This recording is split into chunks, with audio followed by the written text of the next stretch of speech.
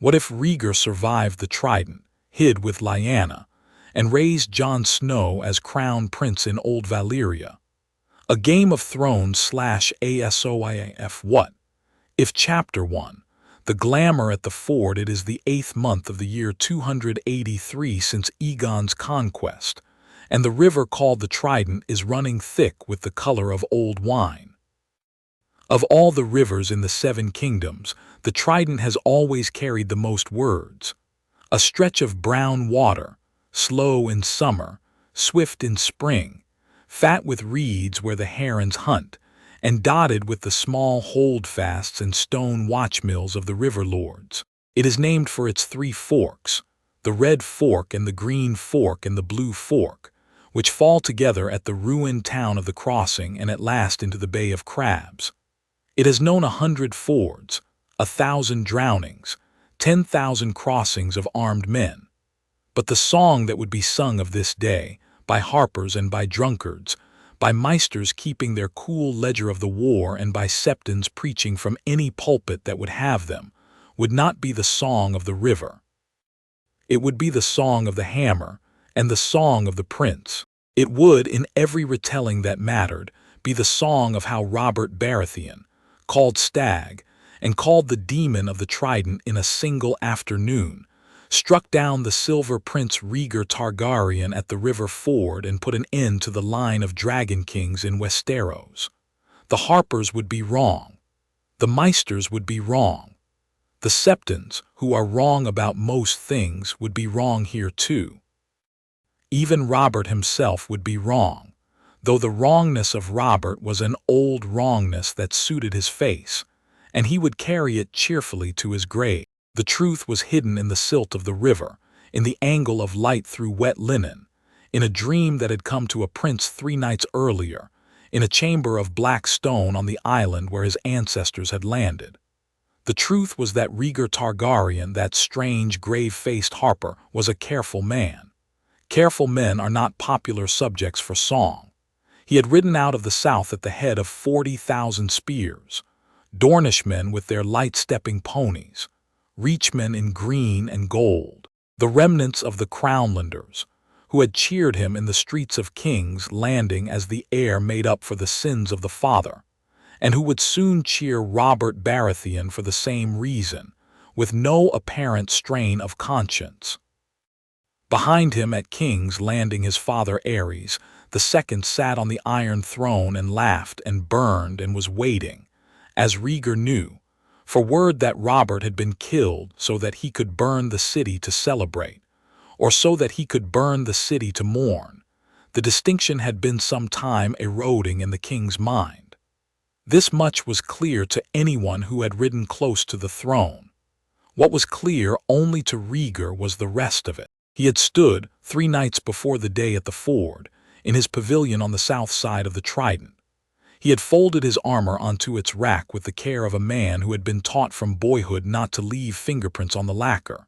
He had laid his harp across the cot. He had said his prayers to the gods of fire and the gods of his father, prayed them softly and joylessly, as a man might thank the cook for a meal he had not enjoyed. Then he had blown out the lamp and slept and dreamt. In the dream he stood on a balcony over the Blackwater, and the city behind him was a torch. He saw his father at the heart of the fire, laughing, hair white as bone, eyes lit like the embers in a forge. He saw the hand, that quiet, treacherous Tywin Lannister he had never trusted, smiling with his back to the smoke. He saw a small woman with her belly heavy, and the woman was Elia. He saw the children, the boy and the girl, Egon and Rhaenys. He saw the children dragged from a feather bed by hands he could not see, and he heard a man whose name began with the sound of stone strike them against a wall. He saw a tower in the south, the round white tower of his memories, the tower of joy, and he saw a woman with her hair the color of charred wood and her eyes gray as the sky over Winterfell. Lyanna. She was alone in the tower and she was bleeding. He saw a baby in a cradle made of clean wood. He saw a knight in white scale before the door of the tower, and the knight was Sir Arthur Dayne, and Arthur was lifting his sword against the dark-haired man at the gate, and the dark-haired man was Lyanna's brother, and his eyes were wet. He saw 3 dragons sleeping in a sea of melted glass. He saw all of this in the time it takes a kettle to boil. When he woke, the lamp was out and the canvas walls of the pavilion were silvered with moonlight, and Sir Arthur Dane was sitting on the chest at the foot of the cot, looking at him. "You spoke in your sleep, my prince," Arthur said. "What did I say?" "You said, 'I cannot win and I cannot lose, I must vanish.'" For a long moment Rhaegar said nothing. Then he sat up and he rubbed his face with the heel of one hand and he said, "Bring me the body." The body had come from King's Landing, sewn into a hogshead barrel filled with brine and pitch, and the dried leaves of a Valentine herb, whose name Rhaegar had not bothered to learn. It was the body of a young man with silver hair and indigo eyes, narrow-jawed, slender at the shoulder, perhaps 22.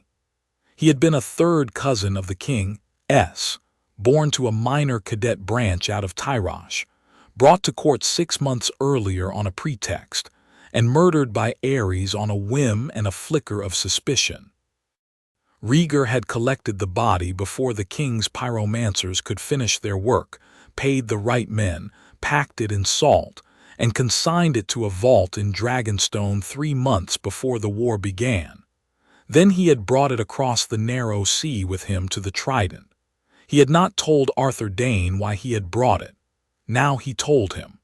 Arthur listened in silence. When Rhaegar had finished, the knight said only, "It will not deceive a man who has seen you on a horse. It will deceive a man who has not. Robert has not seen me in 9 years. He has seen me in song and rumor. He has built me in his own head into the man he wants to kill. He will see me when I want him to see me, and only when I want him to see me. And the body will be the prince he saw, the armor, the harp, the horse, the rubies." Rhaegar drew a slow breath, looking past Arthur to a darkness only he could see. "It is the rubies he will tell the story of, Arthur. Mark it. The river will swallow the rubies and he will fish for them, and when he holds one in his palm he will believe what he wants to believe. And you? I will ride south, to the tower, to her. And the kingdom." Here Rhaegar paused, and his face, which usually carried the small, absent music of a man composing a verse in his head, became briefly that of a man who had run a sum and disliked the answer. "The kingdom," he said, "is a debt I cannot pay. My father will burn it. Robert will inherit it. He will sit on the chair, and he will hate it for 20 years, and he will die fat and angry. The Lannisters will eat through everything underneath. The North will resent it. The Reach will be sleepy. Dorne will be furious.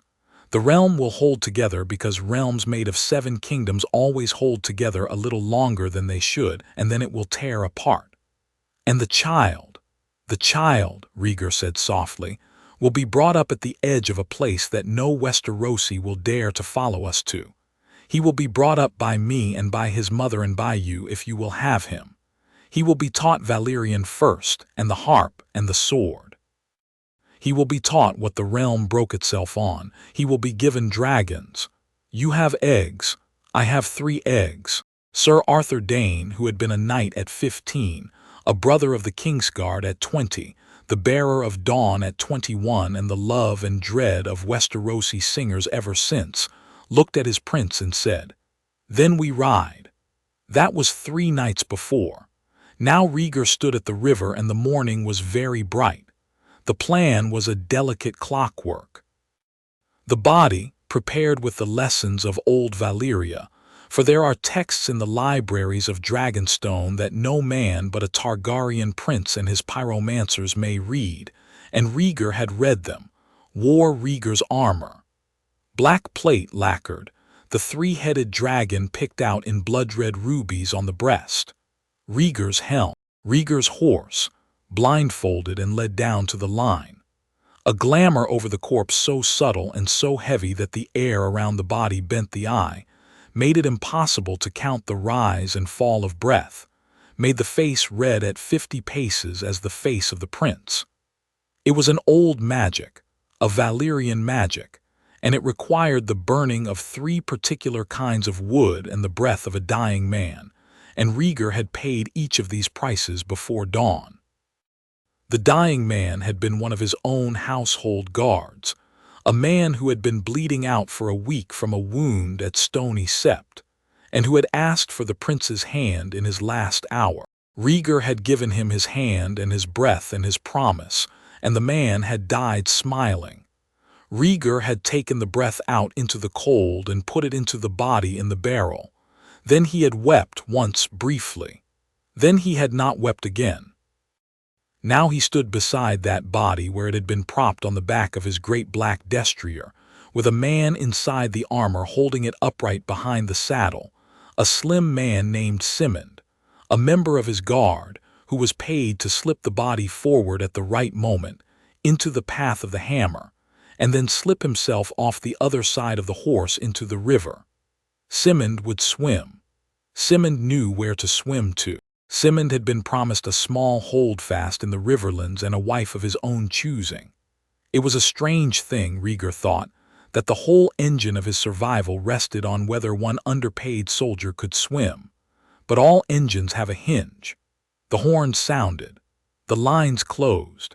He let himself watch from a low ridge across the ford, in the cloak and tunic of a maester's apprentice, with a small leather case slung from his shoulder. He had blackened his hair with ash and lampblack and tied it back. He had a smear of mud on one cheek. He had practiced the walk of a man who is no one. The eye slides off such men.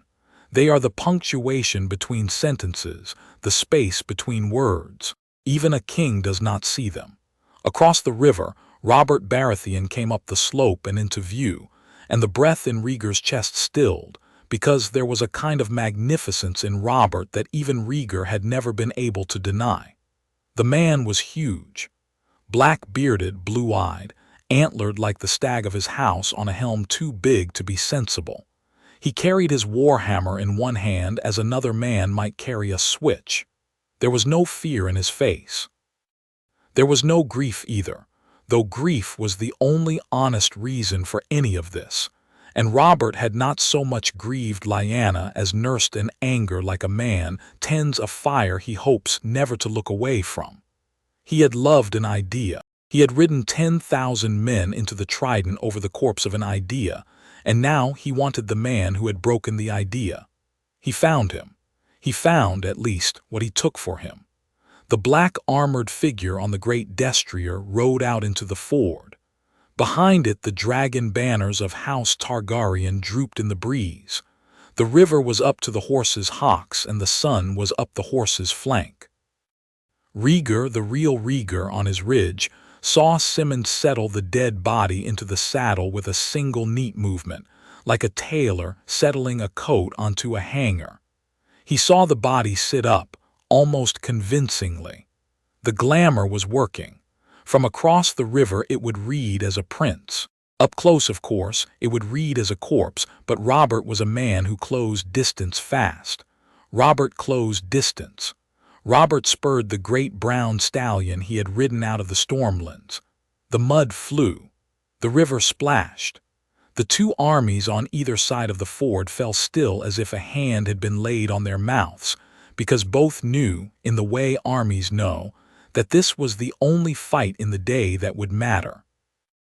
The demon of the Trident, that was what they would name him, but the name was a small joke and he had not earned it yet. The body moved, or seemed to. Symond, hidden inside the saddle and behind the cantle, lifted the body's arm. The arm carried a sword, very polished, and the sword caught the sun. From across the river it would look as if the prince had raised his blade. Robert roared. Robert roared and brought the hammer down. The blow took the dead man between collarbone and breastplate. The hammer was as wide as a horseshoe, and Robert was as strong as 4 ordinary men, and the rubies on the breastplate, dragon-shaped, scattered into the brown water as though a man had cast a fistful of red dice into the ford. The horse staggered. Symond rolled off the other side of the saddle and into the current. He took with him the rein and the saddlebag and his life, and he was gone down river before any man on the bank realized he had been there. What stayed in the saddle was a propped corpse, broken now, and the silver hair of a dead man who had not chosen to die for this country. He toppled slowly. The body fell from the saddle with the indignity of all such falls. There is no graceful way for the dead to leave a horse, and went into the river face up, the rubies winking around the body like the eyes of 100 small fishes. Robert dismounted into the water. The water came up to his thighs. He stood over the body and he laughed once, a great open laugh, and then he wept. The wept lasted longer than the laugh. It is the only thing about Robert Baratheon that day that has ever been to the credit of him. He bent and lifted the helm from the dead man's face.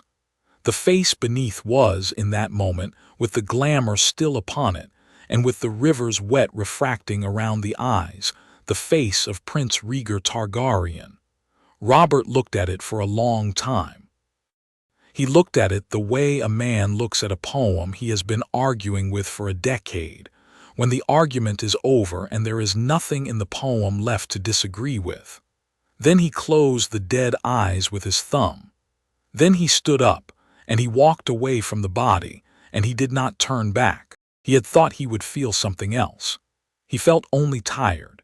He felt only that the world had returned to its old gray color, and that all the years of his life from this day forward would have the same color.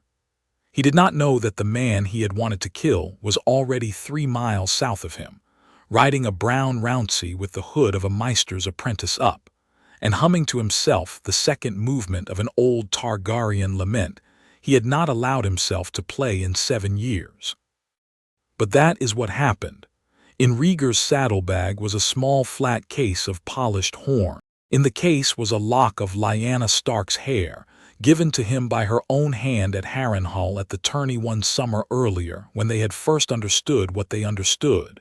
He carried the case against his ribs. He could feel its corners through his cloak. He rode south. Behind him, the dragons fell. Ares would burn for another 5 months. King's Landing would burn for an afternoon.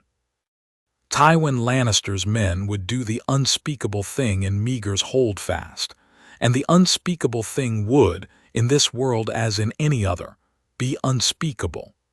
Rhaegar had wept once for the wood and the breath and the small holdfast that would not be paid. He would weep again, later, for Elia and for the children and for the country. He would not weep yet. The Maesters say a man does not weep on the day he is given a second life. The Maesters are also wrong about that, but the wrongness is no one's business. He rode south. The Tower of Joy stood in the Red Mountains in the western marches of Dorne, in a long shallow valley where the wind blew always from the southwest and brought up the dust of the riverbed. It was a watchtower built by some old Dornish lord whose name had fallen off the map, 3 stories and a flat roof, with a courtyard around it and a low wall and 1 well. The walls were white plaster on red stone. From a half a mile off it looked like a candle stood up in a saucer. Rhaegar rode into the valley 4 days after the Trident, and Sir Arthur Dayne was at the gate, with Sir Oswell Went and Sir Gerald Hightor beside him. The 3 white knights stood in the colors of their order, their cloaks bright as fresh milk in the sun, and at the foot of the wall there were no horses but their own 3, because the prince's brown rouncey had been left at a holdfast 2 days back and Rhaegar had walked the last leagues on foot, hood up, harp across his back, sword wrapped in oilcloth at his belt. When they saw him, the 3 knights did not believe their eyes at first. Then they did. Then they all 3 drew their swords and laid them on the ground. It was not a thing done by Kingsguard. The Kingsguard do not lay down their swords. The Lord Commander, the Bull Hightor, who had been a knight for 43 years and would die a knight, looked down at his sword in the dust as if a man had cut off his own hand and set it there. His face was the face of a man being read his own death sentence. Then he lifted his face up to the prince's face and said, "You live." "I do."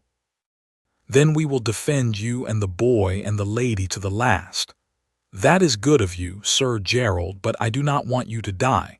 I want you to come with me, to a place where the wars cannot find us." The bull Hightower did not understand at first what the prince was saying. He was a man whose mind had spent 40 years traveling on a single rail, the rail of his vow, and the rail did not bend. He stood for a long time. He looked at Arthur. He looked at Oswell. He looked at his sword in the dust. Then he picked his sword up and sheathed it and said, "I will think on it." He did not get to think on it long because the men came up the valley while they were still standing in the dust. 6 men, in gray and white and the brown of northern travel. The man at their head was lean as a saddle girth, dark-haired, gray of eye, a long sword on his back and a small frown on his face that he had not learned how to take off in 20 years. Eddard Stark of Winterfell, who had not yet been called Lord Stark in his own ear and who had been Lord of Winterfell for less than 3 months. With him, Howland Reed, small and quiet, the Cranogman who did not look quite at any of them. With him, 4 others. Riders he had brought up out of Dorne to do an errand he had been dreading. They drew rein at the foot of the slope. They looked up at the tower. They saw the 3 Kingsguard with their swords. They saw the Maester's apprentice cloak. They saw, only after a long moment, the violet of the eyes inside the hood because Rhaegar had not bothered to wash his face for them. Eddard Stark's hand went to his sword. "You," he said. "Yes," Rhaegar said. "They told us you were dead. They will continue to tell you that, Lord Stark, if we are careful. My sister by friendship is in the tower behind me. She is in labor. I am asking you to put up your sword and come inside and meet your nephew, and then to ride home and bury me, and never to tell anyone what you have seen."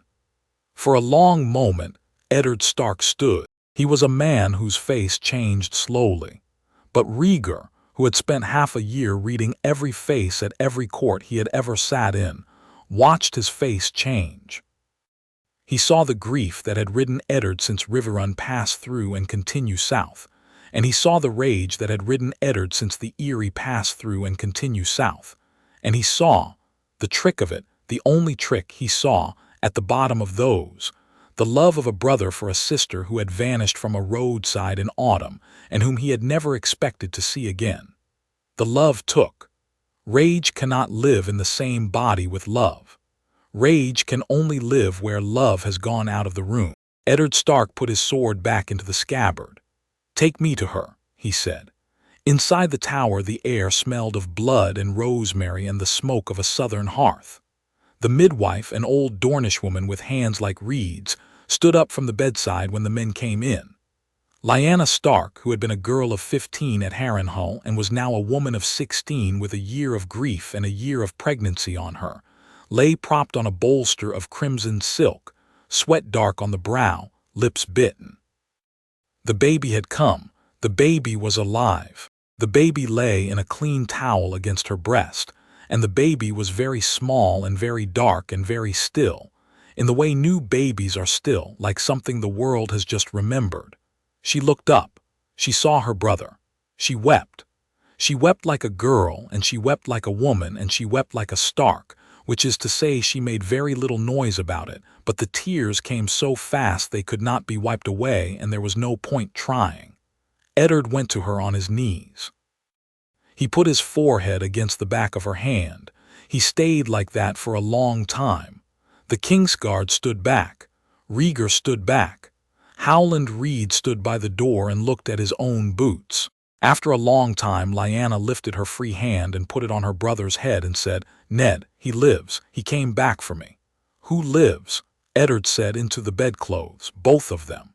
Eddard lifted his face. He looked at the baby. He looked at Rhaegar. He looked at the baby again. He was a man being asked to take 10 new ideas into his head at once, and he was a man whose head took new ideas one at a time and slowly, and so he asked like a child, "What is the boy's name?" "Egon," Lyanna said. "That is a Targaryen name. He is a Targaryen, Ned."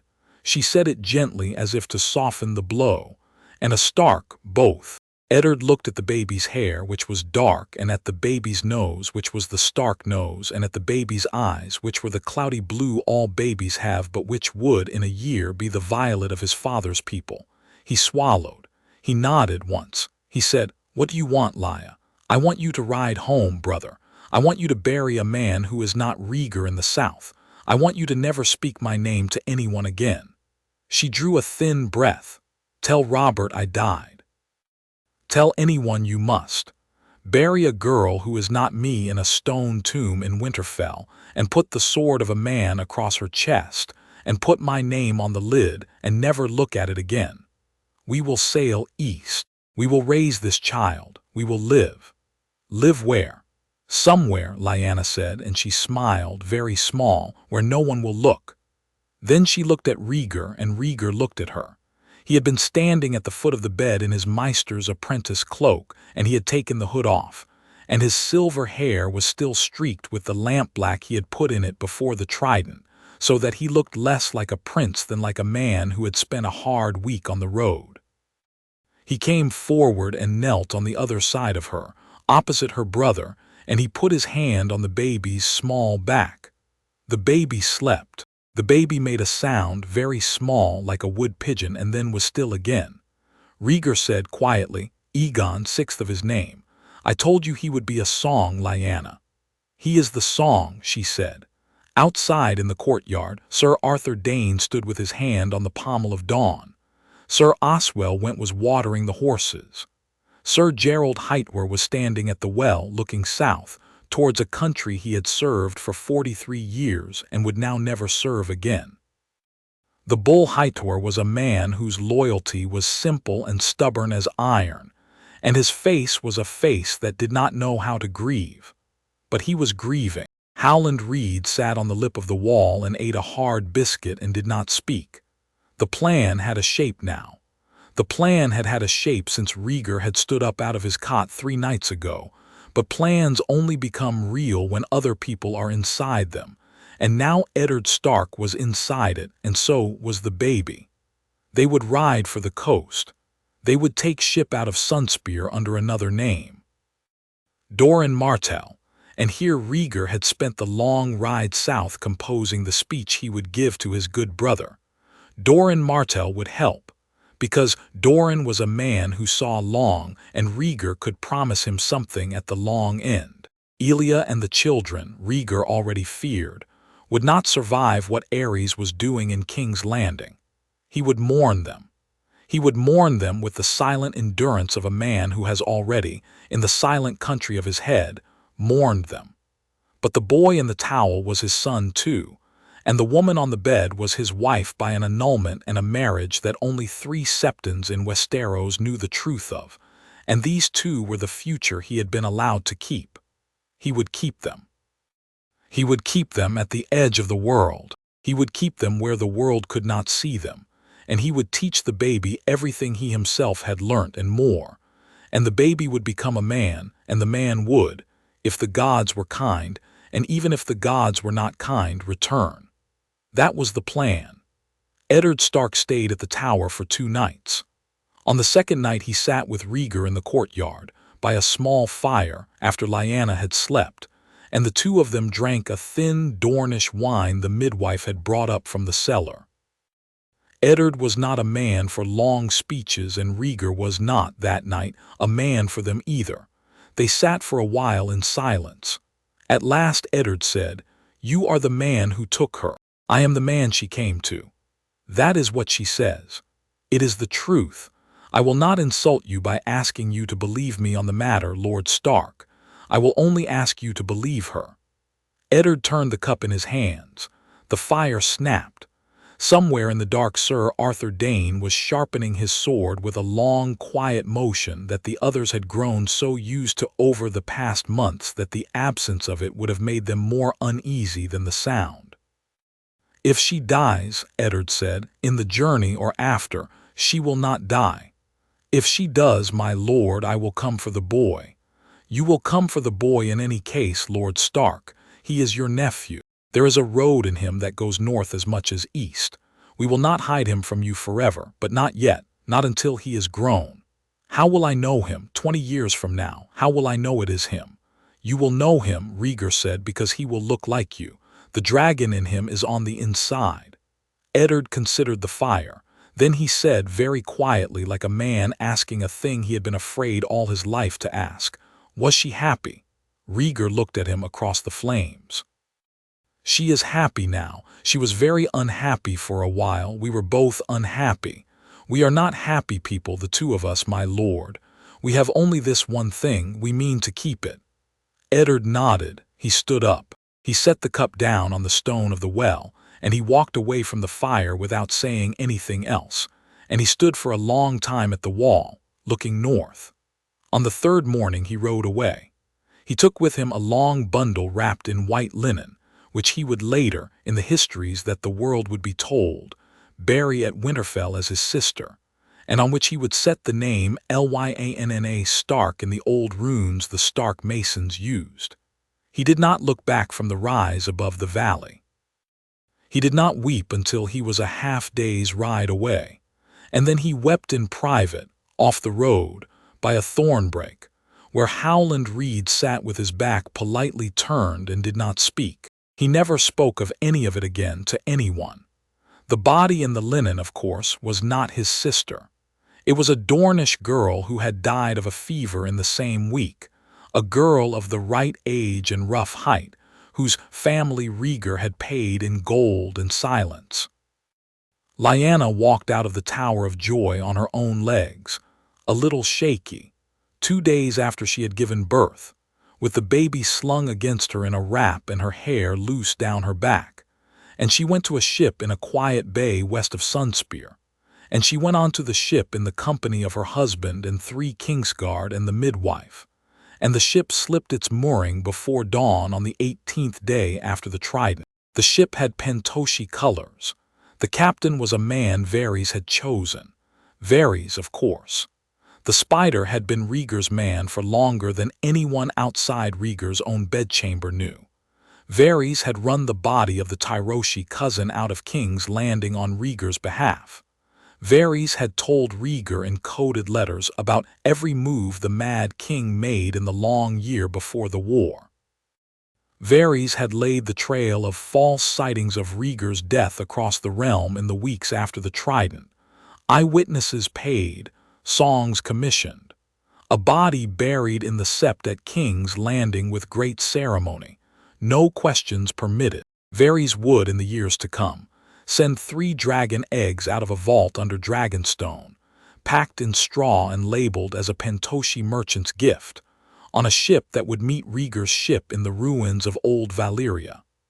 Varys was a man who had decided, long ago, and after a difficult night of his own, that the realm needed a king who was a man and not a fire, and Rhaegar was the closest thing to a man that the line of dragons had produced in 2 generations. Varys had taken his measure of Rhaegar at 15, and never since revised it. Rhaegar, when he thought of Varys, thought of a fish he had once seen at the docks at Sunspear, a fish of such an odd color that the fishermen had thrown it back, and which had bowed to him under the boards and slipped away into deeper water. Varys was that fish. Varys was always under the boards. On the deck of the Pentoshi ship on the first night of the journey, Lyanna sat at the rail with the baby asleep against her chest. The land was a black line. The sea was black. The sky over the sea was the only blue, a deep, deep blue, with the first stars coming through it. Rhaegar came up behind her and laid his cloak around her shoulders.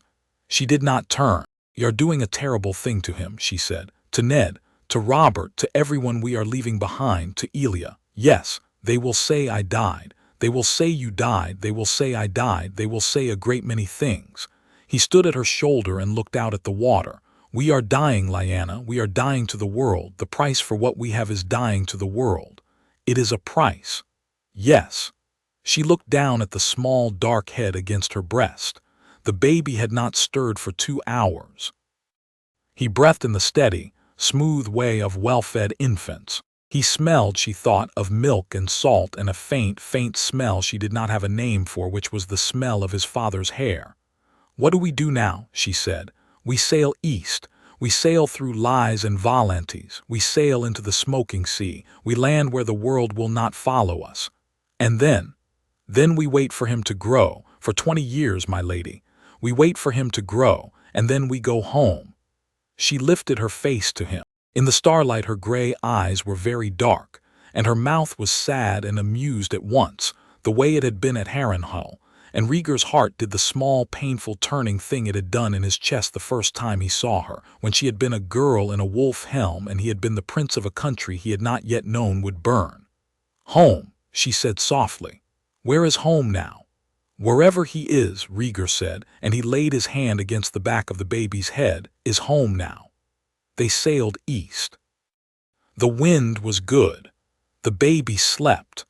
The trident closed over a body that had never been Rhaegar Targaryen and would never be claimed.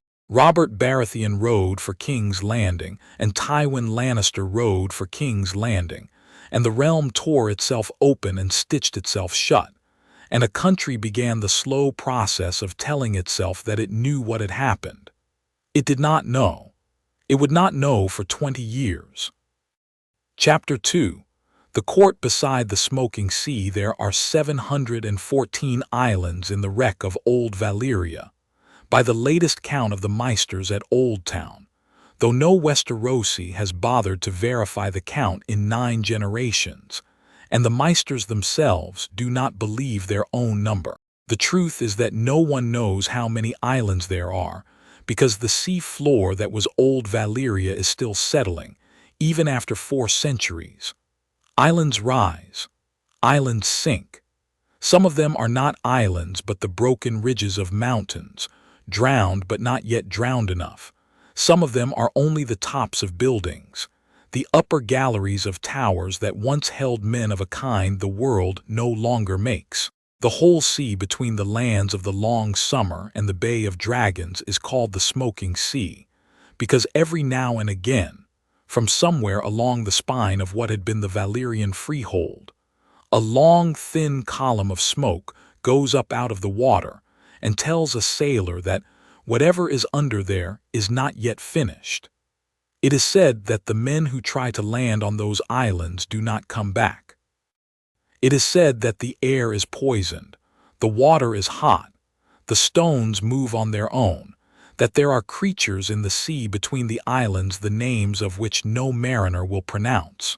It is said that any man who steals from Old Valyria steals from gods who have been very patient about it, but who will not be patient much longer.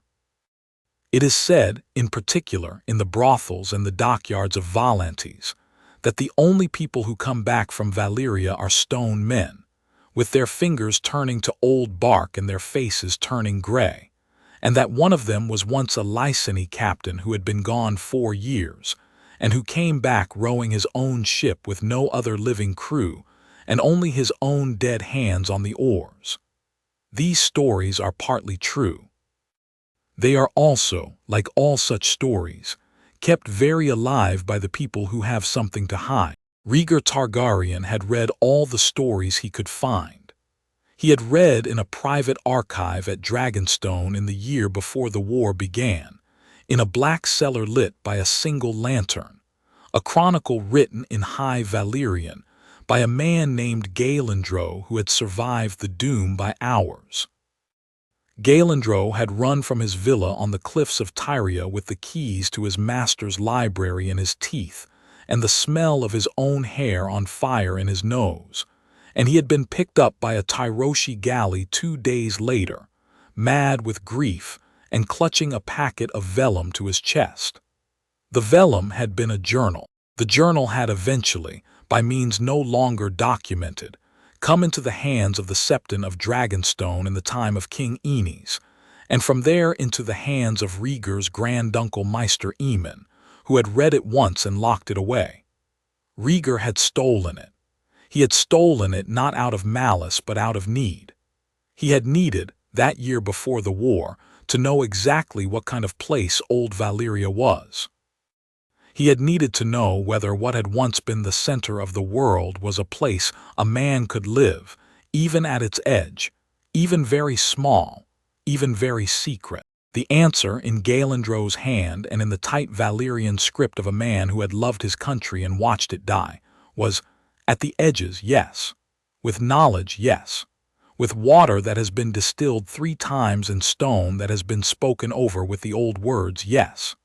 The sickness that turned men to stone, the grayscale that the rest of the world feared, was a sickness of the wet places and the poisoned coves, and it could be avoided.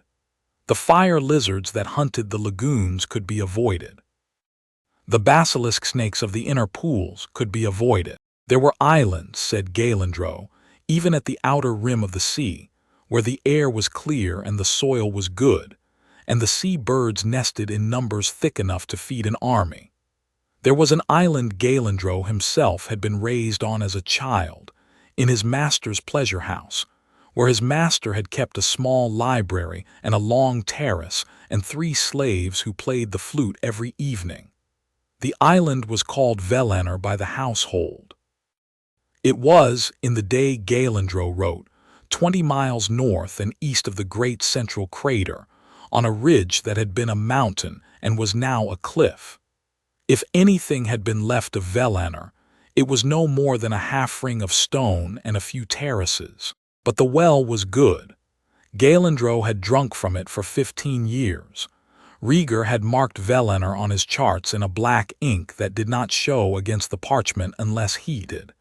It took the Pentoshi ship 3 months to reach the smoking sea.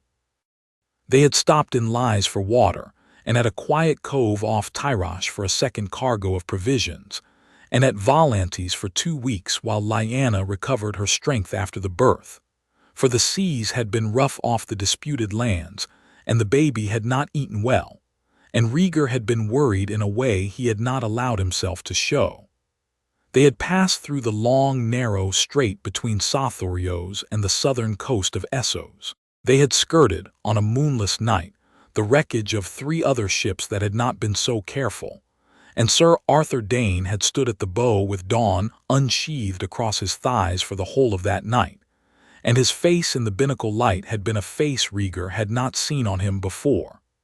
Even Arthur, who had ridden out against giants in the Stepstones and fought the smiling knight in the Kingswood, had a thing in him that did not like the smoking sea.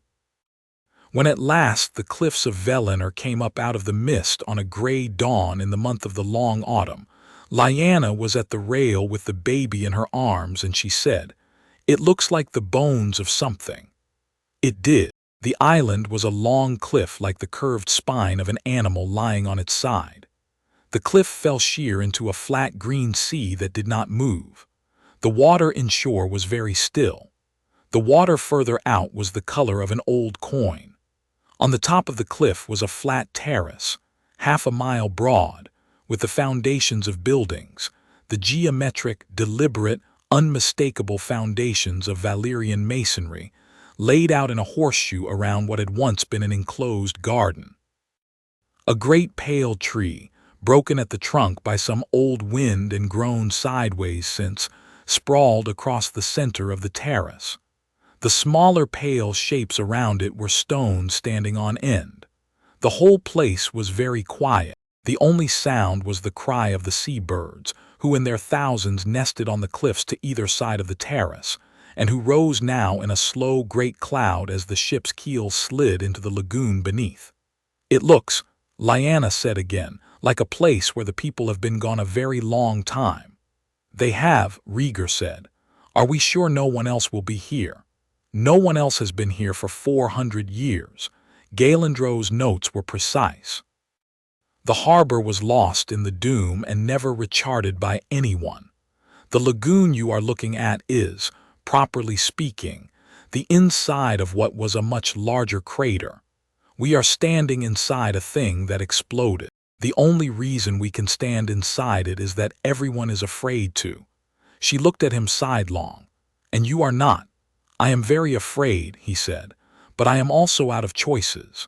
They landed at noon. Sir Oswell went up the cliff first with a coil of rope and his sword, and he came back down in an hour and said, simply, "It will do." Sir Gerald Hightower stayed aboard with the baby and Lyanna while the men landed the chests and the tools. Sir Arthur stood on the beach and walked it from end to end, and at the eastern point he found a thing he did not at first know what to call, but which on closer examination turned out to be a small stone pavilion roofed in fused glass. The heat of the doom had melted the original roof and remade it, in the cooling, into a kind of thick lavender pane, and inside the pavilion there was a stone basin. And the basin was full of clean, cold water that had bubbled up out of the rock for 4 centuries and was bubbling still. "The well of Gaelandro," Rhaegar said when he saw it. He laid a hand on the rim of the basin. The stone was cool. The water had a faint mineral smell. He cupped a little in his palm and tasted it, and then he tasted it again, and then he drank. That night they slept in a tent on the terrace under the broken tree. The seabirds settled. The stars came out. From the very high cliffs above them they could see, far to the southwest, the long red glow of the central crater of the Doom, where the earth itself was still alive in some old sullen way, and the smoke went up at night like a torch, and at day like a wisp. The glow was 30 miles off. The wind blew, mercifully, the other way. Lyanna fed the baby in the firelight. Rhaegar played very softly on the small harp he had brought across the sea, for he had brought it across the sea, of course, he could not have left it. The Kingsguard sat in a half-circle at the edge of the firelight, 3 white cloaks on the dark stone, and they were quiet. The baby looked into the fire with the indignant attention of small babies, who do not yet know that fires do not go out unless they are fed, and who suspect that the fire might intend something. "What will we call this place?" Lyanna said. Rhaegar thought about it. He looked at the stars and at the broken tree and at the foundations of the old summer house and the long lagoon below. "Valyrian," he said. "It is still Valyrian, whatever else it is still that." "Valyrian it is," she said. "I like the sound of it. It means in Old Valyrian the small bright thing. That sounds like a name for the boy." "It does." Rhaegar smiled in a small private way. "We will keep Valyrian for the island and Egon for him." "Both, then." "Both." The first year was the hardest year. There were no servants beyond the midwife, a small, wiry Dornish woman named Willa, who had come east with Lyanna's milk in her shawl, and would in time become the matron of the household. And there was no garrison and no cook and no maester. There was only the prince and the lady and the 3 knights, and the midwife and the child. There were stone walls that had to be raised, and a well cover that had to be carved, and a roof that had to be cut from the timbers of the Pentoshi ship, for the captain, after he had laid them down on the island and accepted Rhaegar's gold and Rhaegar's oath that he would speak of none of it, had given them the ship itself, because he had been told that he would have a new ship waiting for him in Lorath if he would walk away from the old one. He had walked away. They had taken the timbers. The Pentoshi captain had taken the longboat with a sail rigged to it and rowed out of the lagoon with 2 of his men, and they had not come back.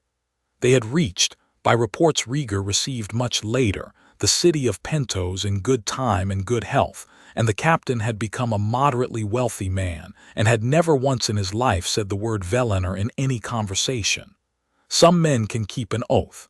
Most men cannot. Rhaegar had chosen this one with care.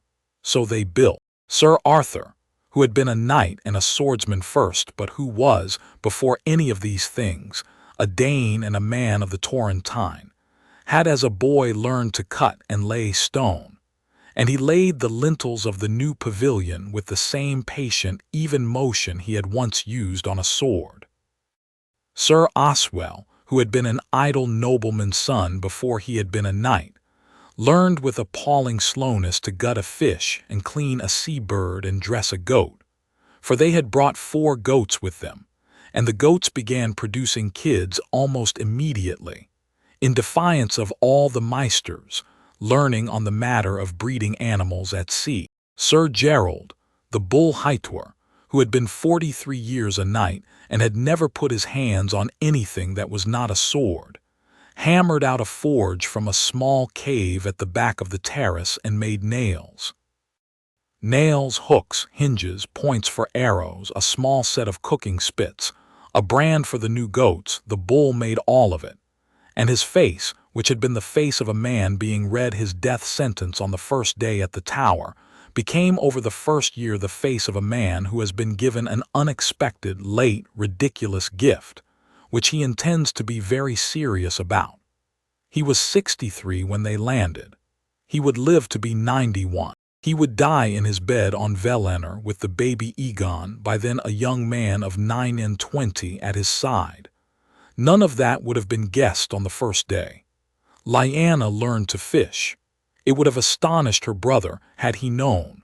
It would have astonished her sister cousins had any of them lived to be told.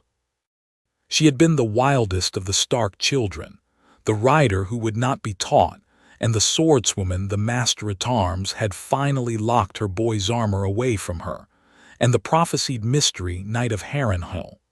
She had not been a fisher of fish in any of her years at Winterfell, but she stood on the cliffs of Valyrian with a long line of plated gut and a hook of the bull's making, and she taught herself to fish, and she became, with the slow patience of a woman who has nothing else to do with her afternoons, very good at it. She brought up sea bass and grouper, and the gray fish with the silver eye that the old Valyrians had called parisha and considered a delicacy of the freeholders, and once a fish as long as her arm with the dappled flanks of a deep-water predator, and they had eaten that one for 3 days. She fished, and she watched the baby, and she watched her own dreams. Her dreams in the first year were not easy. She dreamed of her brother. She dreamed of her father, Rhaegar Stark, burning in the Red Keep, which she had not seen but which she had heard the rumor of before Rhaegar had drawn her out of the riverlands. She dreamed of him saying her name, sometimes with no anger in it, only a tired puzzlement. She dreamed of Robert. She dreamed of Robert standing in a courtyard in the Stormlands, holding a cup, his black hair wet, and asking her in the dream why she had not waited for him. She dreamed of her own face, in a tomb in Winterfell, growing colder year by year while her body went on living in the south. She would wake in the small hours with the dreams thick on her tongue, and she would go and stand at the door of the pavilion and look at the dark sea and the dark sky, and at the small red glow of the doom far away to the southwest, and she would breathe until the dreams passed. She did not tell Rhaegar about them. She did not have to. He knew. He could see them in her face the next morning, and he would, on the days after the worst nights, bring her a cup of mint tea from the well and sit with her in silence until the wind shifted and the day began. He had his own dreams. She did not ask about his. In the second year, the eggship came. It was a small carrack of pentoshi colors, painted to look like a wine trader, with a pentoshi crew and a Lysini master, and a manifest that declared a cargo of 3 jars of pentoshi spice oil, and a side of cured ham for a private buyer in the Bay of Dragons. The pentoshi crew, of course, knew nothing of the real cargo. The Lysini master knew only that he was to take the small chest in his cabin to a certain cove on a certain island, and to leave it there with the certain man who would meet him, and that the chest must not be opened by him on pain of a debt that was already very dear to him being called in. The chest had been packed in straw and wax and lacquered cedar, and it weighed 38 pounds, and when Rhaegar lifted it from the boards he had to set it down again to keep his hands from trembling. He opened it in the pavilion that night, with Lyanna and Arthur watching. Inside the chest, nestled in straw the color of summer wheat, were 3 eggs. The first was green. Not a flat green, not a single green, a green like deep water, a green that under the lamplight ran into other greens, into the greens of pine and sea and old jade. The shell was scaled in the small overlapping plates of dragon shell, and at the lamp's angle the plates flashed faintly bronze, which is the color that comes up at the back of green dragons when the egg is fertile. The second was black, black as a sword blade, black so deep that the lamplight slid off it without finding any color at all, and when Rhaegar tilted it on the cloth, a flickering blood red ran along the seam of 2 scales and then was gone. The shell was warm to the touch. Warmer, Lyanna noted, than the shells of the other 2. She did not know yet what that warmth meant. None of them did. The third was a pale silver, with veins of soft cream and a single mark on the broad end shaped like a moon a day past full. The shell on this one was cooler than the others, almost cold. The cold made one think perversely of starlight. "The black one is alive," Rhaegar said quietly. "They are all alive," Arthur said. "All dragon eggs are alive." "They are all alive, yes. But the black one is alive in the way that the others are not yet." Lyanna put her fingertips against the green egg. "What do we do with them?" "We keep them warm," Rhaegar said. "We keep them safe, we wait." "For how long?" "For as long as it takes. Eggs of this line have been known to wait 100 years before they hatch, or a day. The egg knows when. The shell tells nothing." He set the eggs back into the chest, very gently, as if he were laying babies into a cradle. He closed the lid. He did not open it again that night. He sat with it on the bench between him and Lyanna, and he kept one hand on the lid the whole evening. Outside the pavilion, in the dark beyond the firelight, Sir Oswell stood his watch with his sword across his knees, and watched the stars come up over the long red glow of the doom. He thought, in the slow, plain way he had thought all his life, that this was a thing he had not known he would live to see. He thought it would have astonished his mother. He thought, with a small private smile that nobody saw, that he was glad his mother had not lived to know.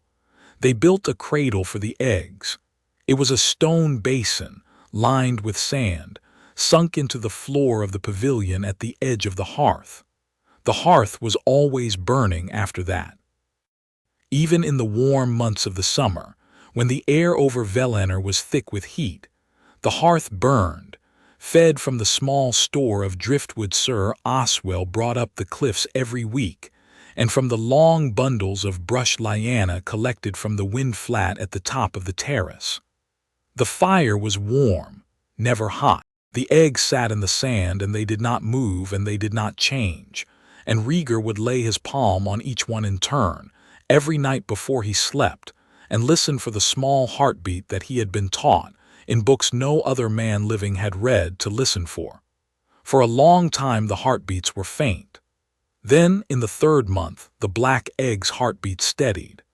In the 5th month, the green egg's heartbeat joined it. In the 7th month, the silver egg, last and most timid, began to keep its own slow time. After that, all 3 hearts kept the same rhythm. Rhaegar would sit at the cradle some nights and play the harp, very softly, and Lyanna would sit at his shoulder, and the 3 small hearts in their 3 small shells would keep the tempo, and the household, for it was already, by then, a household, went to sleep with the harp going out into the night above the lagoon, and the long warm purr of the eggs in the firelight underneath. Slowly, the court took shape. It is curious that a court of 7 people on a stone terrace on a forgotten island can be called a court. But it can, because a court is not made by its numbers. A court is made by the discipline with which the days are kept, by the precedence at the table, by the order of who speaks and who is heard, by the small rituals that grow up to fill the time. Rhaegar had been a prince for all of his life and a courtier for all of his courtly life, and he could not help building a court around himself any more than he could help breathing. The court of Valyrian was a small one. It had 3 knights. It had a lady. It had a midwife who was also a cook and a nurse. It had a prince. It had in time a boy. It had a steward of household, for Sir Oswell took on, half laughingly and then in earnest, the keeping of accounts and the keeping of stores and the keeping of the ledger of goats. And it had a master-at-arms, which was Sir Arthur Dane, and it had a smith, which was Sir Gerald Heightwer, and it had a wisewoman, which was Willa. It had, very soon, a small library, for Rhaegar had brought books across the sea in oilcloth.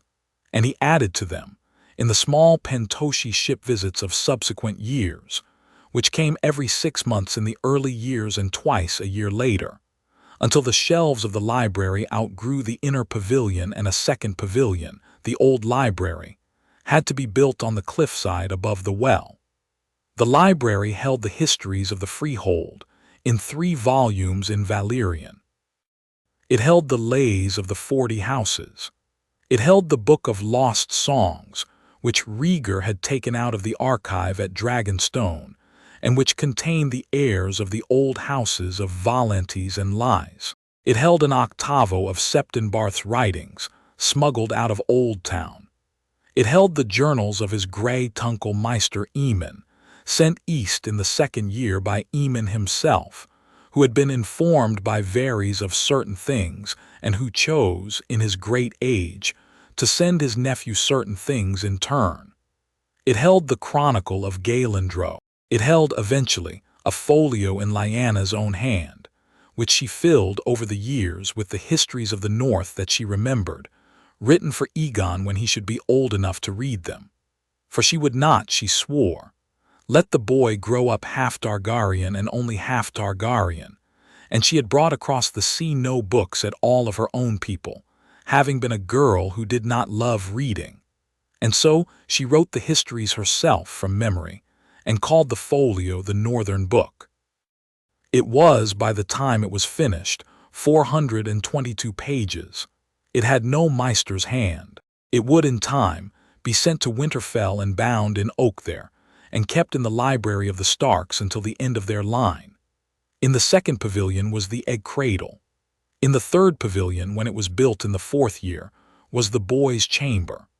The boy slept until the age of 2 in his mother's arms, and after that on a small pallet of straw at the foot of her bed, and after that, finally, in his own pavilion, which was built for him in the 4th year against the south face of the cliff. From its window he could see the lagoon and the long arm of the sea reaching out towards the line of the horizon, and on a clear day, far away to the southwest, the smoke of the Doom going up over the place where Old Valyria had been. He was a strange child. He was strange in the way Rhaegar had been a strange child, but he was strange also in the way Lyanna had been a strange child, which was not at all the same way, and so he was twice as strange. He was very quiet for the 1st year. He watched. His eyes were the very deep violet of his father's people, ringed with a band of gray that came from his mother. His hair was dark, almost black, with a single thin streak of silver at the temple that he would never grow out of, and which Lyanna once said, half in joke and half in something else, was where his father's hand had touched him too many times when he was a baby. He learned to walk late. He learned to speak early.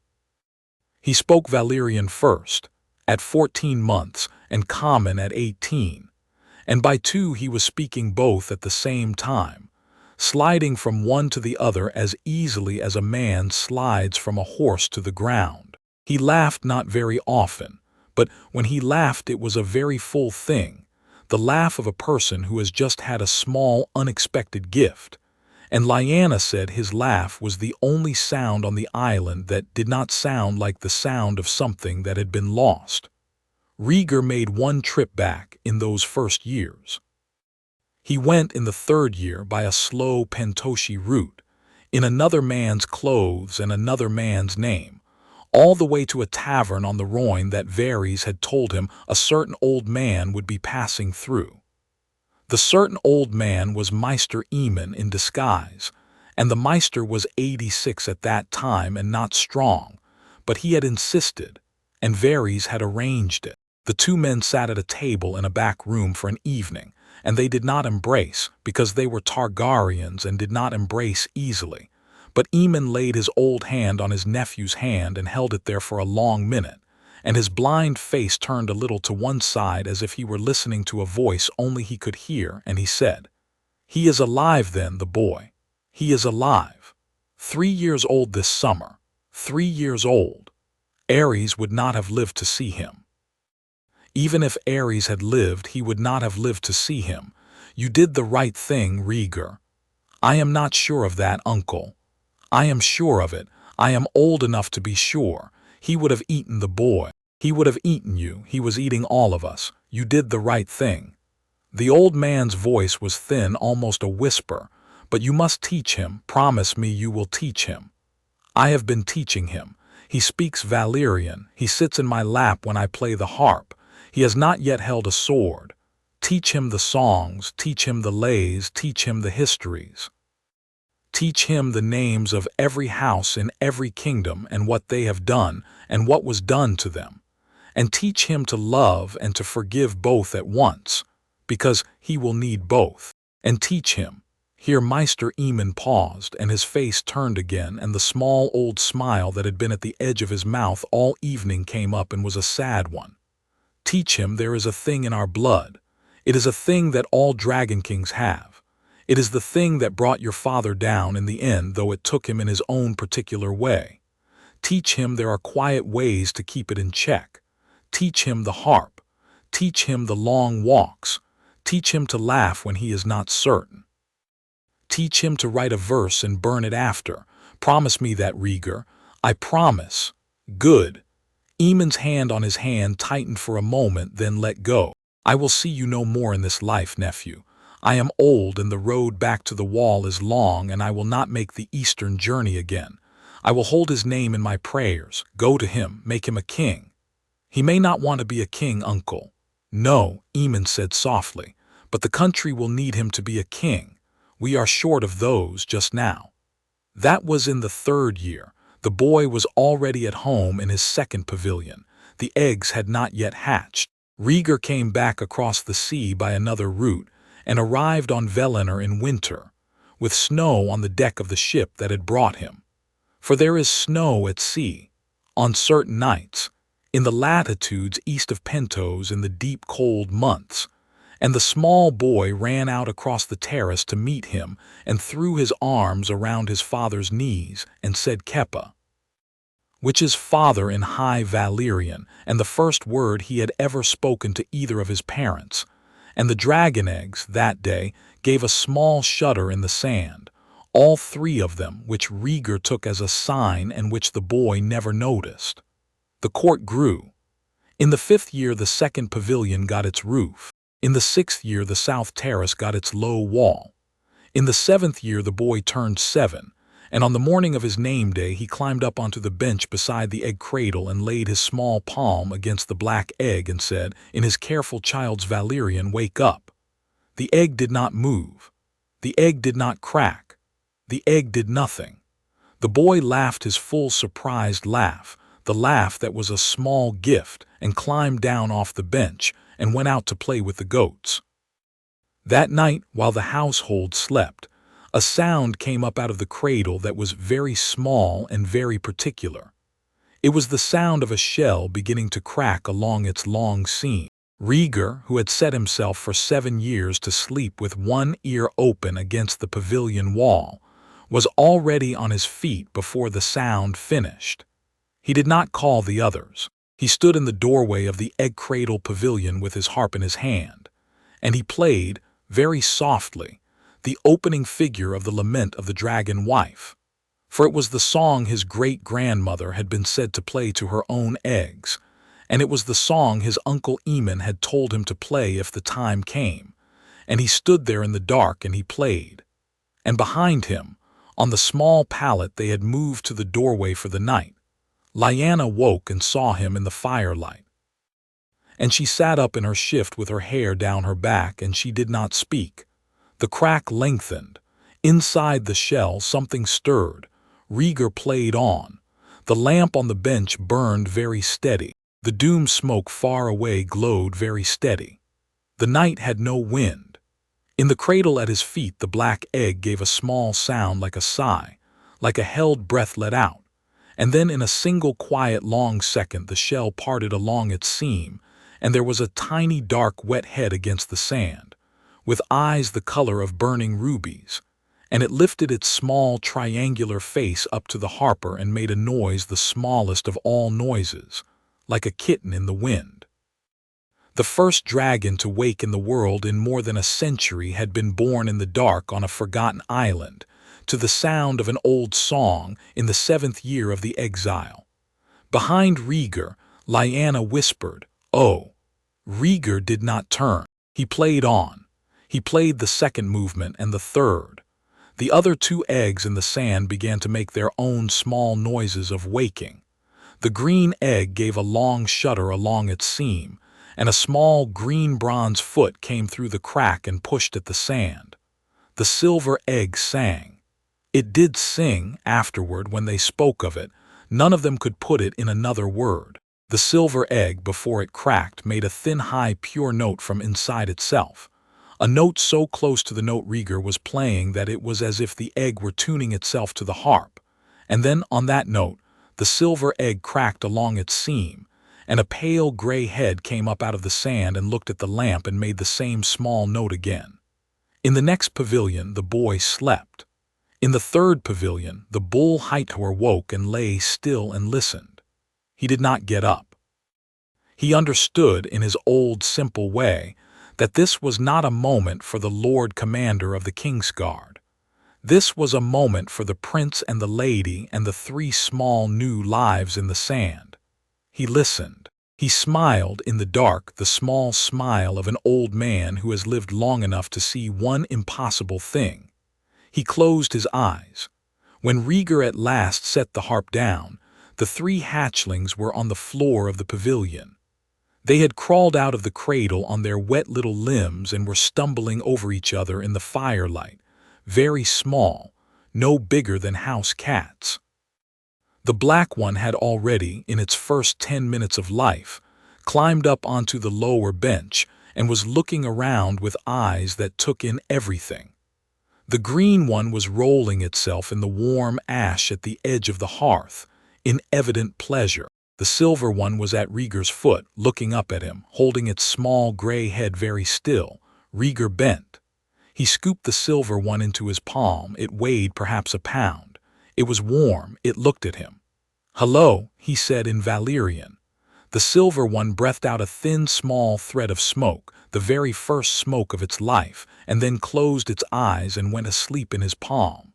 He carried it across the pavilion to where Lyanna sat on the pallet. He laid it on the blanket between them. He looked at his wife. He had not wept for 7 years. He had not wept since the Trident, and at the Trident he had wept only once. Now, sitting on the pallet beside her, with the silver hatchling sleeping in the wool between them and the black one already prowling along the wall, and the green one rolling itself in ash, and the small note still hanging somewhere in the dark, he wept. It was not a great weeping. It was a small private weeping, the kind a man does when something that has been very tightly held inside him for many years finally has somewhere to go. Lyanna laughed. She laughed her own small laugh, which was a laugh he had not heard since Harrenhal. She put her arm around his shoulders. She drew him down so that his head was against her breast, and she stroked his hair, and she laughed very quietly into the dark. "Sing it to me, Rhaegar," she said. "Sing it the rest of the way." He sang. He sang the lament of the dragon wife through to its end, with the silver dragon asleep on the blanket, and the black dragon now curled at the foot of the pallet, watching, and the green dragon by now satisfied with its ash bath, and waddling back across the floor with the high satisfied step of small fat things, and the harp left on the bench, and his voice in the dark of the pavilion going up and out, and over the lagoon to the great quiet sea. In the 3rd pavilion the boy turned in his sleep and smiled.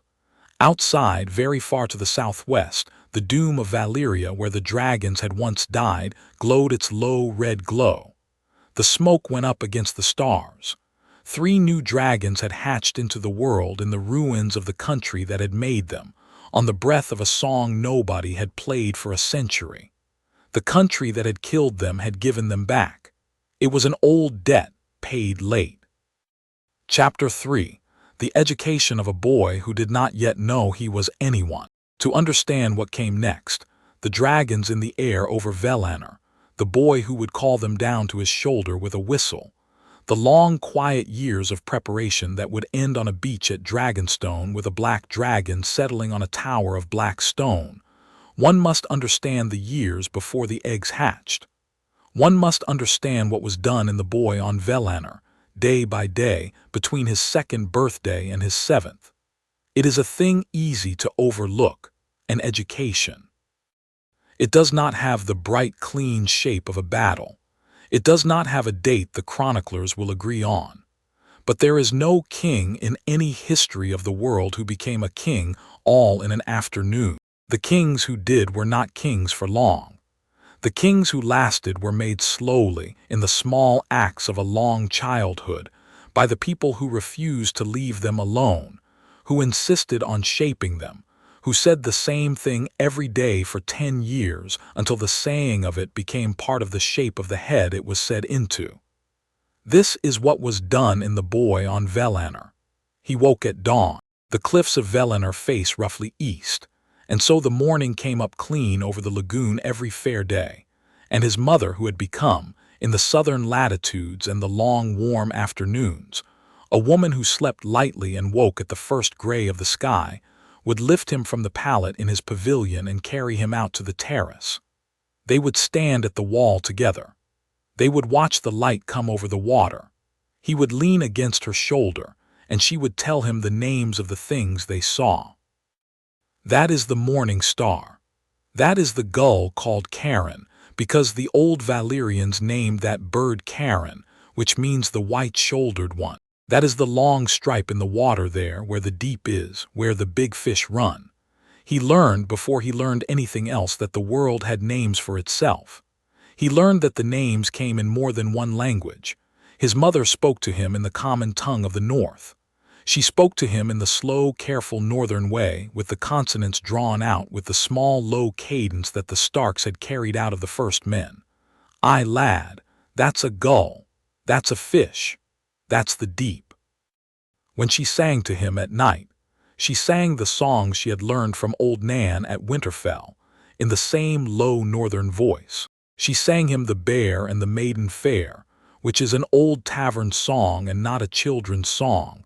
But Lyanna had no patience with the children's songs of the South, and Egon never noticed.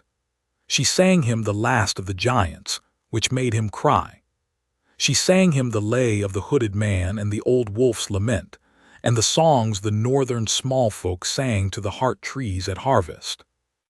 She sang them all in the common tongue, and over the years the common tongue settled into him with a flavor of cold air and pine, and the smell of a hall after a feast, none of which he had ever experienced. His father spoke to him in High Valyrian. He spoke to him in the High Valyrian of the old freehold, which was a language of subjunctive moods and aspectual tenses, and a small armory of polite suffixes for the addressing of equals and inferiors and superiors. Rhaegar would put the boy on his knee in the library pavilion in the late morning, and they would read together from a soft-bound folio of old proverbs. "Sovgan, Sovgan, Keppa." The boy would say, I read, father," and Rhaegar would correct his vowels gently, and the boy would correct them in turn, and they would go on. Rhaegar taught him the names of the 40 houses of the freehold. Rhaegar taught him the names of the dragons of the line, all of them, from Balerion the Dread to Quicksilver the Quick to Vermithor the Bronze Fury to Silverwing the Silver, to Meraxes and Hagar and Sunfire, and Caraxes and Vermax and Tessarion. The boy could recite all 43 names of the great dragons by the age of 4. He could recite them in Valyrian in the order of their hatching, in the common tongue in the order of their riders, and in the northern manner, for Lyanna had insisted on a northern manner, which sorted them not by the line of their riders but by the color of their scales, in the way the Meisters of Hardhome had done once before there was a Hardhome, in which order he liked best and which order he would recite most often, sitting cross-legged on the stone of the terrace with his head tipped back and his eyes closed. This was his first language, that the world had been peopled by dragons. Sir Arthur Dane spoke to him in a third tongue. Arthur spoke to him in the lilt of the Torrentine Valley in Dorne, the dialect of his boyhood, which the Danes had kept private for 9 centuries. It was not properly a separate language. It was a southern dialect of the common tongue with a great many borrowings from the old Andal speech and a very precise vocabulary for the things of a swordsman's life. Arthur did not begin teaching this until Egon was 4. He did not teach it as a language. He taught it as the names of things in the practice yard. That is the wrist, that is the elbow, that is the grip, that is the hilt, that is the crossguard, that is the pommel, that is the edge, that is the flat, that is the point. He would name a thing and the boy would touch it, and then he would name it again, and the boy would touch it again. And after 10 times the name and the thing were the same thing, and the boy did not have to think about which name to use because the name had already happened. This is the way that good masters of arms have taught children since there have been children to teach. Egon held his first sword at the age of 4, on the morning of his name day, in the courtyard of the small terrace at Valyrian. It was a wooden sword, no longer than his forearm. Arthur had carved it himself from a piece of hardwood the Pentoshi captain had left behind. The grip was wrapped in goat leather and the crossguard was a thin strip of bronze nailed into the wood. The blade, for the purposes of the lesson, it was a blade, was painted in red on one edge, to mark which side cut. Arthur stood at the center of the courtyard and laid the sword on a clean square of cloth at the boy's feet, and the boy stood and looked at it for a long moment, his hands folded behind his back in the way his mother had taught him to stand at council, and he tilted his head one way and then the other. Then he stepped forward and bent, and he picked up the sword in his right hand. "Try the other hand," Arthur said. Egon shifted the sword to his left hand. He looked at it. He nodded once. He looked at Arthur. "You are left-handed, my prince," Arthur said. "It is a thing the gods have given you. We will not unmake it. Many of the great swordsmen of the world were left-handed. Daemon Targaryen was left-handed. Brienne of Tarth, but you would not know her, my prince. The smiling knight was left-handed, may his bones rot. You will be left-handed." "Yes, Master Arthur. Now hold it like this." Arthur knelt in front of him and put his big hand around Egon's small hand, and he showed him the grip. He showed him the angle of the blade. He showed him where to stand. He did not let him swing for an hour. He let him stand, and then he let him take 1 step forward and 1 step back. And then he let him hold the sword out in front of himself until his shoulder shook, and then he had him lower it, and then he had him raise it again. The boy stood and held the sword. The boy did not complain. The boy at the age of 4 had already a stubbornness in him that was not the stubbornness of his father. The stubbornness of his father was the stubbornness of a man with a long, sad project, who would not be parted from his project until it was finished. The boy's stubbornness was the stubbornness of his mother, which was the stubbornness of someone who would not give a thing up because she had decided that the thing was hers and that no one would have it. At 4, this stubbornness was already at his elbow. He swung the sword for the first time on the 3rd lesson. He hit the wooden post Arthur had set up. He hit it the way Arthur had shown him to hit it, with the red edge of the blade and with his hips turning and the post rocked. And the boy laughed his small, full laugh. And Arthur looked across the courtyard at Lyanna, who was standing in the door of the pavilion with the baby's wraps in her arms. For there was no baby yet, but she still carried wraps about with her, in the way of a woman who has been a mother for 4 years and who has not yet adjusted to having a child taller than her knee. And Arthur said, with a small inclination of his head, "He is yours, my lady." "He is his own," Lyanna said, but she smiled. In the afternoons the boy sat with his father. They had built, by the 5th year, a small open pavilion at the south end of the terrace, with a thatched roof of grass cut from the wind flat and 2 low benches and a rack of harps. There were 3 harps in the end. There was Rhaegar's own great harp, of cedar and bronze and ivory, that he had brought across the sea in oilcloth. There was a smaller harp Arthur had made, out of a curve of driftwood and the gut of a fish, which had a sound more like a lute than a harp, and which Rhaegar said was Arthur's own instrument, though Arthur did not play. There was a very small harp Rhaegar had made for the boy, out of a single piece of bone-pale wood from the broken tree, with 3 strings of fish gut that the boy could carry under his arm. In the afternoons they sat in the music pavilion and played. Rhaegar would play a measure. The boy would play it back. Rhaegar would play a longer measure. The boy would play it back. Rhaegar would play a measure with a wrong note in it. The boy would play it back, and then he would say in his small, careful Valyrian that note was wrong. Rhaegar would say, "Where was it wrong?" And the boy would point, with the small, slim finger of his left hand, to the place on the harp where the wrong note had been. By the age of 5, the boy was not only repeating, he was extending. He would take a measure and play it, and then he would play another measure that grew out of it, not the next measure of any song but a measure of his own, that fit. He had a small, clear ear that took a melody and found, in the silence after, the second melody that the first one wanted. Rhaegar found this very strange. Rhaegar himself had been a child like that, but Rhaegar's father had not been a man who could hear it, and Rhaegar's mother had been a woman who had been afraid to hear it, and Rhaegar had spent his own childhood inventing his second melodies in private and writing them down, very small on the edges of his books. He had not had a teacher. The boy had him.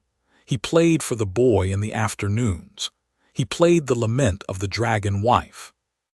He played the Field of Fire, which is a song with so many notes in its second movement that almost no harper in living memory could finish it, and which Rhaegar could play through with his eyes closed. He played the soft round song of Old Valyria, which has only 7 notes in it, and which is, by some general agreement, the most perfect short song ever written by any of the 40 houses. He played his own composition, for he had begun in the 3rd year to compose again, after 7 years of having not, the Lay of Valyrian, which had at its center a long, quiet refrain on 3 notes that was the breathing of the sea in the lagoon below the cliffs. He played sometimes in the evening the Jenny of Old Stones in the common tongue with the words, and on those evenings Lyanna would sit in the door of the pavilion with her chin on her knees and her face turned down to her hands, because the song had a verse in it that touched her in a place she did not have a name for. The boy listened. The boy played back. By 6, the boy could improvise. By 7, the boy could compose.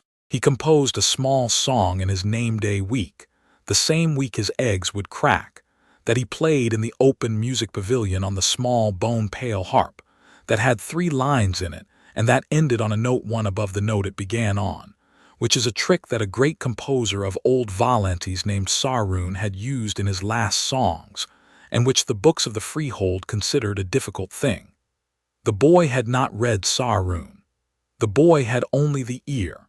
He had also, by this age, learned to read. He had learned to read in 3 scripts, the Valyrian, the Common, and the runes of the first men, which his mother had brought him for letter by letter from her own memory, and which she had insisted he learn because they were not yet dead, and there was no reason he should not know them.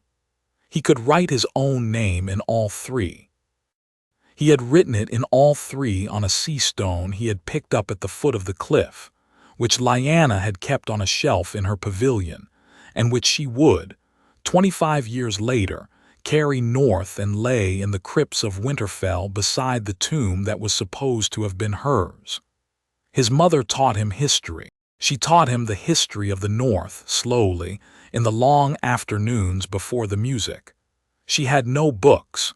She had only what she remembered, which was a great deal. She had had a half-mad old maester named Wallis at Winterfell, and a half-mad old nurse named Nan, and a father who was a man of few words and many kept memories, and a brother, Brandon, who had told her the histories of the Stark line out of pride, and a brother, Ned, who had told her the histories out of duty, and a brother, Benjen, who had told her the histories badly because he had been her favorite, and his telling was for her amusement and not for the history's sake. She combined all of these. She told him about the long night. She told him about Bran the Builder.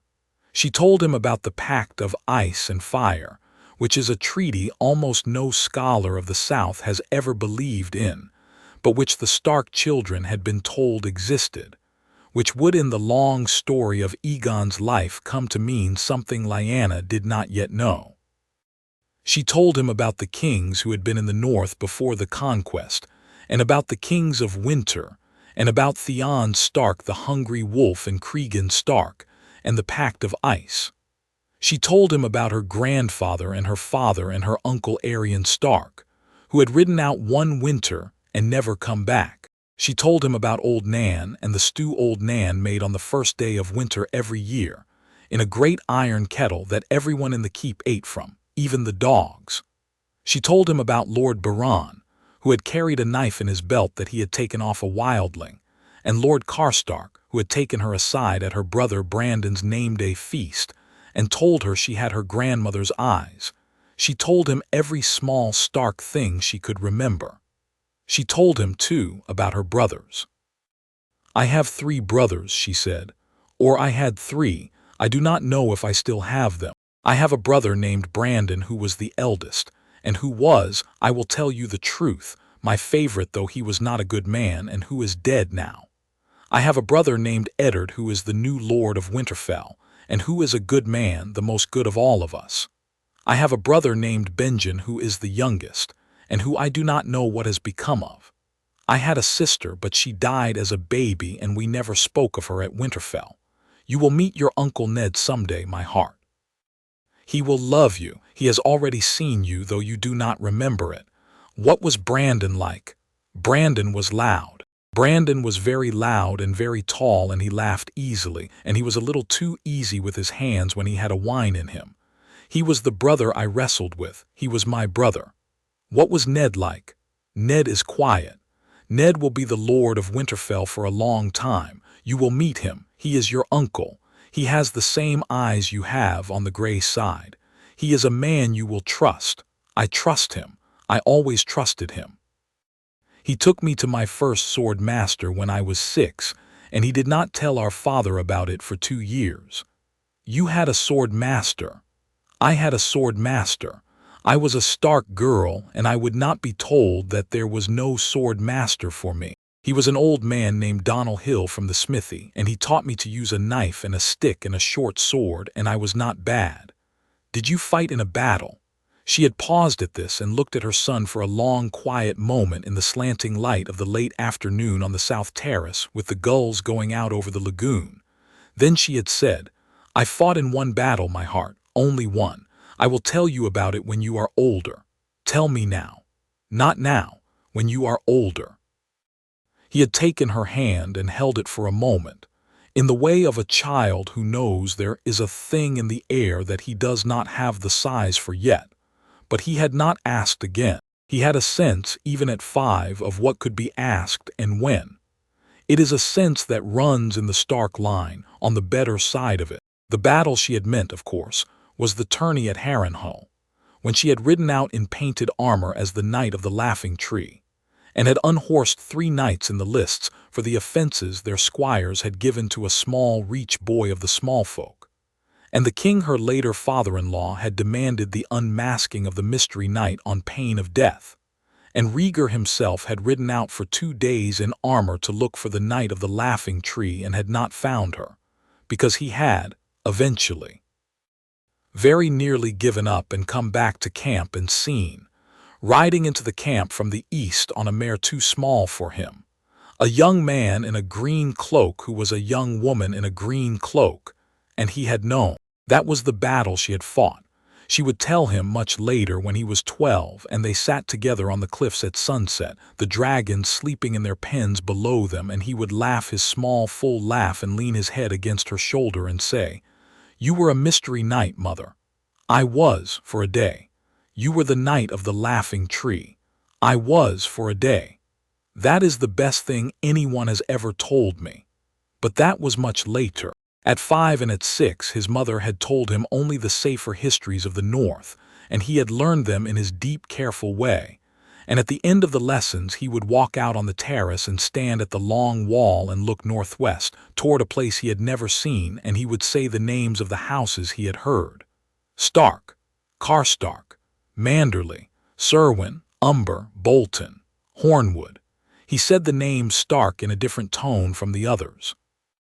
He had picked that up from his mother without being told. His father taught him statecraft. This was the strangest lesson of all. He was 4 when the statecraft began. Rhaegar would sit him on a bench in the library pavilion in the late morning after the reading, and he would put a small wooden board between them painted with a map. The map showed the 7 kingdoms of Westeros and the free cities of Essos and the Bay of Dragons and the wastes east of the Bone Mountains, in a simplified form, with a small painted token for each great house and free city. The tokens were carved from oak by Rhaegar himself. There was a token for House Stark and one for House Lannister, and one for House Tully, and one for House Arryn, and one for House Baratheon, and one for House Tyrell, and one for House Martell. There was a token for the Iron Throne, gold-painted, that sat in the center. There was a token for Pentos, and one for Lys, and one for Volantes, and one for Tyrosh, and one for the Sea Lord of Bravos. There were tokens for Karth and for Ashai and for the Dothraki Commissars, but those tokens were small, and Rhaegar did not move them often. In the afternoons, before the music, they would play with the tokens. It was not a game. It was a long curriculum disguised as a game. Rhaegar would say, "Imagine you are the king of Westeros, and the Lord of the Vale has died without an heir, and his bannermen do not agree on his successor, and the dispute has lasted 2 years. What do? The boy would look at the board. He would, at 4, look at it for a very long time, and then he would say in his small, careful Valyrian, "I would go to the Vale." "Why?" "Because I am the king and the Vale is mine." "Yes, but what would you do when you got there?" "I would call all the lords together." "And then?" The boy at 4 did not have an answer for "and then." At 4, and then was an unbearable question, because the future at 4 is something that happens immediately after now. Rhaegar would let him think. "I would listen," the boy said at last. "Listen to what? To them, to what they say, to all of them, to all of them. And then I would choose." "How would you choose?" This was the long question. The boy at 4 did not have an answer for it. At 5 he had a first answer, which was, "I would choose the one I liked best." At 6 he had a second answer, which was, "I would choose the one whose lands would hold the Vale together." At 7 he had a third answer, which was, "I would not choose. I would tell them to choose, and I would tell them that if they could not choose, I would name a regent and let them sort it out. But I would not waste the king's time on a Vale dispute." Rhaegar had stood up from the bench when the boy at 7 gave him this answer, and walked twice around the library pavilion, and come back and sat down and said, "Tell me why." "Because the king is a tool the realm should not pick up unless it has to," the boy had said. "If the lords cannot choose a lord of the Vale, that is a problem the lords have. If the king solves it, the lords will learn that they can leave their problems for the king to solve. Then the king will be the only one solving problems. Then the king will be too tired to do anything but solve problems." Where did you hear that? You said it, Keppa, when we were watching the goats. I do not remember saying it.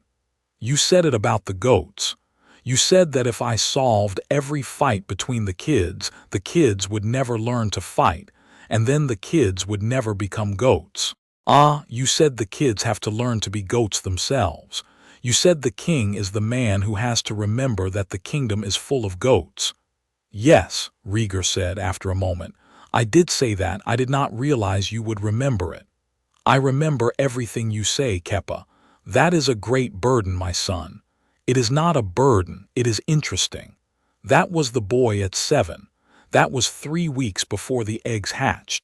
By 7, he was already in the small private hours of his father's pavilion, learning the names of the great families of every free city, and the order of the magisters of Pentos, and the names of the slave houses of Volantes, and the color of the gowns the priestesses of the Red Temple wore in summer and in winter, and the song that the gondoliers of Bravos sang under the bridge of the Sea Lord's palace at the hour after sunset.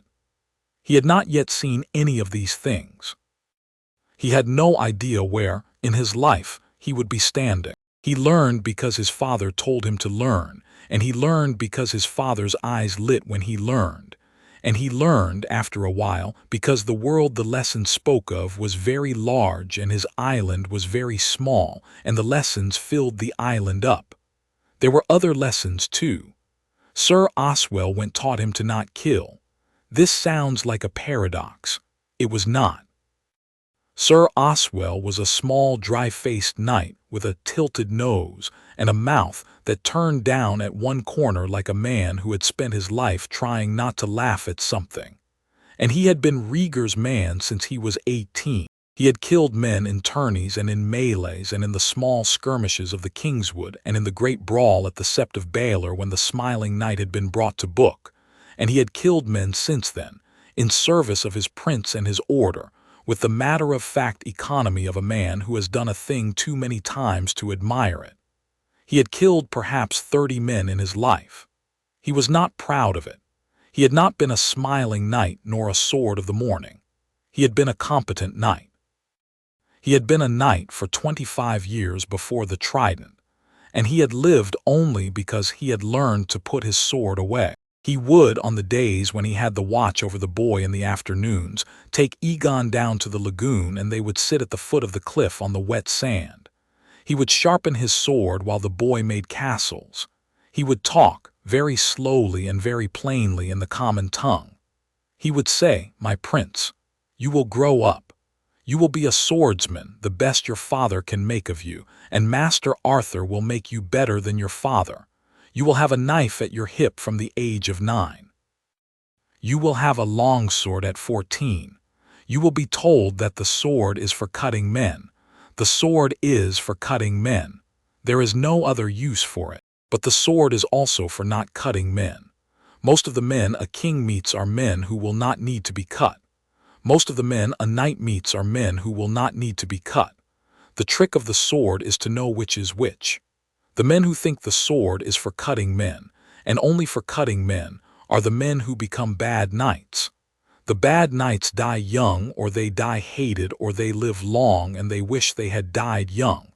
I do not want you to be a bad knight. How do I know? The boy would ask, sitting on the wet sand with a small stick in his hand, which men do not need to be cut. My prince, you cannot always know, but you can ask yourself the questions. Is the man in front of you a man? Is he a beast in the shape of a man? Is he a man who has done a thing or a man who has been told a thing? Is he a man you can teach? Is he a man you can tame? Is he a man who is between you and a thing you want, but who, if you go around him, will let you pass? Most men a king meets, the king can go around. Most men a knight meets, the knight can go around. The knight who cannot go around the man in front of him has, often, not looked closely enough at the ground. What if he tries to kill me first? If he tries to kill you, my prince, then he is not a man you can go around. Then you cut him. Then you do not feel bad about cutting him. You feel sorry that the world made him into the kind of man you had to cut, and you go on. But the cutting is not the cause of the world. The cutting is the very last thing. The world has very many things in it that come before the cutting. The boy at 6 listened to this and tilted his head. He had developed very early the habit of tilting his head when he was thinking, which was a habit his mother had, and he said, "So most fighting is talking." Yes, my prince. Master Arthur teaches me to fight. You teach me to talk. I would not put it that way, my prince. Master Arthur teaches you what to do if the talking has failed. I teach you the talking. We are both teaching you the same thing, which is how not to die. We are also both teaching you the same thing, which is how not to make other men die for no good reason. We are coming at it from the two ends. Master Arthur from the end of the sword. Me from the other end, which is the end where the sword is not yet drawn. Which end is more useful? The end that is not the sword, my prince, most of the time. But there are days when the only end that is useful is the end of the sword. On those days, my prince, you are glad to have been taught by both of us." The boy nodded slowly. He was 6. He thought about it for a long time. Then he stood up and dusted the sand off his small knees and held out his hand. And Sir Oswell stood up too, for he had been a knight long enough to know that when the prince stood up, the knight stood up too, and they walked back along the lagoon to the foot of the path, and Sir Oswell did not press the point. He never did. He said his lessons once. He said them very simply. He said them often on the lagoon shore in the small private hour when the boy had no other lesson, with no fanfare and no flourish. He said them the way a man drops small stones into a still pool, one stone at a time, with the long quiet that lets the ripples settle. The stones added up. They would, in time, be the largest part of what the boy carried under his coat into the world. The bull Hightor taught him nothing. The bull was a man who did not believe in teaching.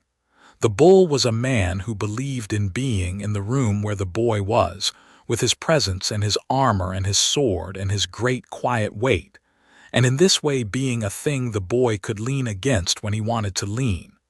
The boy leaned. The boy at 3 would crawl up into the bull's lap when the bull sat at the hearth at night, and would sleep there, sometimes, against the white scale of his cloak. The boy at 4 would follow the bull to the forge, and would sit on the small stool in the corner, and would watch the hammer fall on the iron and would not speak. The boy at 5 would go to the bull when something hurt, when he had bumped his head on the lintel of the music pavilion, when he had cut his thumb on a piece of broken pottery, when he had had a bad dream of a man on a black horse coming up out of the lagoon, and the bull would put his great hand on the boy's small head and would say, in his slow, grave voice, "That will pass." That was all. That will pass. And it would pass. The boy at 6 would seek out the bull for the long evenings in winter when the fires were lit, and he would sit at the bull's knee and they would not speak. They would only sit. The boy at 7 knew, in a way he did not have words for, that the bull was the largest thing on the island, in the same way that a mountain is larger than the village at its foot, and that no harm would come up over the slopes of the mountain so long as the mountain stood. Willa taught him patience. Willa taught him how to gut a fish. Willa taught him to milk a goat, and to skim the cream, and to churn the butter, and to set the curd in the cheesecloth. And Willa also taught him, in a private hour his mother did not always know about, the small Dornish prayers that Willa had been taught by her own mother. For she was a woman who carried a faith of her own. That was not the faith of the 7.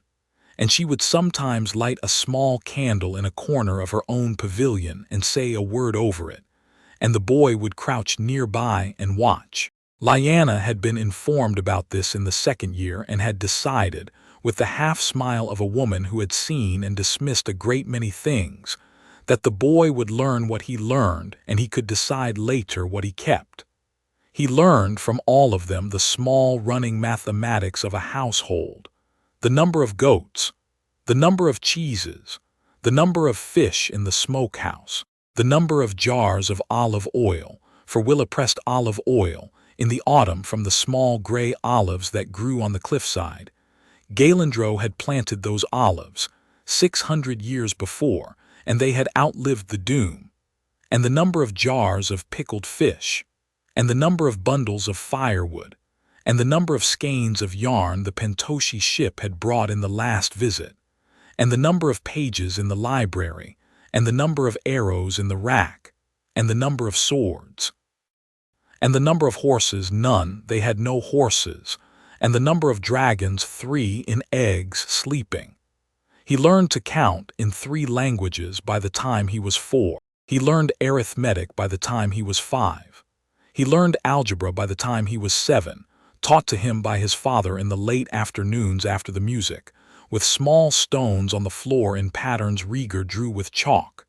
He learned by the time he was 7 very nearly everything. He had not learned that he was the heir to a country.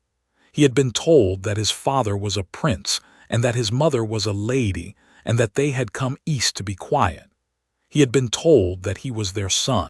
He had been told, on long evenings when his father played the harp and his mother sat at the window with her hair down her back, that there was a country far to the west that was a great country, and that one day he would see it.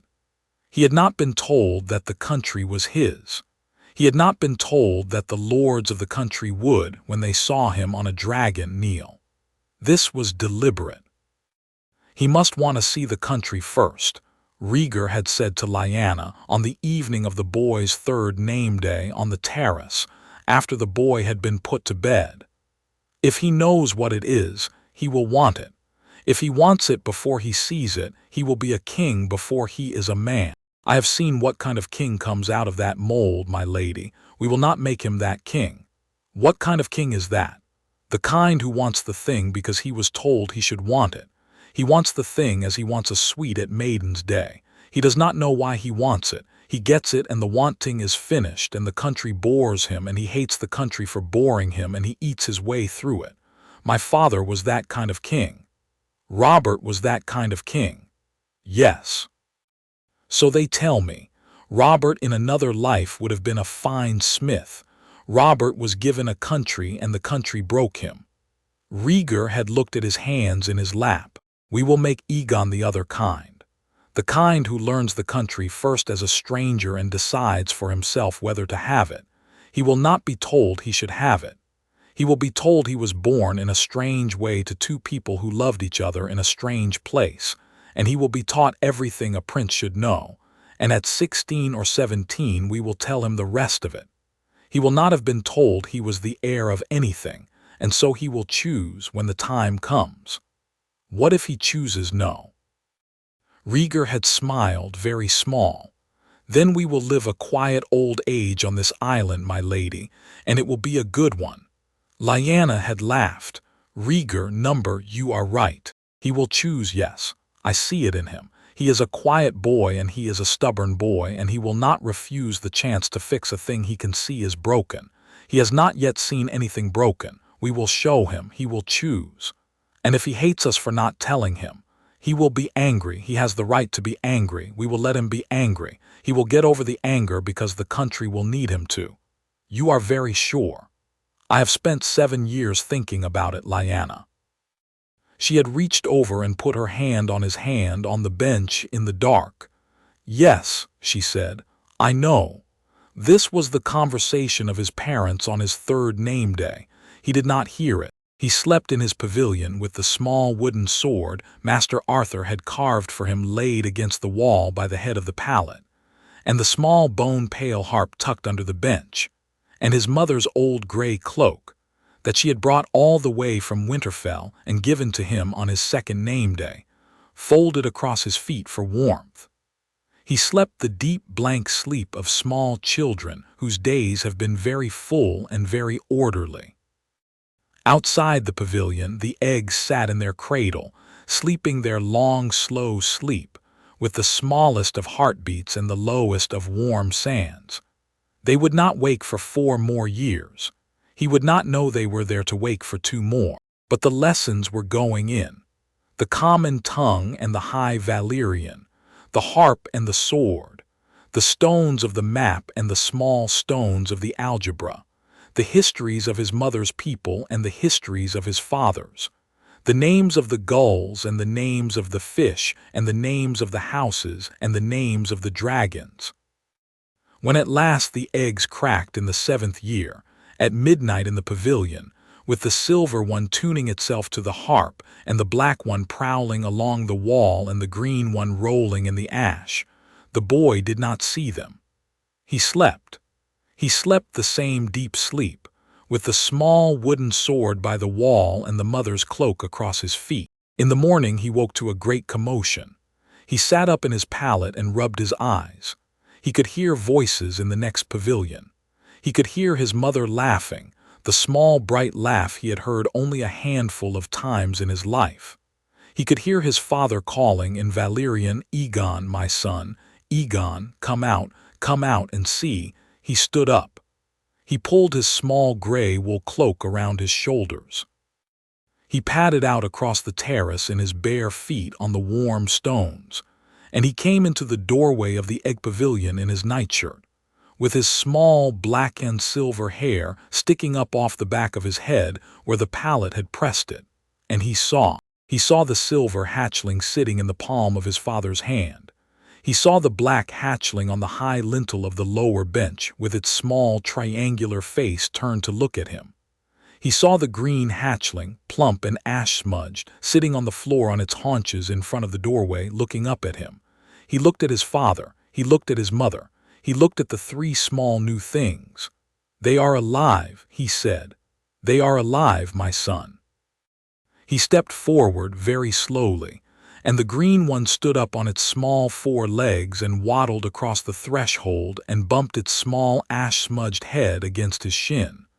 He looked down at it. He bent. He laid his small hand on its small back, very softly, the way Master Arthur had taught him to lay his hand on a wooden sword for the first time, and the small fat thing leaned against his ankle and went to sleep there, and the boy looked up at his father and his mother, and his eyes, for the first time in his life, lit with the deep, clean dragonfire light that they would carry the rest of his life, and he smiled, and the silver one in his father's hand tilted its small gray head, and the black one on the lintel opened its small red eyes wider, and the dragons of the line had a king of the line who was 7 years old, on a small forgotten island, in the ruins of the country that had killed them. That was the morning of his 7th name day. That was the morning the long second part of his education began. Chapter 4. The years of flight in the chronicle that no one ever wrote. The years from 290 AC to 295 AC are the years of the dragons of Valyrian. They are the only years like them in the world. There have been other years of dragons, of course, the years of the Doom, the years of the Targaryen conquest, the year and the year and the year of the dance.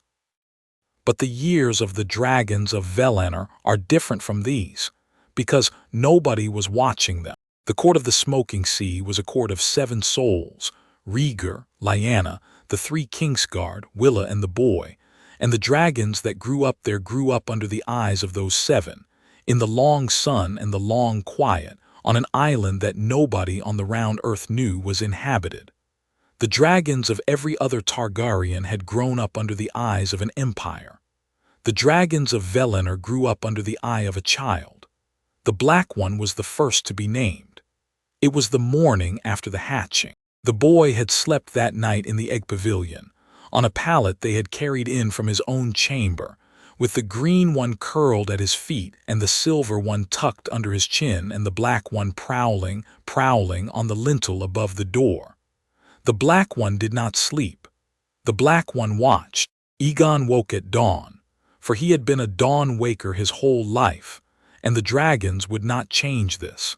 And he sat up in his pallet, and the green one rolled off his feet onto the rush mat and made a small offended noise, and the silver one made the same small high note it had made the night before, the one that had tuned itself to the harp.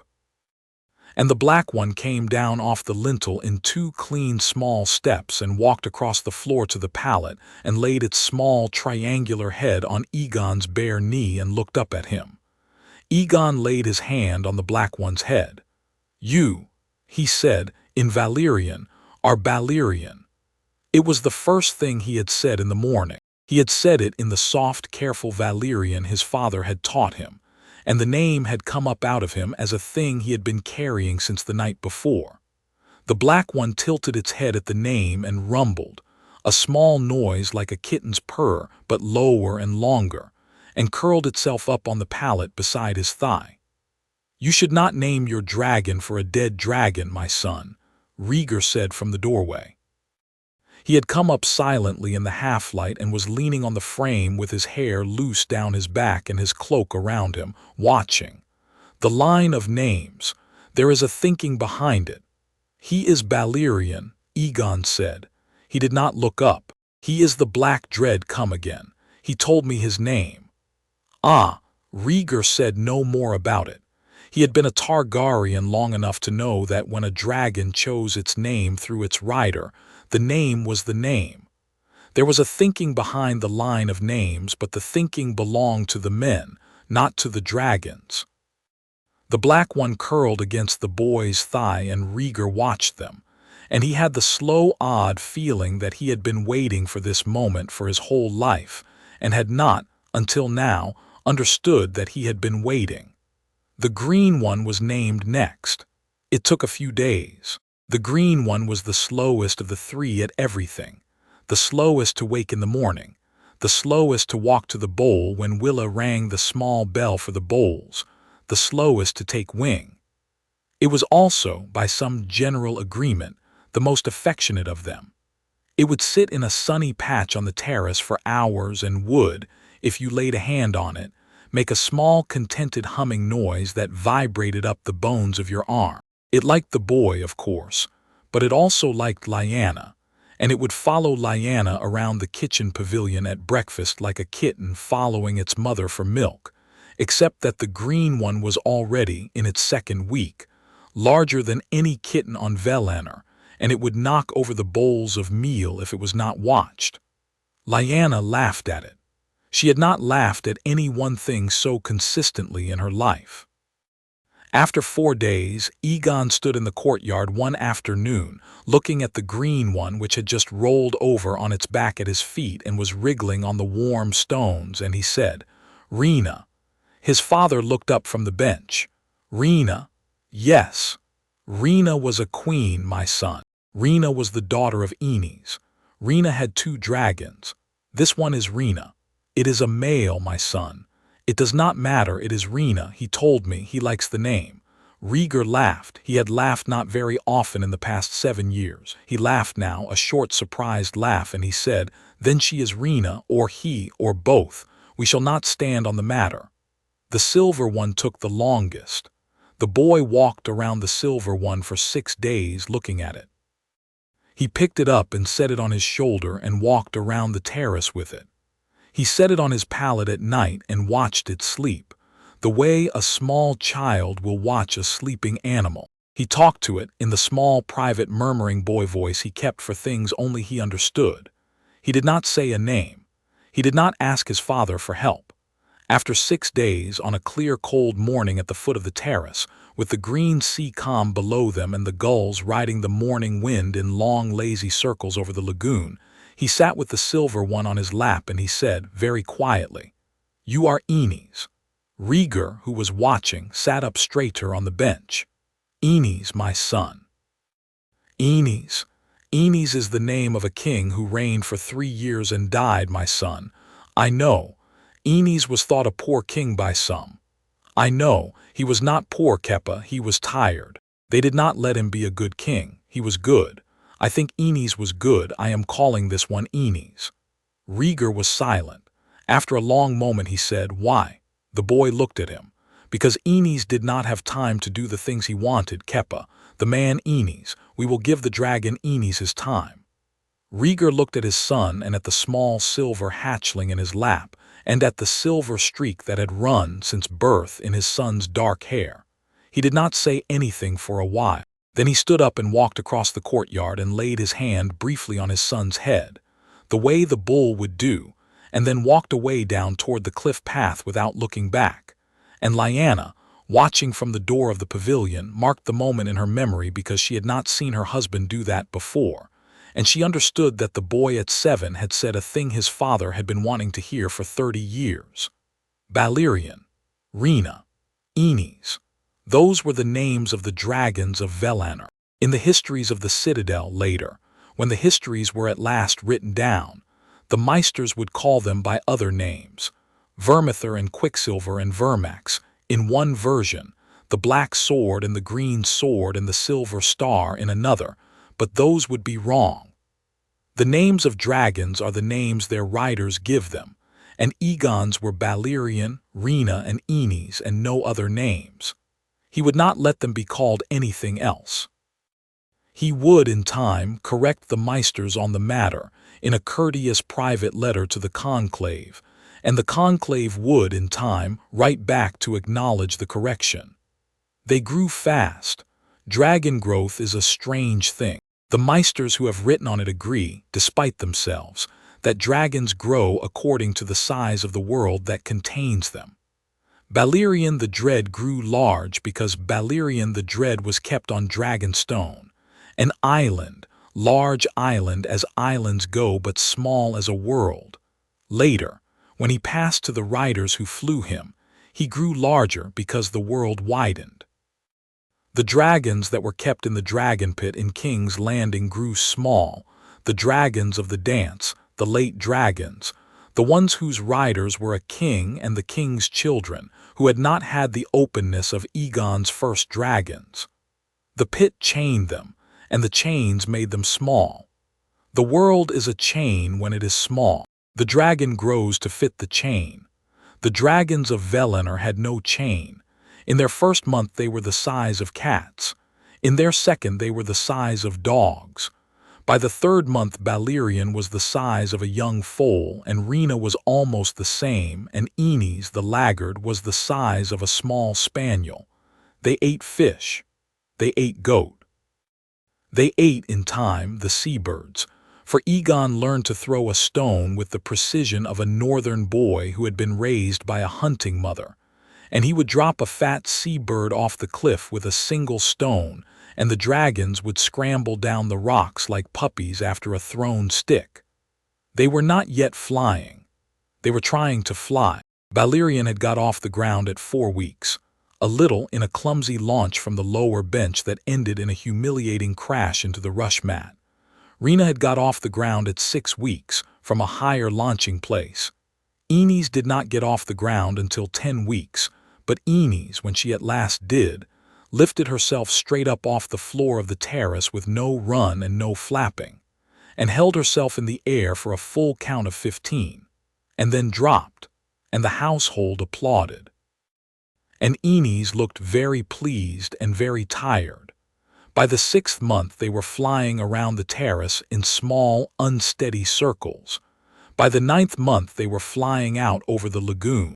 By the year they were the size of large horses, and they could fly the length of the island in one breath, and they would no longer fit through the door of the egg pavilion, which had to be widened, and then widened again, and at last torn down and rebuilt around 3 stone pens at the foot of the cliff, where the dragons slept at night with their tails curled around the warm rocks.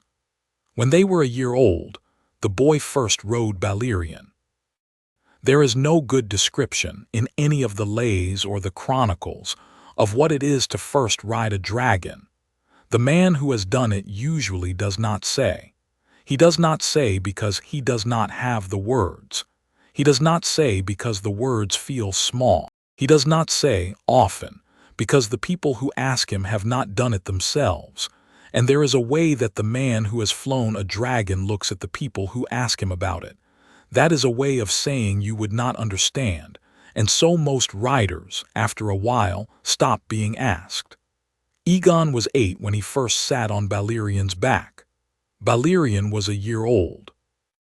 Valyrian was the size of a small horse, and his neck was the size of a man's thigh, and his great red eyes had grown to the size of small saucers, and he had his first true ridge of spines along his spine, which Rhaegar had taught the boy to lay a saddle pad against. The saddle was a small thing the bull had made, hammered out of cured leather and brass and goat leather strapping, with a forward horn for the rider to grip if he needed it. Egon did not yet need it. Egon sat on Valyrian's back and held a pair of light leather reins fixed to a brass collar at the base of the dragon's neck, for the collar was a guide, not a control. One does not control a dragon, one asks, and he sat there for a long time and breathed, and then he leaned forward and put his mouth against the back of Valyrian's neck and said, very quietly, Sovgon. It is a Valyrian word. It means many things. It means I read, and it means I rise, and it means I follow, and it means, in the old usage of the 40 houses, we go. Valyrian went. He did not flap his wings. He drew his small, powerful legs under him, and he came up off the stone of the terrace in a single liquid push, and he was in the air, and Egon was on him. And the wind in the boy's face was the wind of a country he had not yet known he had a face for. They went out over the lagoon. They went out over the sea. They went up, for Valyrian was a young thing, and a young thing wants to go up. And they kept going up until the lagoon below them was a small green coin, and the island was a small gray and white shape on the dark blue of the sea. And Egon held on to the small horn of the saddle with one hand and put the other hand into the air beside him and let the air run between his fingers. He did not call out. He did not laugh that first time. He did not weep. He just sat. He sat the dragon at the height of the morning sun, and he looked. He looked north. He saw the long curve of the horizon. He saw, for the first time in his life, the curvature of the world, which is something a man does not properly see until he has been 1,000 feet above the ground. He looked west and saw a country he had not yet known he was going to. He looked east and saw nothing at all, only blue water, and the line where the blue water became blue sky, and his own face going further into both. He came back down after a long time. Rhaegar was at the wall, standing very still. Lyanna was sitting on the bench, with her hand pressed against her mouth. The Kingsguard were arranged around the courtyard in their precise places of duty, the bull at the gate, Arthur at the center, Oswell at the cliff path. None of them was looking at any one thing but the boy on the dragon coming down out of the sky. Valyrian landed on the stone. The wings folded. The dragon settled, made a low, pleased grumble like a horse that has been allowed to run, and Egon slid down off the saddle on the right side. Valyrian was a left-hander like his rider and stood on the warm stone in his small leather breeches and looked up at his father. "Keppa," he said, "may I do it again?" Rhaegar laughed.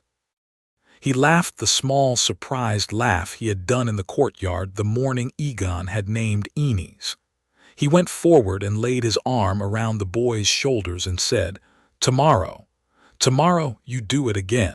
Today you go in and you sit with your mother for a while, because she has not breathed for an hour." Lyanna laughed at this. She was crying a little at the same time, which she said to nobody and which everyone saw. She held her arms out, and the boy went and sat in her lap on the bench like a small boy who has come home from school.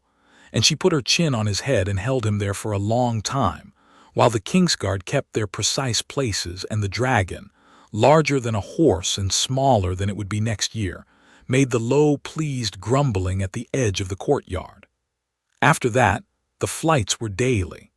For 5 years they were daily, except in the worst weather. Rhaegar had been a man of routine all his life, and the boy was a man of routine because his father was. And so the days at Valyrian took on a shape that did not vary much from year to year.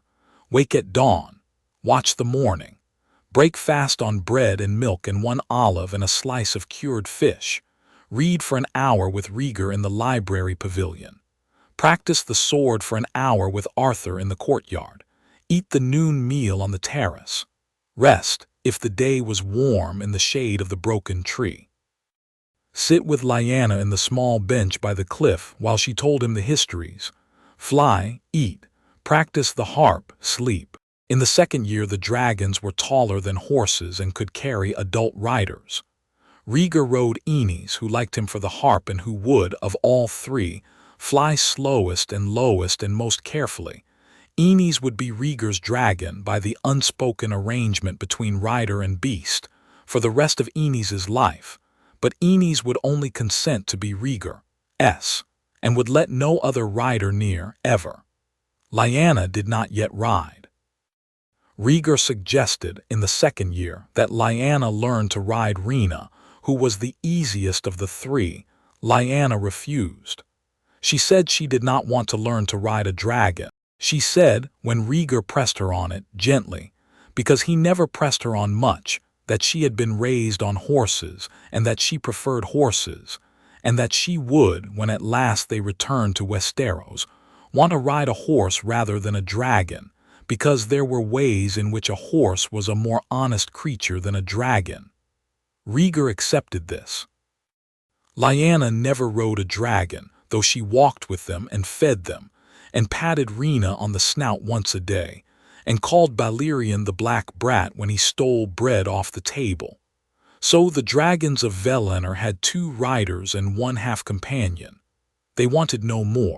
In the 3rd year, when Egon was 10 and the dragons were 3 years old and the size of small barns, Egon flew Balerion across the smoking sea for the first time.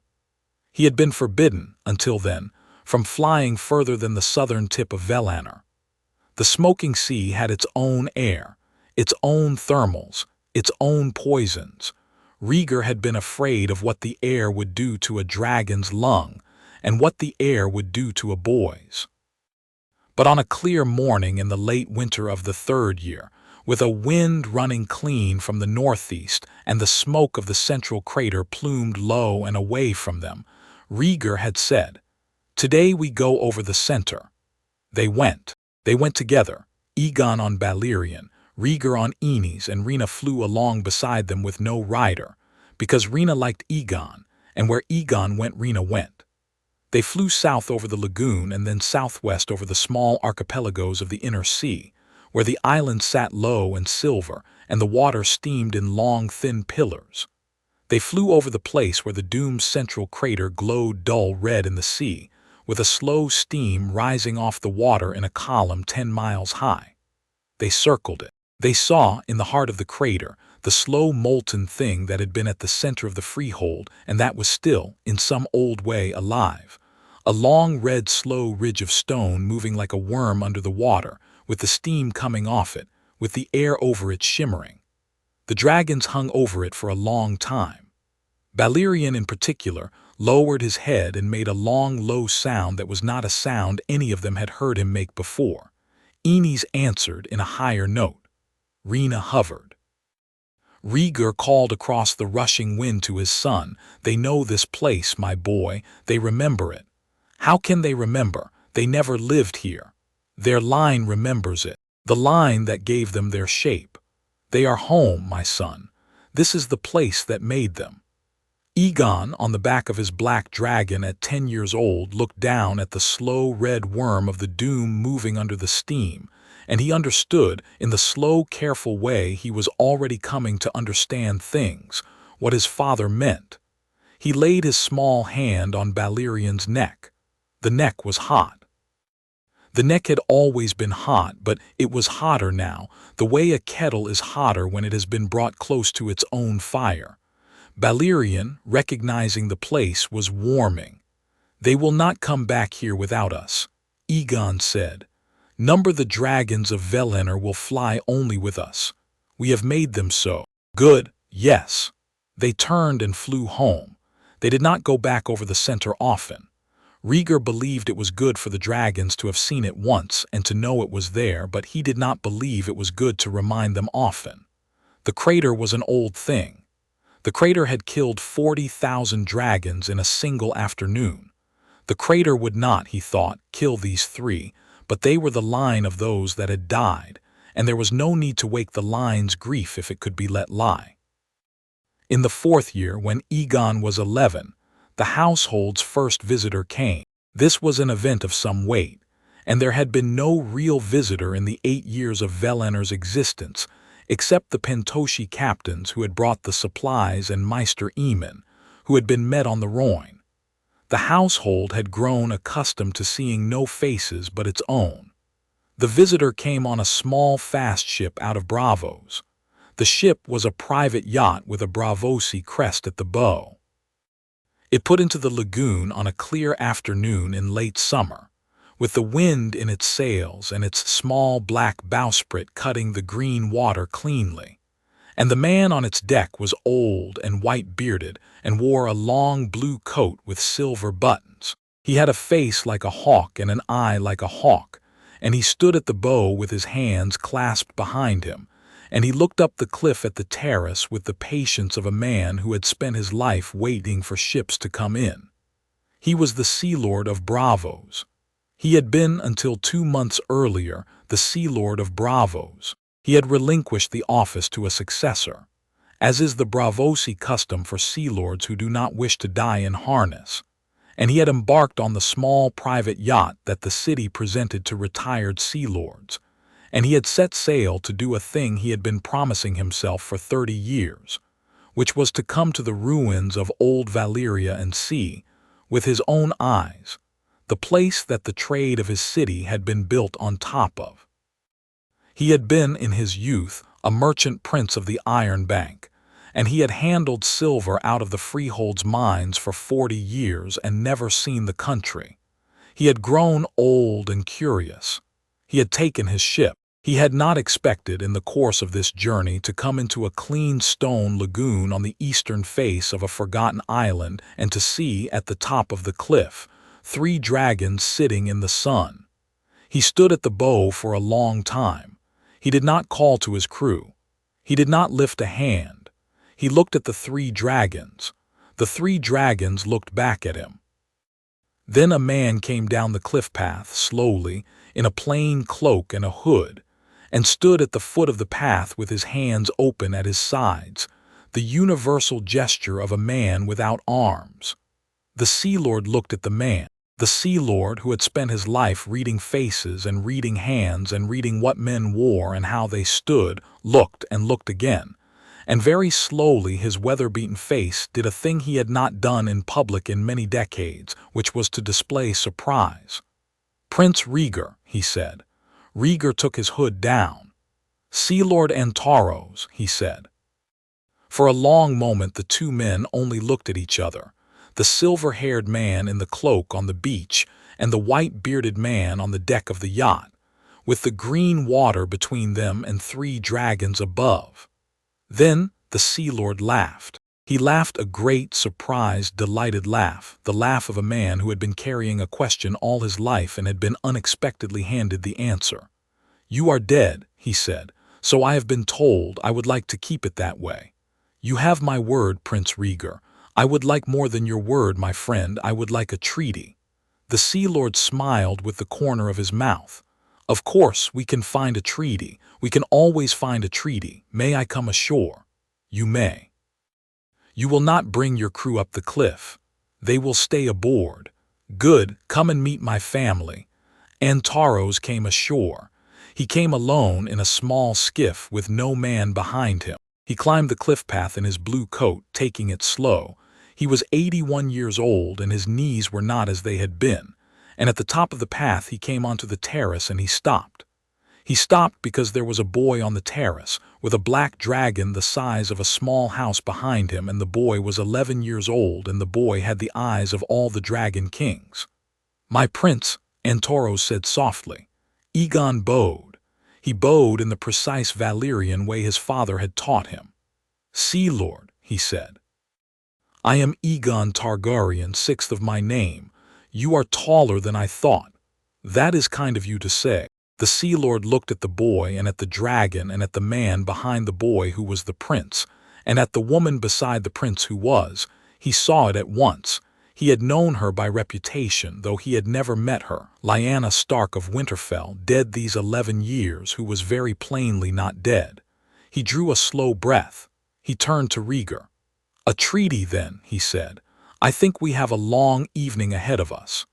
They had a long evening. The treaty between the court of Valyrian and the city of Braavos was written that night, on a single sheet of vellum in 3 columns of 3 languages, by Rhaegar's hand in the Valyrian, the Sea Lord's hand in the Braavosi, and Lyanna's hand in the common tongue. Her handwriting, like everything she did, was small and clean and slanted left. It had 11 articles. They are not all important. The most important were these. The Sea Lord swore, on the bones of the Titan and in the name of the Iron Bank, that he and his successors would not speak the name of Valyrian to any foreign power, and that the seas around the Smoking Sea would be marked dangerous on Braavosi charts, so that no merchant of Braavos would come within 50 leagues of the lagoon. The Sea Lord swore that any ship out of Westeros that approached the Smoking Sea would be reported to him, and through him to the court of Valyrian, and that the Bank of Braavos would underwrite any cost of intercepting such a ship. The Sea Lord swore that the Iron Bank would receive a fair share of the trade of the future King Egon, when at last he sat on the Iron Throne, and would have prior right to underwrite the loans of the realm at a rate of 1 penny in the pound, which is 1/2 the usual rate, and a thing the Iron Bank had not offered any throne in 300 years. And Rhaegar, on behalf of his son, swore reciprocally that the realm would honor the loans of the Iron Bank without delay or scant, and would not, as the kings of the 7 kingdoms had so often done, default. In return, the court of Valyrian would receive, twice yearly, a Braavosi ship carrying letters and books and certain trade goods that could not be obtained from Pentos, and the cost of these ships would be borne by Bravos, on the understanding that the future king would settle the bill from the treasure of the Iron Throne when he came to it, with a small interest. They worked out the small interest in the treaty itself, 3 pennies in the pound. And Toros laughed when this clause was written. He said, "I have been a Sea Lord 40 years, Prince Rhaegar, and I have never struck a deal at 3 pennies in the pound that did not turn into 30. This will be your discount and your forgetting. I take it gladly." It was, by Rhaegar's later calculation, the cheapest gold he ever borrowed. The Sea Lord stayed 3 nights on Valyrian. He met the dragons. He had Egon take him up on Valyrian, which Egon did with the small grace of a boy who had been taking adults up on his dragon for 2 years already. Lyanna, the Kingsguard, even Willa had been up on Valyrian, though Willa had screamed for the entire flight and refused to come down except by Egon coaxing her. And the Sea Lord, an old man of 81, sat behind the 11-year-old prince of the dead freehold and went up over the lagoon and around the cliffs of Valyrian. And he came down off Valyrian's back at the end of it with his beard wind-blown and his eyes wet. And he stood for a long moment on the warm stone of the terrace with his blue coat askew and his old hands on his knees. And he said, "In all my life, my prince, I had never thought I would do that. It was an honor, my lord Sea Lord. No, my prince, the honor was mine, it was mine." He stayed 3 nights, and on the 4th morning he sailed out of the lagoon and back to Bravos. He told no one. He told, in the strictest sense, no one. He had himself rowed to the small private dock at the Sea Lord's old palace, walked to his retirement house in the Drowned Quarter, drew the curtains, sat down at his desk and wrote 2 letters. One letter went to the Iron Bank, to a man named Tycho Nestoris, who was the only banker in Bravos that Toros trusted, and the letter outlined, in the Braavosi accountants, shorthand that no man outside the bank could read, the terms of the treaty.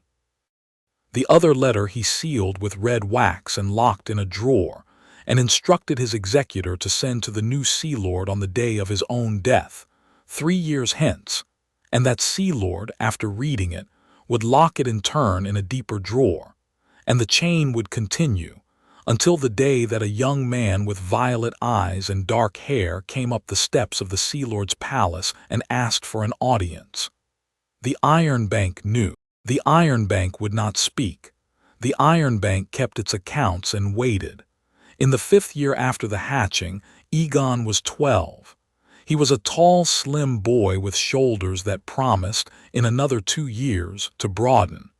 His hair was very dark and the silver streak at his temple was widening.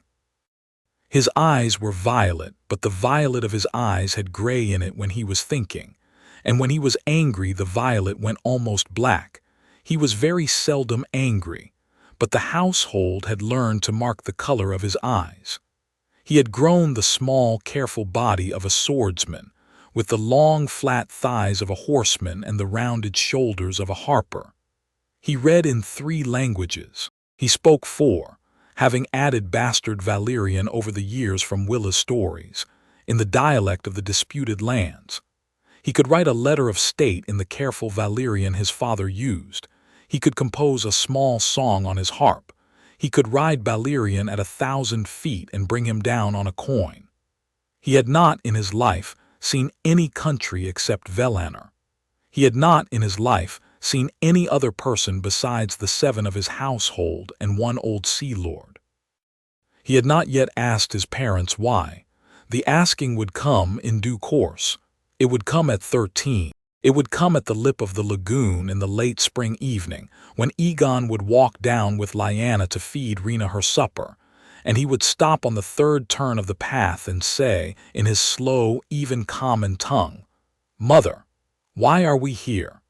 She had been ready for the question for years. She had practiced her answer in the evenings in the dark when Rhaegar was asleep. She had practiced it because she had known the boy would ask, and she had wanted to be the one who answered, and not Rhaegar, for Rhaegar would, she felt, answer it with the elegance of a song, and a song was not what the boy would need. The boy would need plain words. The boy had had a northern upbringing in his mother's house and a Valyrian upbringing in his father's, and when the great question came, he would need it answered in the northern way. She drew breath. She sat down on the stone bench at the 3rd turn of the path.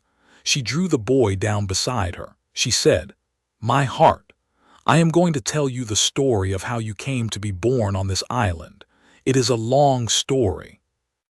It has Robert Baratheon in it, who was my friend once, and your grandfather Rhaegar Stark in it, who is dead, and your grandfather Aerys the Mad in it, who is also dead and was a bad man. It has me in it, and your father, and a place called Harrenhal. I will tell you all of it. Are you ready?" "Yes, mother. I am going to tell you the truth." "I know you are." So she told him. She told him on the 3rd turn of the path with Rhaena curled below them in the lower pen, and the sun going down on the green sea and the sky over the lagoon turning a long, slow rose and gold color, and the boy listened. He listened in the small, careful way he had of listening, with his head tilted and his hands folded and his violet eyes very still, and he did not interrupt her. And when she came to the part about his grandfather Aerys burning the man with the green ash, he was quiet. And when she came to the part about Robert and the hammer at the Trident, he was quiet. And when she came to the part about her brother Brandon and her father Rhaegar in the dungeons of the Red Keep, he made a small soft noise in his throat. And when she came to the part about the Tower of Joy and the Pentoshi ship and the journey east, he was quiet. And when she finished, for she finished by saying simply, "And then we came here, and we have been here ever since, and you are the heir of a country that does not know you exist," he was quiet for a long time. Then he said, "What do they call the country I am the heir of, mother?" "The 7 kingdoms, my heart. The country your father's family ruled for 300 years. The country your mother's family has lived in for 8,000. What is its real name? Westeros. Westeros. Yes. Are we going there? I think we are, my heart. I think when you are a man we will go there. Your father has been waiting for you to be a man." "So have I." He turned his face away from her, into the wind off the lagoon, and he watched the dragon below them eat her dinner in long, slow swallows, and he said into the wind, "Will the people there want to see me?" "Some of them, my heart. Some of them will not. Some of them will be afraid of you. Some of them will be angry at you for being alive when they had thought your father was dead. Some of them, your uncle, my brother Ned, will be very glad to see you. Some of them will not believe you exist until you stand in front of them. Some of them, when they have seen you, will choose to kneel. Some of them will not. It will be a long thing. But you are not going to be alone. We will be with you. Your father will be with you. Master Arthur and the others will be with you, and you will have your dragons. I will have my dragons. Yes." He looked down at the dragon eating her dinner. "Then I will go," he said. "You will go when you are ready, my heart. I will go when I am ready." He stood up. He stood on the path in the rose-gold sunset with the wind off the lagoon stirring his hair and the silver streak at his temple catching the late light, and he looked west. He looked west for a long time. He looked west the way the boys of Winterfell would look south in the old days on the watchtowers of the Wolfswood when they were waiting for fathers to come home from the wars.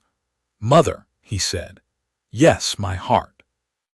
"Tell me about the wall." She laughed. She had not expected the question. "That is a long story too, my heart. Tell me." "Yes." She drew breath. "I will tell you. There is a great wall of ice at the top of the world. My family has guarded it for 8,000 years. There are dark things on the other side of it, and we keep them out." She told him about the wall. They sat in the rose-gold light on the third turn of the path until the dragons had been fed and the sky had gone dark and the first stars had come over the lagoon. She told him about the Night's Watch. She told him about Castle Black and the Shadow Tower and Eastwatch by the Sea, and Lord Commander and the others, and the histories that old Nan had told about them, of the first long night and the last hero and the children of the forest. She told him things she had not known she still remembered. She told him things she had not thought of in 15 years. When she finished, it was the small hours of the night, and the boy at her side had not moved for an hour except to lay his head against her shoulder. "They will need our dragons," he said softly. "They might, my heart, they might. I do not know, I hope not, but they might. Then we will come. Then we will come, my heart." She stood up, and they walked together up the path in the dark to the pavilion. And the bull Heitwer was on watch at the cliff edge in his white cloak, and he stood aside as they passed. And Lyanna put her arm around her son's shoulders, and he laid his head against her shoulder, and they went into the pavilion, and she put him to bed in his own pallet for what was perhaps the last time she would feel him a child. In her own pavilion she lay awake for a long time beside Rhaegar, who slept. She lay looking at the small, thin square of starlight in the window. She thought of her brother. She thought of the wall. She thought of the long road home. The years of flight were not over. There would be one more year in the household's reckoning. The year Egon was 12, the year of the great voyage across the dragon line. There would be the year he turned 13, the year of bravos, the year he found a girl in an alley behind a fishmonger's stall, the year his life and the world's would, at last, begin to braid. But the long second half of his education had begun the night his mother told him about the wall. He went to sleep that night with his dragons curled in their pens and his mother's voice in his head. And when he woke at dawn the next morning, the silver streak at his temple seemed, in the first gray light, a little wider than it had been the day before. He stood up. He pulled on his small leather breeches. He went out to the terrace. He looked west. He looked west the way a man looks at the country he is going to. Chapter 5. The first voyages. The boy turned 12 in the early autumn of 295 AC, and the household kept the day in the small private fashion they had kept all his name days. A fish baked with lemon and the wild thyme that grew on the cliffs, a cake of honey and goat milk that Willa had spent 2 days assembling, a small sapphire that the Sea Lord of Bravos had sent in his last private packet, and a song. The song was Rhaegar's. He had been writing it for 6 months. It had 3 movements and a quiet finale, and Egon would, in time, learn to play it himself. But on the morning of his 12th name day, he sat at his mother's knee on the south terrace and listened to it for the first time. And he did not say a word for an hour after his father had set the harp down, because the song had been about him. And a boy at 12 does not yet have the words to thank his father for a song that has been about him. That evening, after the dragons had been fed and the fires had been banked and Willa had gone away to her own pavilion, Rhaegar sat on the bench at the south wall with his wife, and they spoke of the matter they had been speaking of in small private hours for 2 years. "It is time," Rhaegar said. "Yes. He must see something other than this island. Yes. He is 12. He is taller than I was at 12. He speaks the languages. He carries himself like a small ambassador. He has the color of his mother's people enough that he will not pass instantly for what he is. With a darker hair dye, he will not pass for what he is at all. He will pass for what his cloak says he is. Yes, you will not come with us." She had known he would say it. She had been turning it over in her head for a long time, and she had not yet found the place where the turning would let it rest. She looked at him in the dark, and her face, and Rhaegar knew her face very well by now. After 12 years on a small island was the face of a woman who was being asked a small, kind question that had a long, unkind answer in it. "No," she said, "I will not come. You may come if you wish." "I cannot come, Rhaegar." "Yes, they would know my face." She said this not as a question but as a sentence. "I have been dead 12 years. There are men in Lies and Volantes who saw me once, very small, at my brother's name day, who would mark a Stark face in a Pentoshi crowd. There are men in Bravos who saw me at Harrenhal. There are too many. There are. So you and the boy go. I will stay with the dragons and the household. I will stay because there is no other way to do this, and because someone must mind the egg pavilion. But Rhaegar." She put her hand on his sleeve and she said it carefully, very carefully, the way she said most of the things that mattered to her. "Bring him back. I will bring him back. I have not let him out of my sight in 12 years, not for an hour, not since the Tower of Joy. I know. I will bring him back. If a thing happens to him, nothing will happen to him, Lyanna. We will travel in the strictest disguise. We will travel by Pentoshi ships of Antoros's choosing. We will not be where any man may put a hand on either of us. We will go to Volantes first and to Pentos second and to the smaller cities after, and we will see each of them for a week and we will come back. We will be away from you for 10 weeks. No more. 10 weeks.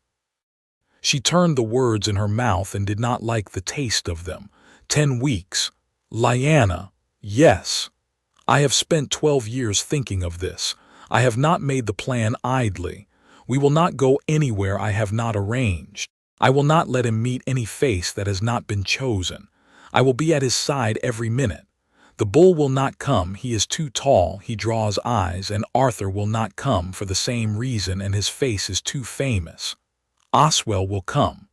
Oswell is the man who can pass for a steward. Oswell will be the boy's bodyguard. The boy will be a Pentoshi merchant's son, recently arrived to learn the city trade. I will be the merchant. The story is built. The papers are made. There will be a counting house in Volantes where we have credit. There will be a townhouse in Pentos. There will be a small private chamber at the Sea Lord's old palace in Bravos. We will not be vulnerable. We will not be. She looked at him a long time. "I do not like it," she said. "Nor do I, but it must be done. It must be done. If he is to be a king, he must see what the world he is going to be a king over actually is. He cannot only have been told, he must have walked in it." She drew a slow breath and let it out. She put her hand against her husband's face. He was a man of 40 in his 40th year, and the silver was not silver any more but the color of a winter morning, and the lines at the corners of his eyes had deepened in the long sun of Valyrian, and the small worries of being the father of a boy who would be a king. She had been a girl of 16 at the Tower of Joy and was now a woman of 29, with the long body of her people and the silver streak at her own temple that had come up in the first hard year on the island and 12 years of mothering on the bones of her hands. They had grown old together at the edge of the world. They had grown old quickly. "Bring him back," she said again, "and come back yourself. I will not be quiet without you. I will come back, Lyanna." She did not weep. She had not wept since the first year on the island, when the dreams had been bad. She kissed him instead, very slowly, and held his face in her hands for a long minute, and then she stood up and went into the pavilion and went to bed, because there were chores in the morning and there would be a great deal to pack. They sailed 3 weeks later, in a small Pentoshi trader whose master Antaros had named to them. The disguise was perfect for the prince and good for the boy.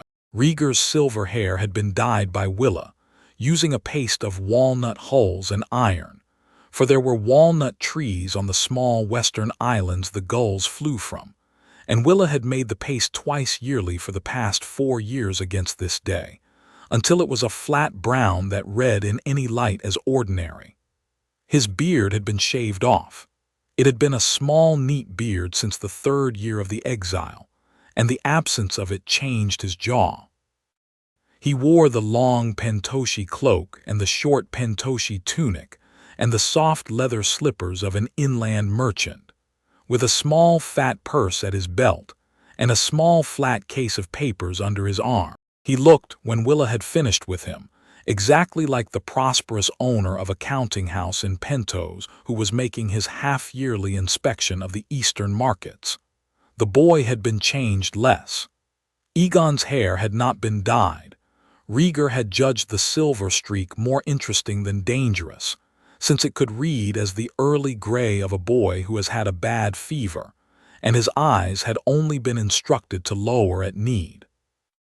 He wore a smaller version of his father's outfit, a boy merchant's tunic of dyed wool, and at his belt a small dagger Master Arthur had given him on his 12th name day, of dawn-colored pale steel, slim and elegant. He looked like a pentoshi merchant's heir of about 14 years. Sir Oswell had been shaved and redressed as a steward, in the brown coat of a senior household man, with a clerk's leather case and a small ledger and an inkhorn at his belt. He had not been a Kingsguard in his bearing for 11 years. The bearing had loosened in him. He held his head a little lower. He held his hand away from his sword. He had a sword. Oswell would not go ashore in any city without a sword, but it was hidden under his coat in a short scabbard with a steward's belt buckle on the visible part of the belt. He looked, when he stood at the rail, like a competent middle-aged man of affairs whose master would do well to be glad of him. They sailed for Valentis first. Valentis was the oldest of the great cities of Essos. It was the daughter of the freehold itself, the surviving heir of the old powers, and Rhaegar had wanted Egon to see it before he saw the other free cities, in part because Valentis was the closest of them in language and stone to the city that had taught the boy his first words. He had wanted Egon to see, for the first time in his life, the great red stone walls and the long galleys at the docks and the high tiers of the inner city, where the patricians lived, and the temple of Arlor in its high blood-red light, and the broken ring of the old freehold harbor where the great pier had once been a mile long and where now, after 1,000 small subsidences, the broken pylon stood up out of the water in 3 crooked lines. They had a townhouse on the eastern wall in a quiet street of palmettos. They had a counting house in the center, off the main square.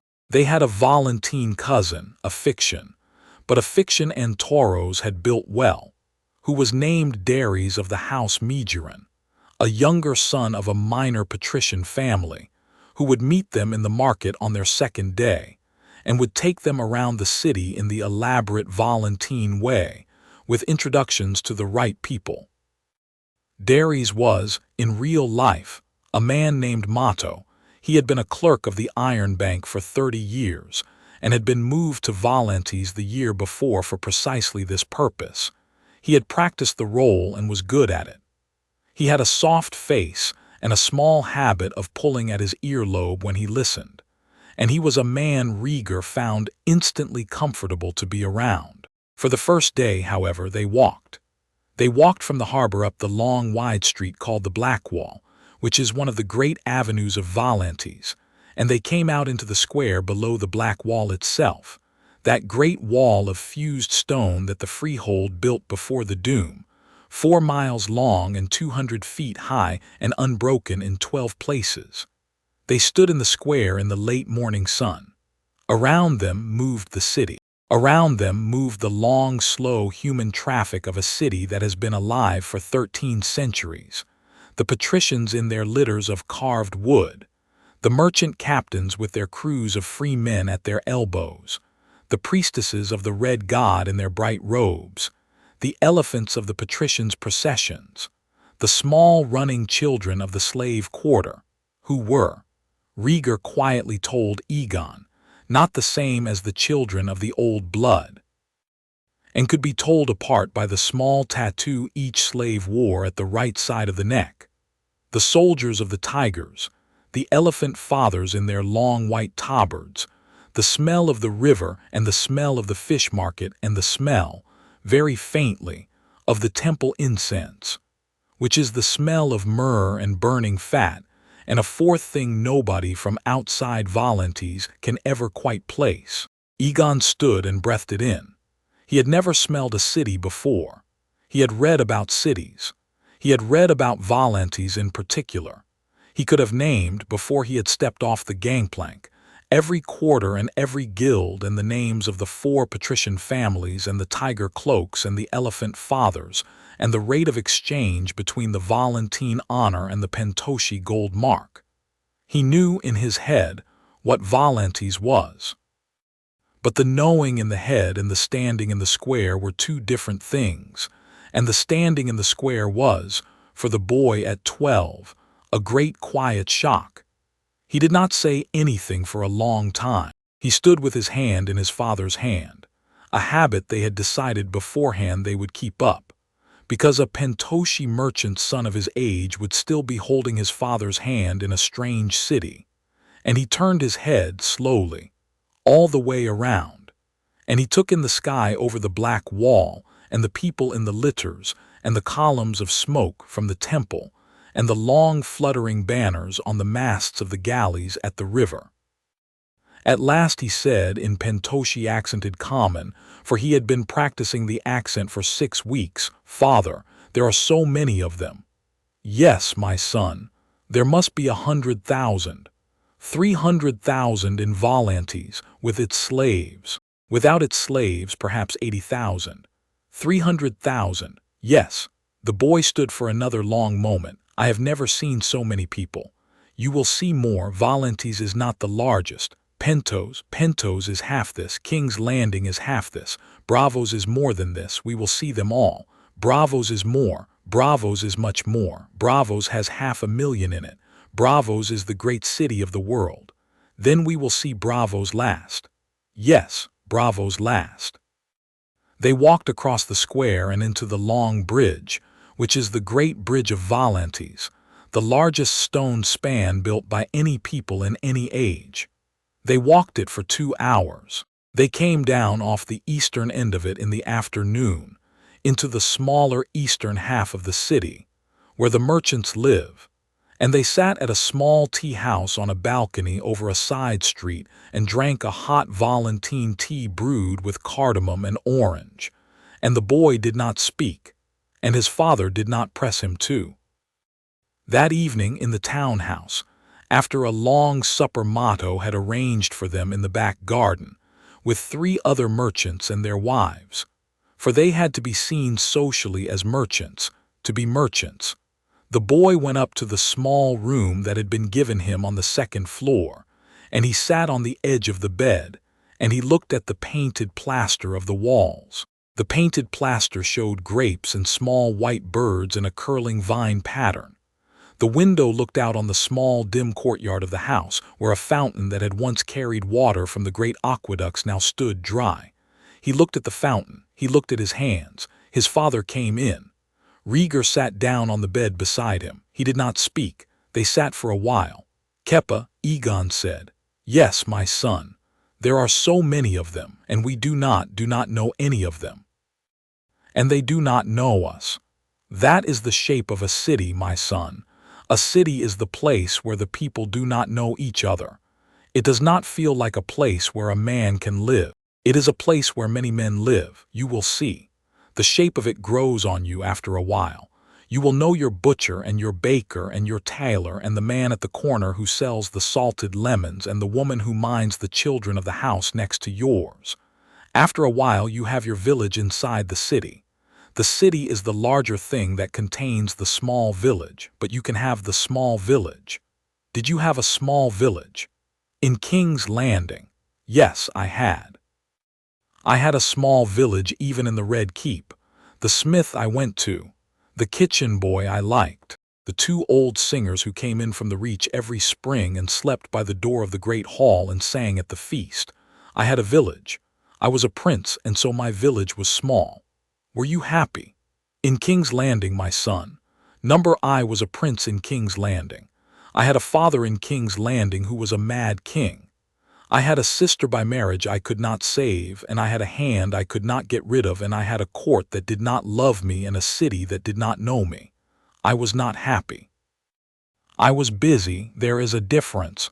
What is the difference? There is a kind of busy that is a happiness, and there is a kind of happy that is laziness, and the two are not the same, and they do not stand in for each other. The realm gives a king the busy kind. It does not give him the happy kind. The happy kind must be made elsewhere. Where? At home, with his wife and his son, on a bench in the dark of an island. The boy was quiet again. Then he said, "That is what we have." "Yes, my son." "Then I am glad I am from there and not from here." That is a thing to remember when this city is loud at you. Rhaegar laid his hand on his son's shoulder. Remember it. Volantes is large and loud and old and rich. But you are not from Volantes. You are from Valyrian. There is a small island that has only 7 people on it, and it is yours. Yes, Kepa. He slept that night with the small dagger of dawn-colored pale steel under his pillow, the way Master Arthur had taught him to sleep when away from home, and he did not dream. Volantes took them a week. They saw the markets. They saw the temple of our Lord at the night service. From a balcony in the patrician quarter, Motto had arranged it, and the boy watched the long red ceremony with a face Rhaegar could not entirely read. He saw the priests in their bright robes lift a wooden brazier above the heads of the worshippers. He saw the red flames go up and the long white smoke roll along the ceiling. He saw the boys and girls of the temple in their pale shifts kneel and bow and sing, and he did not understand the words of their song because the song was in a tongue older than High Valyrian and was only sung in the temple at the night service. He listened. He came home thoughtful. He asked his father on the way home in the litter, "Why do they pray to the fire, Kepa?" "They believe the fire is the god, my son." "They believe the god speaks in the fire. Has the god ever spoken to them?" "They say so. I cannot prove it. There are men who believe their god speaks. There are women who believe she speaks. There are no 2 of them who agree on the wording. Is the fire god the right god? My son, I am the prince of the line of dragons, and I have lived in fire most of my life, and I have ridden a dragon, and I have raised a son who rides a dragon. If there were a fire god, I would have heard from him. I have not. That does not mean there is no fire god. It does not. I am only saying that I have not heard from him. Have you heard from any god, Kepa?" Rhaegar was silent. The litter creaked along the cobbles. The boy waited. "I have heard once what I took for a god," Rhaegar said at last. "In a dream, on a night before the Trident. The dream told me that my father would burn the city. It told me to vanish. I do not know if the voice in the dream was a god, my son. I do not know if the voice was my own mind working out a long sum. I do not know. I do not need to know. The voice in the dream was right. That is all that mattered then. I obeyed." The boy thought about this. "If a god ever speaks to me," he said, "I will check the sum." Rhaegar smiled, very small in the dark of the litter. "That is a good practice, my son. Always check the sum." They saw the markets. They saw the great fish market on the long bridge, where the fish come up out of the river and the salt fish come up out of the sea. And the boy stopped at a stall where a man was selling skewered shrimp grilled over a small clay brazier, and Rhaegar bought him 2. And the boy ate them at the counter with his fingers and licked the salt off his thumb. And he said, "Kepa, these are very good," and Rhaegar laughed, the small surprised laugh of his, and bought him 2 more, and Motto, in the role of cousin, said in his soft voice that the boy was a true Valentine at heart and would do well in the city. And the boy laughed too. And the fish seller did not know that he had served the rightful king of a country across the sea, and would have been very surprised to be told. They saw the slave market. Rhaegar had not wanted to take the boy here, but he had decided that the boy must see it. It was a great square at the edge of the eastern quarter, on a morning when there was a sale, and on the platform there were 3 rows of men and women and children in white shifts, and a small fat auctioneer in a yellow coat was calling the bids, and the men in the audience, buyers mostly, from the small inland farms, were lifting their hands at intervals. The slaves did not look at the crowd. The slaves looked at the ground. They were all marked with the small tattoo at the right side of the neck. They were of all races and all colors, pale Lyseni women, dark summer islanders, brown-skinned Giscari, a few Westerosi who had been taken from a wrecked ship a year before. Egon stood at the edge of the square with his father beside him. He stood there for a long time. He did not speak. After a long time, his father bent and put his mouth near his ear and said, very low, "This is also what cities have, my son. Some cities. Westeros does not have this. It is the one good thing about Westeros. Why do they let this happen? It is the wealth of Valantes, my son. They have always let it happen. The tigers do not let it stop. The elephants do not let it stop, though the elephants have in some years talked of stopping it. There is no one in Valantes with the strength to make it stop. Could a king with 3 dragons make it stop?" Rhaegar paused. He looked at his son. "A king with 3 dragons could try, my son." "Then I am a king with 3 dragons." "You are. You will not be the king of Valantes. Valantes is not yours. But you are the king of the country across the sea, and the country across the sea trades with this city, and a king who trades may make conditions. We can talk about conditions in time. I will make a condition." "What condition?" "I will not trade with the city that does this. Not until they stop." Rhaegar laid his hand on the boy's shoulder. "That is a hard condition, my son. It will cost us. Westeros buys silver and silk and spice from Valantes. We will be poorer for the condition. Then we will be poorer. Some of the lords will not like it. They will say that you have lost them gold for a thing that is not yours to mind. Then I will explain it to them. I will tell them what I have seen here. I will tell them about the tattoo at the side of the neck. You are a Stark, my son, in this moment. I am a Stark, Kepa. My mother told me what the Starks do not stand for. Slavery is one of the things." "Yes." They stood at the edge of the square a while longer.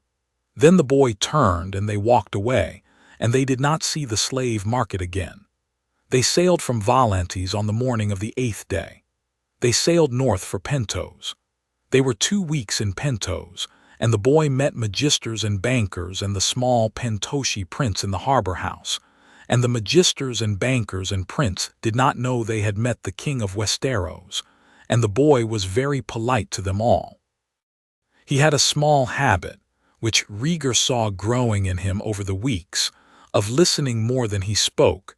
He had been a quiet boy on the island, but on the road he became a more deliberately quiet one. He listened to a long conversation between 3 magisters about the price of figs in the Lazarine markets, and he did not interrupt.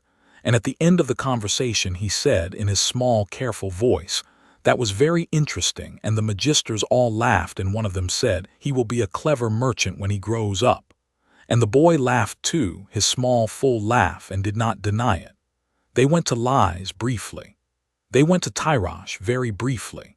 They went to Myr for 3 days. They sailed up the coast of the disputed lands, and they put in at Norvos for an afternoon.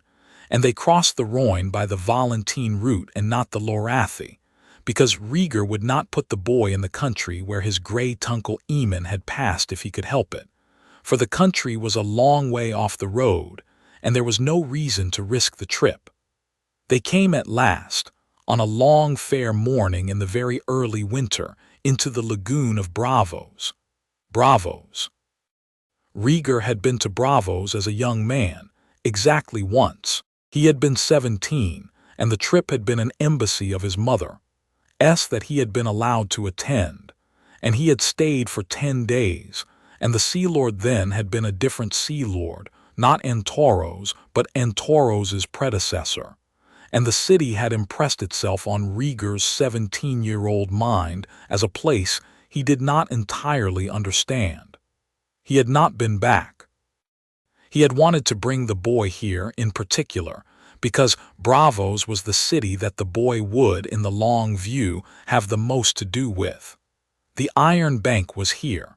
The bank would underwrite in time the new kingdom. The bank would, in time, be the reason the new kingdom could feed itself in the year after the wars. He had wanted, too, for the boy to see the Titan. They came into the harbor at dawn on the 7th day aftermer, and the boy was at the rail in his small pentoshi cloak with the hood down, and the ship slipped into the long green narrow harbor between the two arms of the rock, and the Titan rose up above them on the right-hand side, the great bronze and stone figure of a man, 200 feet tall, standing astride the harbor mouth with his hand on his sword. The boy did not speak. He looked up. He looked up the way a child looks up at the first big thing in his life. Rhaegar stood beside him and did not interrupt the looking. After a long while the boy said, "Kepa." "Yes, my son." Is that a god?" "No, my son, it is a statue. A man made it. Many men made it. Several lifetimes of men made it. It has been there 400 years. It feels like a god. It is meant to. The Braavosi like it to feel like a god. The Braavosi are very subtle about gods. They have no god properly, but they have many gods, and they have the Titan, and they have 100 small gods in the houses, and they make a kind of religion out of every kind of religion. The Titan is meant to put a knee under any visitor coming into the harbor. It has worked on me twice in my life. It has worked on every man I have ever known who has come up the harbor. He looks angry. He looks alert. There is a difference. The Braavosi say that he is angry only at people who come up the harbor intending harm. We do not intend harm. He is not angry at us. How do they know who intends harm? They do not. The Titan does not exist in the way the priests of our lore say their fire god exists. The Titan is a statue. It is the city's idea of itself. The city's idea of itself is that no harm will come up the harbor. So far in 400 years, no harm has. That is a long time. That is a long time. The boy looked up at the great bronze man, and the boy bowed his head to it. Very small. The way a boy bows to a thing he respects without knowing precisely why. And the bronze man did not move, and the bronze man did not seem to mind. They put in at the private dock of the Sea Lord's old palace, in the drowned quarter, and Antoros himself was at the dock to meet them. He was 84 now, and he had to be helped down the stair, but he stood at the foot of the gangway in a coat of dark blue silk, and his white beard was newly trimmed, and his old hawk's face was the same face it had been 3 years before on the cliffs of Valyrian, and he held his hand out, and Rhaegar took it. "My prince," said Antoros, "my friend." Antoros looked at the boy, who stood a small step behind Rhaegar with his hand on the hilt of his pale steel dagger. The boy bowed. "My prince of the south," said Antoros, and he bowed his old white head in turn. "You are taller than the last time I had the pleasure." "I am taller, my lord Sea Lord. 3 years older. The dragons are well. They are well. They will be larger now. They are larger. Wonderful." The old Sea Lord's eyes had the small bright light of a man who has been holding a secret for 3 years, and is at last in the company of the people who can share it. "Come, my prince. Come, your honor. There is a fish soup waiting. You will not have eaten a fish soup like this one in any city you have visited." There was a fish soup. There were many fish soups. The Sea Lord had retained, on his retirement, the best cook in Braavos, and the cook had been holding 3 private menus in reserve against the day of his guest's arrival, and the menus came out over the next 10 days in the small dining room of the drowned palace, and the boy ate as well in his 13th winter as he would ever eat in his life. He ate a soup of the small green crabs of the lagoon, and a stew of squid in their own ink, and a pie of the long, thin, pale fish the Braavosi call moonfish. He ate the small, heavy buns the bakeries make in the eastern districts with the salt from the lagoon kneaded into the crust. He ate, on his 5th night, an entire roast pig with the small dark mushrooms of the Braavosi forest tucked into its belly, and he ate on his last night a small slim cake of almond and orange flower water that the cook had made for his name day in the city, for his 13th name day fell on the eve of the day they sailed home, and Antoros had quietly arranged it. But that is to get ahead. Antoros had 10 days of the boy. He used them. He took Rhaegar and Egon in Mato's company as merchants through the Iron Bank one morning, when the great vault was being opened for an audit and they could see, for a brief private hour, the metal stacked in the cellar of the city, the silver and the gold and the pale, rare platinum, and the small, heavy bars of the ASOIAF of the shadow stuff that no one quite knew the name of. He took them through the Sea Lord's palace at dawn one morning before the working day, and they walked the long halls past the painted ceilings and the gold cornices. And the boy stood in the audience chamber of the Sea Lord and looked at the small carved seat of the office and at the great curved silver shield over the wall, and Antoros said, "This is the chair, my prince. This is where you would sit if you were the Sea Lord. You are not the Sea Lord. You will be a king. The two are different.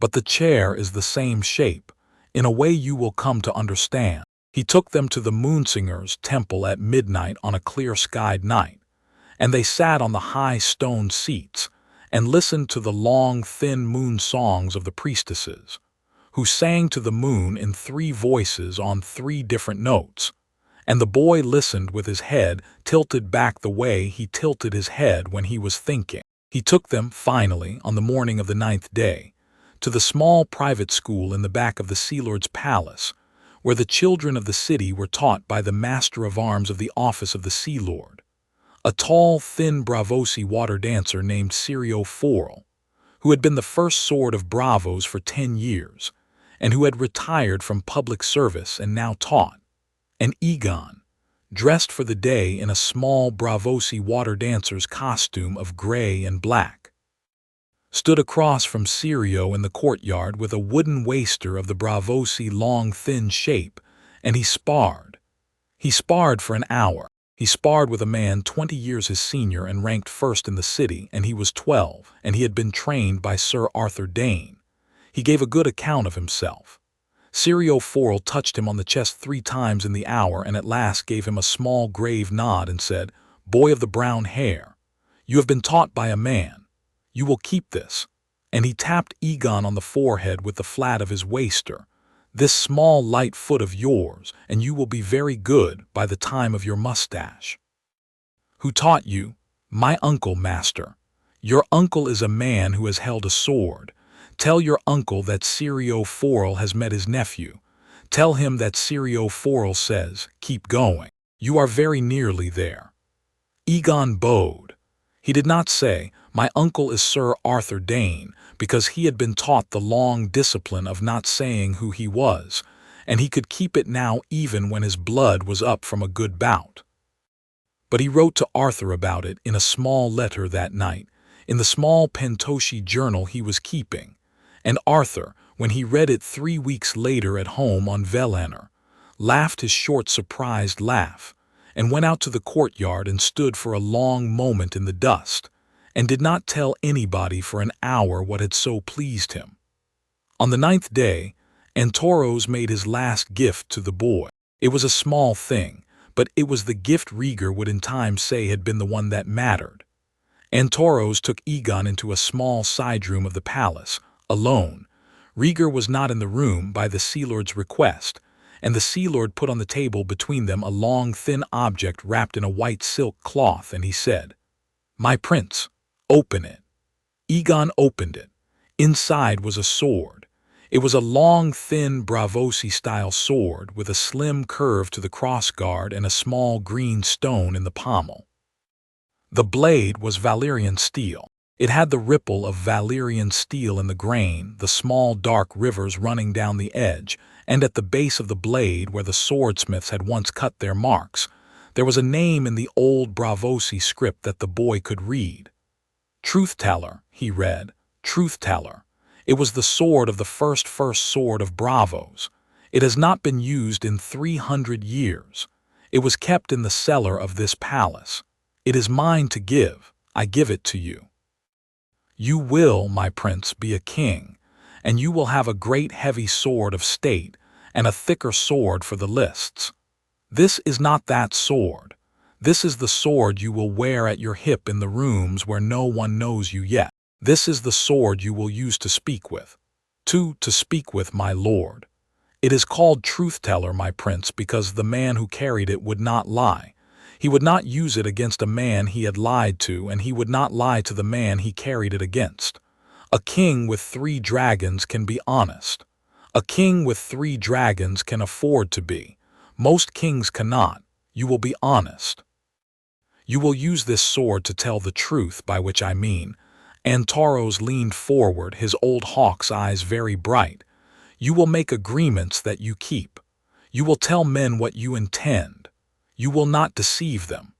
They will, in time, learn that the king of the Iron Throne does not deceive. They will hate you for it at first.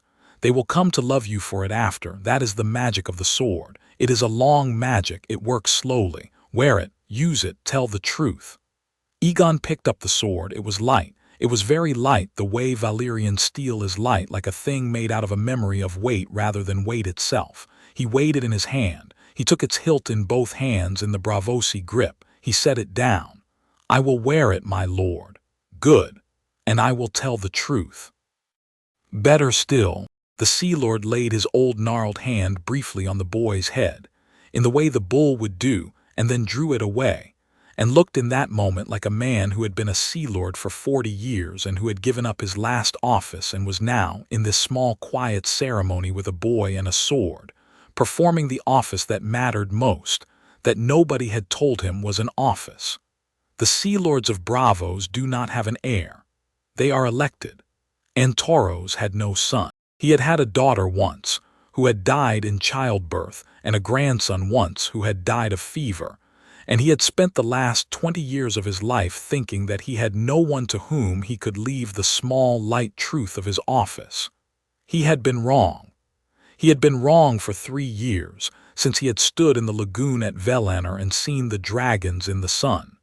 He had a boy. He had a boy named Egon, who would not be Sea Lord of Braavos and would not need to be, who would be king of a country across the sea, but who would carry in him a small, bright Braavosi truth that Antaros himself had carried.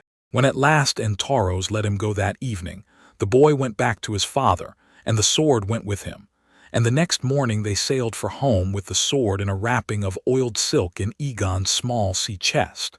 The voyage home was 11 days. The boy did not draw the sword on the voyage. He did not need to. He had been told the magic of it, and he was practicing the magic on the long, calm sea between Braavos and the smoking sea in his head. On the 11th evening they sighted Valyrian. Lyanna was at the cliff. She had been at the cliff every evening for the past 11, with Rhaena curled at her feet and her hand absently on Rhaena's snout, and she had been watching the eastern horizon with the steady, patient, lightly clenched watching of a woman who is waiting for a ship that has her son in it.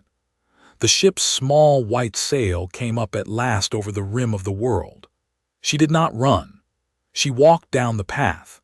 She walked down to the lagoon. She stood at the foot of the cliff in her gray wool cloak. It was winter at Valyrian now, and Egon came down the gangplank and ran the last 20 paces and threw himself into her arms, and they stood there for a long minute, and she put her chin on the top of his head, and she said into his dark hair, "You are a head taller, Egon. I missed you, mother. I missed you, my heart. I saw the Titan. I saw the black wall. I saw a fish market that had 100 kinds of fish in it. I have a sword." "You have a sword already." "Antaros gave it to me. It is called Truth-Teller. It is Valyrian steel. It is a wonderful sword, mother. Did you tell the truth with it?" He laughed. He laughed his small, full laugh. "Not yet, mother. I am practicing. Practice hard, my heart." She held him at arm's length and looked at him. He was a head taller. He was 12.5, going on 13. The silver streak at his temple had grown wider. His face was leaner. His eyes had the small new color of a person who has seen something. She held him there a long moment, and then she turned to her husband, who was standing at the foot of the cliff in his pentoshi cloak with his hood down and his dyed brown hair still streaked with the salt of the voyage, and she said, "You brought him back. I brought him back. Thank you, Rhaegar. You are welcome, Lyanna. She kissed him then in front of the boy and Sir Oswell and the Pentoshi captain, and she did not care, because she had been 13 weeks without him, and the second half of those weeks had been the hardest weeks of her life. The Pentoshi captain looked politely away. Oswell looked politely away. The boy, who had not seen his parents kiss in a very long time and who was at the age when such things start to embarrass, looked politely away too, and then looked back and smiled. They went up the cliff. The dragons were waiting on the terrace. Valyrian had been restless for 11 weeks. Valyrian came up off the stone with a great unfolding of his wings, and made the long pleased rumble that he made when his rider came back to him.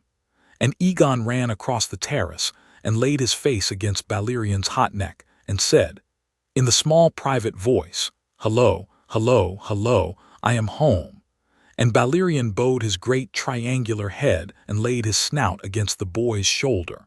And Lyanna stood with her arm around Rhaegar's waist and watched. And the bull Hightor stood at the gate in his white cloak and was, for the first time in 11 weeks, satisfied that the world was the right shape. That night at the supper in the kitchen pavilion, Egon sat between his mother and his father, and he ate 3 helpings of Willa's mutton stew, and he told the household about the Black Wall and the Titan and the markets and Syrio Forel and the Sea Lord's gift. And the bull listened, and Arthur listened, and Oswell, who had been there for most of it, added the small private detail here and there, and Willa beamed and refilled the boy's bowl, and Lyanna held her son's hand under the table for most of the meal. And Rhaegar drank a small wine from Bravos that Antoros had pressed on him at the gangway, and the 8 of them, for the dragons were on the terrace and were listening too, in their own way, kept a small private feast that lasted until very late in the night. That was the first voyage. There would be others. The second voyage was the next year in the summer and was a short one. They went only to Pentos for a particular conversation with a particular magister, and they came home in 5 weeks. The third voyage was the year after, when Egon was 14, and they went the long route again, to Valentes and Lys and Tyrosh and Pentos and the lesser ports, and Egon began to be known, in a small way, in the merchant houses of Essos, under the name of Aelores of Pentos, a young man of promising bearing whose family had begun to do business with the houses of the East. He was understood to be, a young man of about 16 with a tutor and a guardian. He bought silk. He sold spices. He kept books in 3 languages. The merchants of Essos thought him a curiosity, but a serious one. They would, in time, be very surprised at who he had been. The 4th voyage was the one in which he found his aunt. But that is the next chapter. Chapter 6. The Girl in the Alley. The 4th voyage of Prince Egon of the Pentoshi disguise, Aelores of Pentos, to his merchant counterparties, was made in the spring of his 13th year. He had been on 3 voyages already. He had been to Valentes and Pentos and Lys and Tyrosh and Mur and Norvos and Bravos, and he had walked the markets of all of them, and he had bowed to the relevant magisters and patricians and sea lords and septons of Essos, and proven himself, in the small steady way he had of being a person, a young man whose acquaintance was worth keeping. He was now 13. He had 13.5 centimeters of new height on him since the previous summer. The silver streak at his temple was an inch wide. His shoulders had begun to broaden in the way Lyanna had been waiting for, and his voice, on that 4th voyage, gave its first tentative cracks and came down, in the course of the trip, into the soft mid-baritone it would carry for the rest of his life. He was, in short, no longer a boy. He was the kind of young man who turns the heads of the slightly older serving women in the inn at the dock, who lean against the wall in the corner of the common room with a tray balanced on one hip and watch him without quite watching, and who say nothing and serve nothing extra. He did not notice them. He had been raised on a small island by a mother who had been the wildest of the wolves of Winterfell, and he had not yet learned to notice what serving women do with their eyes. He would learn in time.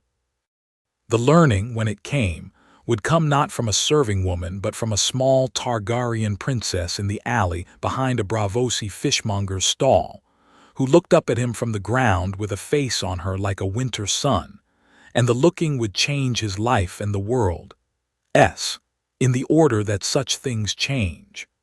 But the looking was still in the future when the ship of the fourth voyage set out from Valyrian in the spring. The ship was a Pentoshi merchanter, a fine fat trader called the White Mantis, with a Lyseni master who had been hired by Antoros' successor in Braavos at Rhaegar's request. For Antoros was now 86 and could no longer travel and could no longer arrange ships personally, though he was alive and had a clear head and corresponded with Rhaegar by letters that came every 2 months. The new Sea Lord had inherited Antoros' quiet sponsorship of the court of Valyrian, and he had taken to the duty with the small, punctilious care of a man who has been told a great secret and wishes to deserve it. The White Mantis was his choice. She was a good ship. She had 4 cabins. She had a crew of 20. She would take Rhaegar and Egon and Sir Oswell on the long northwest tour of the Free Cities, and she would bring them home 8 weeks later, and she would never, in her crew's lifetimes, betray a word of where she had picked them up. They sailed at the end of the 2nd month of the year 296 AC. They were to make the same circuit as before, Volantes, Lys, Pentos, but with an additional stop at Braavos at the end, by particular request of the new Sea Lord, who wanted, on his own account, to look on the face of the heir to the dragon throne. Rhaegar had agreed. He had agreed also to a small private mission that he had not told Egon about, but which had been the substance of 3 letters between him and Antoros over the past year. The mission was as follows. Word had reached Valyrian through the Sea Lord's network, which had inherited the old Spider's network in Pentos, and which had been augmented by Motto's standing arrangement with the bankers of Volantes. Word had reached Valyrian that a young woman of the line of Targaryens of all things was alive, and in the city of Braavos under a magister of Pentos' keeping. Her name, the letters said, was Daenerys Stormborn. Her brother Viserys had survived the sack of King's Landing and had fled with her into exile, and the 2 of them had been wandering the free cities for 12 years on the charity of friends and the small, uncertain credit of their father's name. The Magister Illyrio Mapates of Pentos had given them house room these last 6 years. The brother was a thin, nervous boy of 19, said the letters, who fancied himself the dragon and spent his days drinking the magister's wine and his nights drinking the magister's wine elsewhere.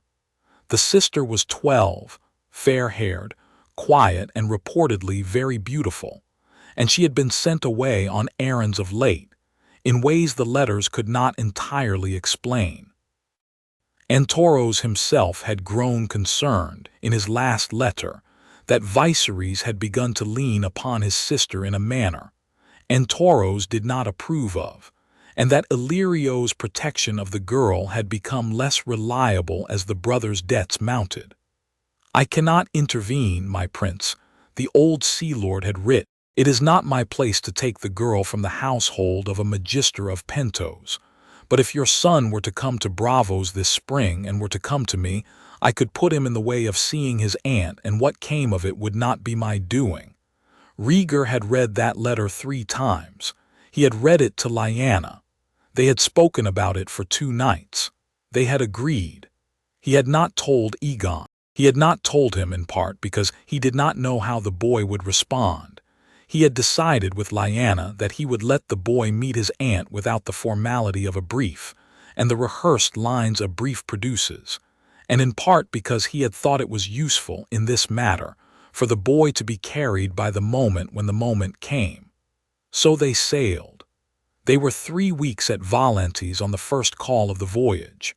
They were 1 week at Lies. They were a fortnight at Pentos, where Egon, in his Pentoshi merchant persona, Aelires, had taken a quiet meeting with a magister named Illyrio Mapates, on the suggestion of his father, in the magister's pleasant town house in the wealthy quarter. The meeting had been arranged on the grounds that Aelires had heard of certain Targaryen artifacts in the magister's keeping and wished to discuss the purchase of them.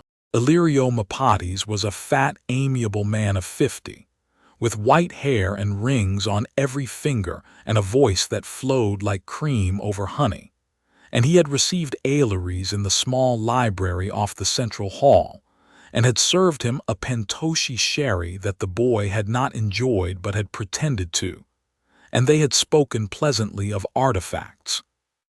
There had been a small sword, not the great gold sword that some men said Illyrio had once, and a coin or two, and a few small jeweled pieces from the time of Egon the Unworthy. Aelires had purchased a small jeweled brooch in the shape of a dragon's claw for a small price. But the matter of the brooch was a pretext. Egon's real interest, on his father's instructions, had been to see if there were other Targaryens in the house. There had been a young man at the back of the long hall, when they had been served the sherry, in a long pale tunic who had not been introduced.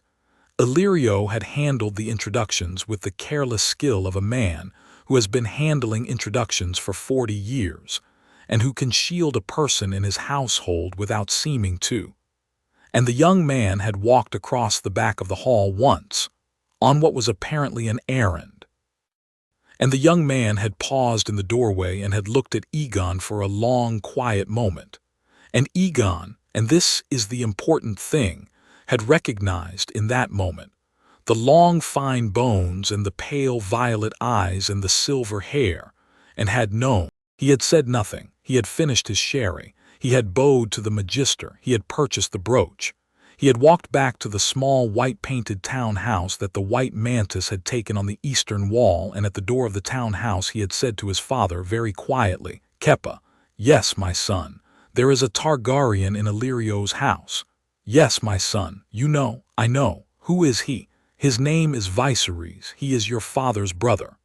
Egon paused on the threshold. He had been told 2 or 3 times over the years about his uncle Viserys. He had been told that he had been a small boy in King's Landing, 6 or 7 at the time of the sack. He had been told that he and his baby sister had been smuggled out by a household knight, Sir Willem Darry, who had taken them to Bravos and had died there a few years later. He had been told nothing else, because Rhaegar had not known anything else. "Why did you not tell me? I wanted to see if you would see him." "Why?" "Because I did not want to make you predisposed to like him before you had had a chance to see him. He is your father's brother, my son, but he is not your father, and he is not me, and he is also not the man your father remembers his brother to be. He was 4 years old, my son, the last time I saw him. The last I have heard of him before this year was a letter from Meister Aemon that contained, as the only thing it contained on the subject, the line, 'He grows in the wrong direction.' That was 8 years ago. I have heard since of certain things through the Sea Lord. Your aunt, my son. Your aunt is in the same house. Your uncle has been doing certain things with regard to your aunt that, if they are as the Sea Lord describes, will require of us a thing." Egon stood on the threshold a long moment. He looked at his father. "What thing, Kepa? We will discuss it in the morning, my son. Tonight you sleep. We do not yet know all that is to be done." The boy did not press him.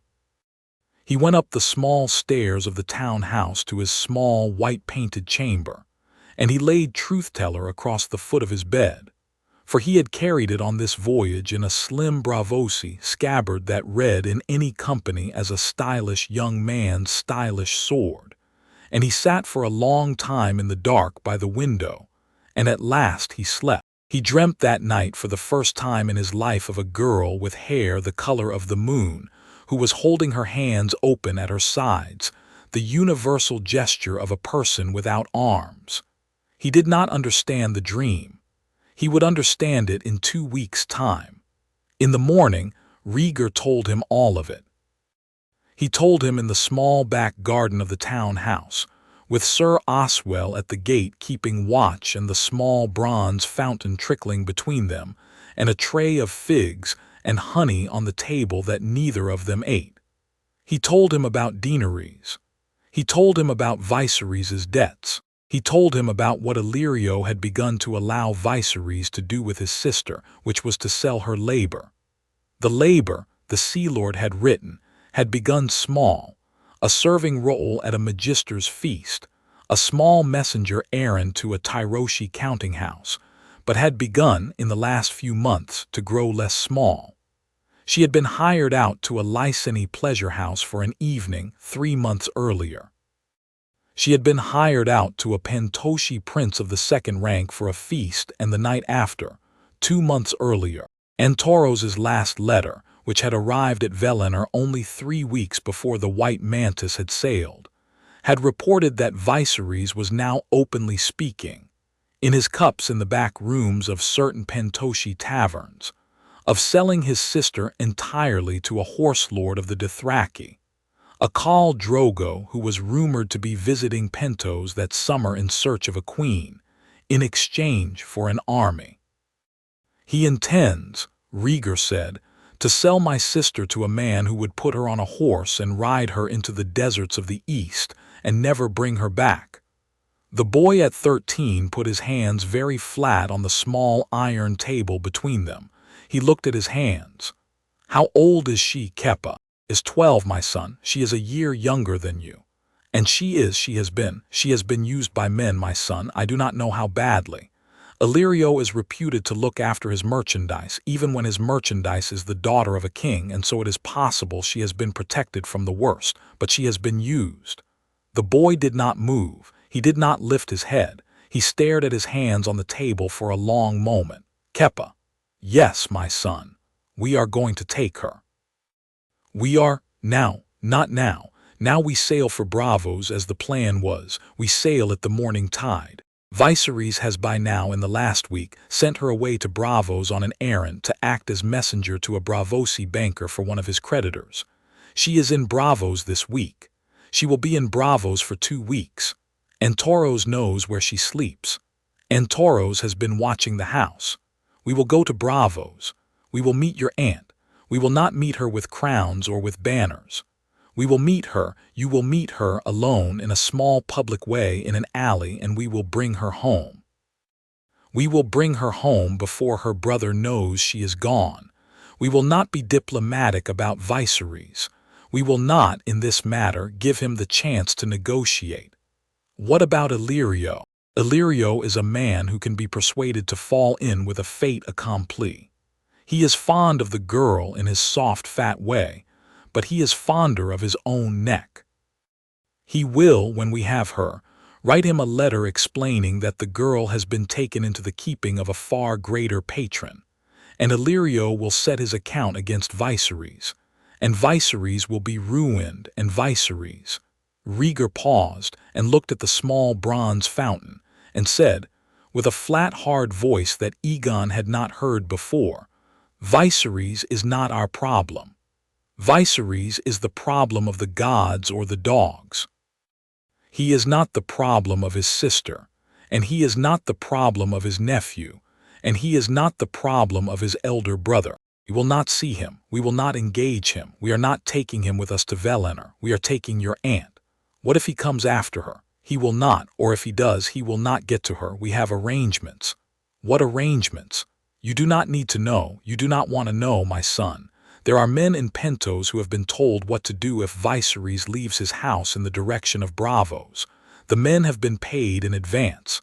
The men will do what they have been told. I am sorry. The boy looked up at his father. He is your brother, Kepa. He was my brother. He has stopped being my brother in any meaningful sense since the year he learned to lift a hand against his sister. The line is in him, the man is not. I have been making this decision for a year. I have made it. We are taking Daenerys. We are not taking Viserys. He has had 13 years to be the man I would have been proud to call brother. He has not been him. He has been somebody else. I will not let that somebody else come into my house and into my son's house, and I will not let that somebody else put one more hand on my sister's neck. I will not. He did not raise his voice. He had not, in all of Egon's life, raised his voice. He did not raise it now. He spoke very level. He spoke very level, the way the bull would speak when he was angry, and the boy understood that this was a thing his father had thought about for a long time and would not be moved on. He nodded. Yes, Keppa. Good. What do I say to her when I meet her? You say the truth, my son. Yes, Keppa. And you say it kindly. Yes, Keppa. They sailed for Bravos on the morning tide. The voyage was 4 days. The boy spent the 4 days in his small cabin on the white mantis, turning over in his head everything he had been told. He turned it over the way he had been taught to turn over a long sum. He found the corners of it where he disagreed with his father, and he sat with them. He found the corners where he agreed, and he sat with them. He talked in the privacy of his own head, with the small, steady voice of Sir Oswell, who taught him about the men he could go around and the men he could not. He decided on the 2nd day out that his Uncle Viserys was a man he could not go around. He decided on the 3rd day out that he would not have killed him for the choice. Sir Oswell's voice in his head said, only if he tries to kill you first, but he would not save him either. He would let his father do what his father had decided. He would not interfere. He found on the 4th day out that he could live with the decision. He found that he could live with quite a lot of decisions when he had had 3 days to live with them in advance. That was a new thing to know about himself. They came into the harbor of Bravos at dawn on the 5th day. The Titan rose over them. The boy bowed his head to it, as he had done 2 years before, and the great bronze man did not seem to mind. They put in at the private dock of the Sea Lord's palace. The new Sea Lord was at the dock. He was a younger man than Antaros, 55 perhaps, slim, dark, with a small clipped beard and a face that looked, more than anything else, tired. His name was Tormo Fregar. He had been a Sea Lord for 2 years. He had not yet, by his own admission, slept easily a single night of those 2 years. He took them up the long stair of the palace and into the small private room that Antaros had used 3 years before, and he poured them small cups of a strong Bravosi spirit. He sat them down. He spoke briefly. He told them what they were to do. The girl, Daenerys, was lodged at a banker's house in the Drowned Quarter, 2 streets from the Sea Lord's palace. She came out of the house every morning at the 3rd hour after dawn to walk to a fishmonger's stall behind the harbor, where she purchased a small skewered fish in a paper wrap for her breakfast. She had been doing this every morning for 6 days. The fishmonger was a small, thin man named Pylos who knew nothing. The alley behind his stall ran between 2 warehouses to a quiet small square on which there was a small fountain and a low stone bench. The Sea Lord's men had been watching the alley for the past 3 days, and the girl came through it every morning, walking from the fishmonger's to the bench. And she sat on the bench and ate her fish and looked out over the small fountain, and she was alone, and she stayed alone for perhaps a quarter of an hour, and then she walked back to the banker's house. This was the time, the Sea Lord said. The boy would be at the bench. He would meet her there. He would talk to her. He would bring her, or he would not bring her. That was the boy's matter to decide. The Sea Lord's men would clear the alley on either side of the bench for the hour. No one would come up. No one would intervene. If the girl agreed to come away, the Sea Lord's men would receive her at the small wicket gate at the other end of the small square, and she would be in the palace by noon. If she did not agree to come away, she would walk back to the banker's house, and Rhaegar would make a different plan for a different day. It is the boy's matter to decide. Egon said. Yes, said Tormo Fregar. Why? Because, said the Sea Lord with the small, tired smile of a man who had been sitting in his office for 2 years and had learned the small art of saying the truth in difficult company. She is 12. You are 13. You are her nephew. The Targaryen world has gone very badly for her so far. She has not in 12 years met a man who has been straight with her about who he is or what he wants from her. We do not know what she will do when she meets you. We do not even know what she will do when you tell her you are her family. We do not know if she will believe you. We do not know if she will trust you. She has been used a great deal, my prince, and she is 12, and the only person who matters in this is her. The only person she will trust, if anyone, is a person of her own age. That is you. So you will go, and whatever the girl decides, the girl decides. I have not built this plan to override the girl. I have built it to give the girl her first choice of her own life. It is yours to lay before her. It is hers to make. Egon listened with his head tilted. He thought about this. Then he said, "Yes, that is right, I will go." His father did not speak. The boy went. He went alone, in a small gray Bravosi cloak, with the small pale steel dagger at his belt under the cloak and truth-teller left at the palace. He had been told not to bring the sword. The sword would have read as a stranger. He went on foot from the palace through the back streets to the small square. He came up at the small fountain at half past the 2nd hour after dawn, and he sat on the low stone bench, and he waited. The 3rd hour came up. The market behind him began to clatter. The small wicket gate at the other end of the square stood open by a finger. 2 of the Sea Lord's men were in the alleys to either side, in workmen's clothes, with their swords hidden. A girl came around the corner of the warehouse. She was small. She was smaller than he had expected. He had expected in his head a girl his own height because he had been thinking of her as a year younger, and he had been thinking of years as adding more inches than they did. The girl was perhaps 4 feet and some, perhaps 4 and 6. She was thin. She wore a long gray wool dress and a darker gray shawl, and the shawl was over her head and shadowed her face. She walked with her shoulders forward, the way a person walks when they have been trying for months to make themselves smaller. She carried in her hand a small paper wrap with a fish in it. She came across the square towards the bench. She did not look at the boy on the bench. She had been taught not to look at strange men on benches. She made for the small square of bench beside him and sat down at the very far end of it, the maximum distance the bench permitted, and she unwrapped her fish on her lap, and she began to eat with her face still shaded by the shawl. Egon did not move. He let her eat. He let her get half through the fish. Then he said, very quietly in High Valyrian, the Valyrian of the old freehold that he had spoken every day of his life, Eaha brosi Daenerys ixis, Vala isa rebirzi tauba. Your name is Daenerys. May I speak to you, young lady? The girl froze. She did not turn her head at first. She finished the bite of fish in her mouth. She swallowed. She set the paper wrap on her lap. She drew her shawl a little forward, the way a person draws a curtain when they have decided to look.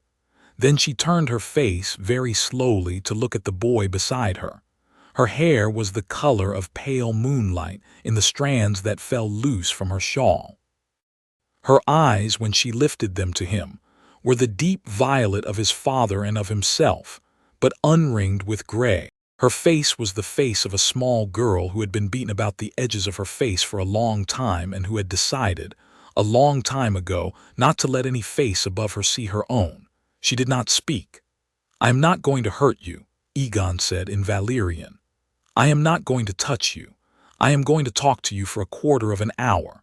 If you would like me to go away after the quarter of an hour, I will go away. The men in the alleys are mine, and they will not come near you while I am here. I asked them not to. You are safe. May I say what I came to say?" The girl looked at him for a very long moment. Then she said in Valyrian, and her Valyrian was good. Illyrio had hired a tutor for her in her better years. "Who are you?" "My name is Egon. I am your sister's son, your nephew. My father is your eldest brother Rhaegar." The girl said nothing. "My father is alive," Egon said. "He did not die at the Trident. He has been hiding for 13 years with my mother and me, in a place I am not going to tell you about until you decide to come with us, because I will not put your safety in your own mouth before you have decided to use the mouth in our service. We have heard about you. We have been hearing about you for the last year. We came to Bravos to find you. My father is in this city.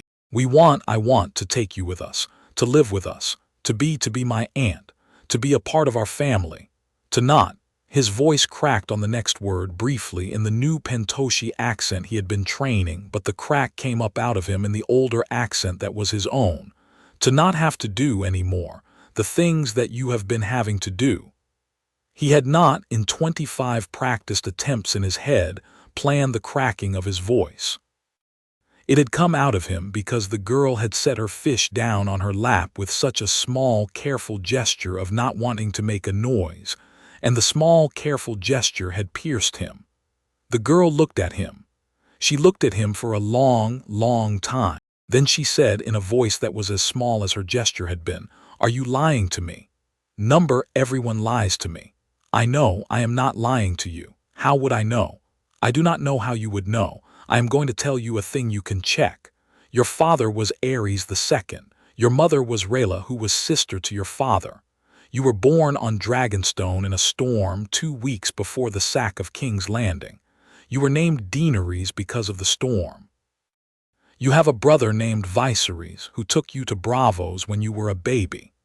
You stayed with a knight named Sir Willem Darry in a house with a red door for the first 6 years of your life. When you were 6, the knight died, and the new people in the house turned you out, and your brother took you to Lys, and then to Tyrosh, and then to Volantes, and then to Pentos, where Magister Illyrio took you in. You stayed with him until last year. Your brother began to use you for money in the last year. She had begun to cry very quietly the way she did everything. "Stop," she said. "I am sorry. You know all that. My father knows, the Sea Lord knows. We have been watching for you. We have not been able to come and get you sooner because we did not know where you were. And once we knew where you were, we had to wait until you were where we could come to you. We came. I came. I am here. I am your nephew. I am 13 years and 1 month and 4 days old. You are 12 years and 11 months and 12 days. You are my aunt. I came to ask you to come away with me to a place where no one is going to hurt you anymore ever." She did not answer. She wept. She wept in the small, folded way she did everything, with her hands in her lap and her shoulders forward and her face inside the shawl. He let her weep. He did not touch her. He did not move. He waited. After a long time she said, very small, "I do not believe you.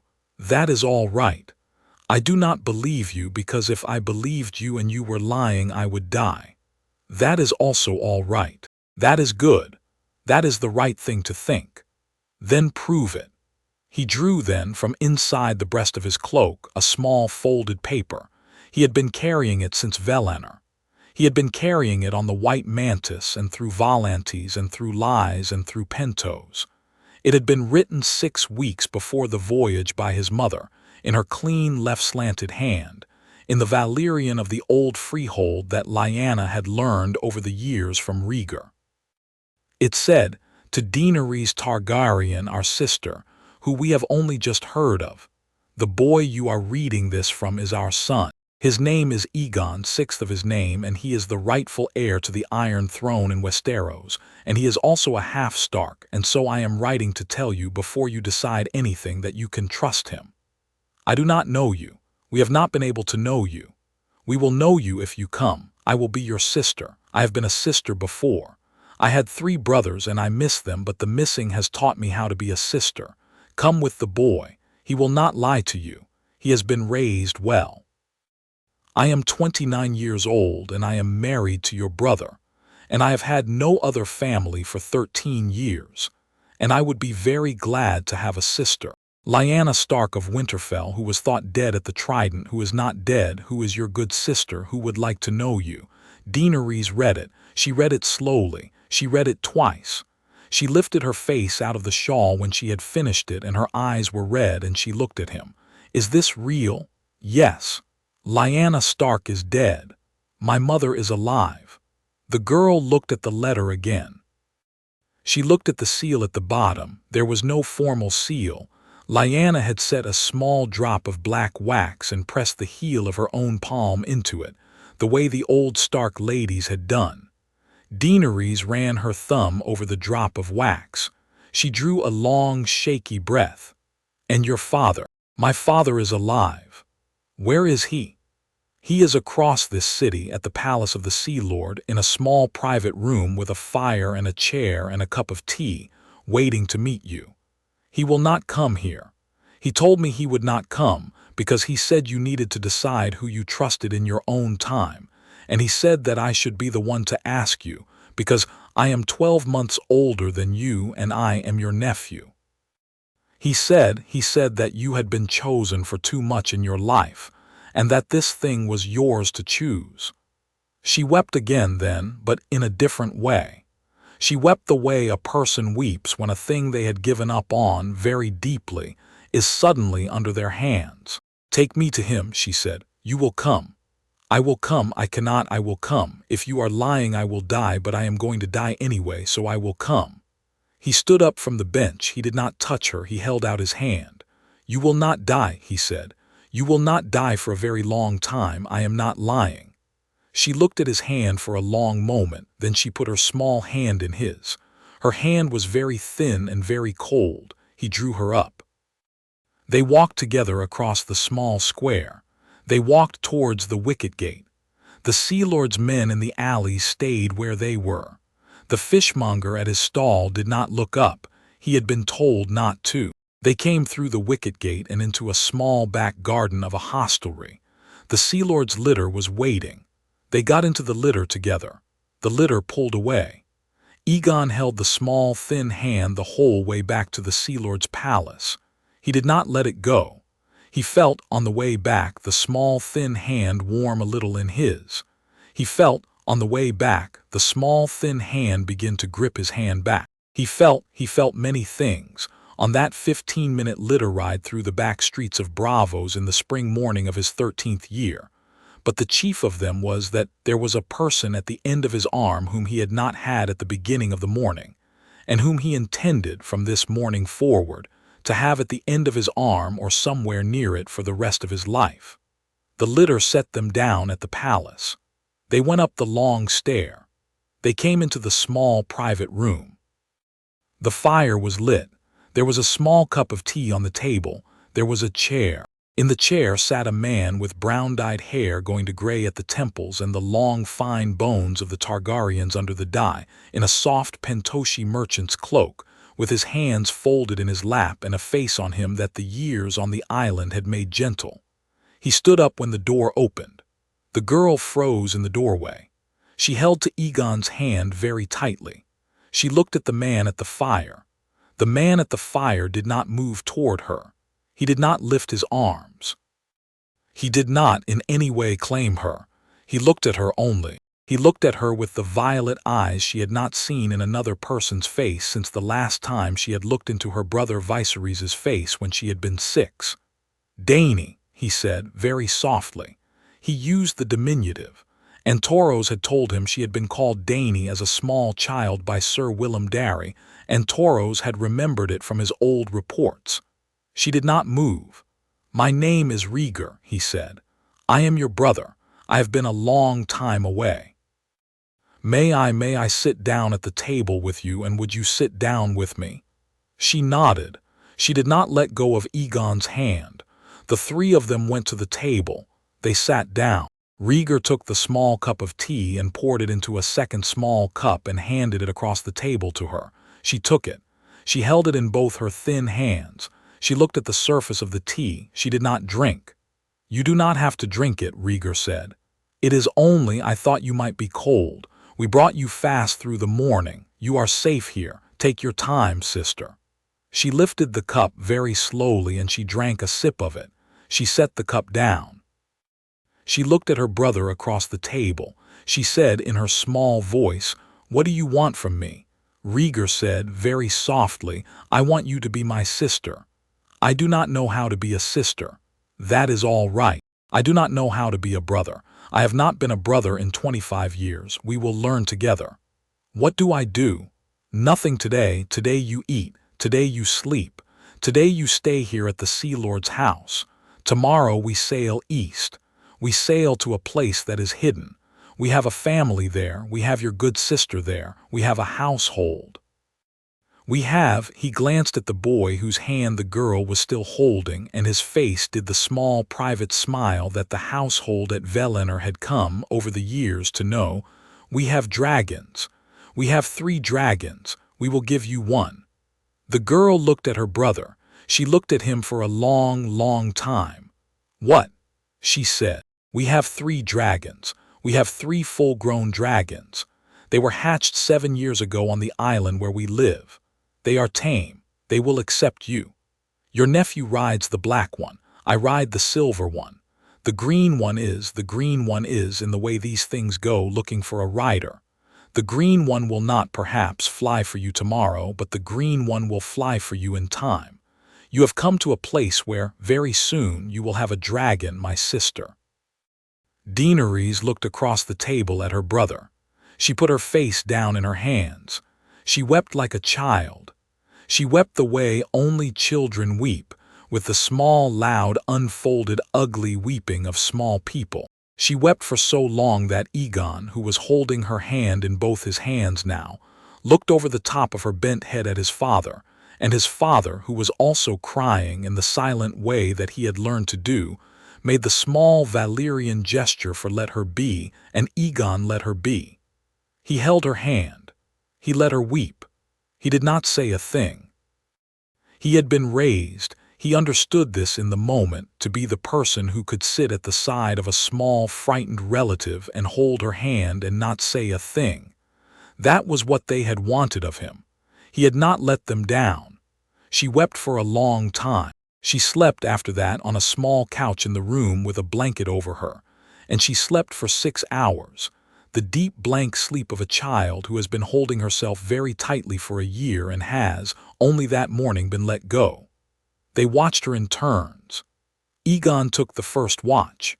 He sat on a chair at the head of the couch and read a book, and now and then he laid his hand on her hair, very lightly, the way his mother had laid hers on his when he had been small. In the evening when she woke, they had a small supper brought up. She ate, very slowly, a piece of the white moonfish and a small bowl of broth. She drank some watered wine. She asked very few questions. She asked once, "Is my brother Viserys coming?" "No," Rhaegar said, "your brother Viserys is not coming." "What will happen to him?" "He will be told that you have been taken into a great patron's keeping. He will not know where. He will be angry, but Magister Illyrio will see that he does not look for you and that he does not come after you. I am sorry, sister. He has not been a good brother to you. He cannot come with us. I will not have him near you." She looked down at her broth. "I do not love him," she said quietly. "I have not loved him in a long time. I am sorry. There is no need to be sorry. I thought I was supposed to love him. You are supposed to love only the people who have earned it. He has not." She nodded slowly. She finished her broth. She slept again. In the morning they sailed. The white mantis slipped out of the lagoon at the 3rd hour after dawn with the small girl in a clean gray wool dress that Antoros's old housekeeper had pressed into her hands at the gangway, and with her hand again in Egon's hand at the rail. And the Titan was off her port side. And she had not seen the Titan from the harbor bay before. She had been in Bravos for 2 weeks as a messenger, and she had not been permitted to walk out to look.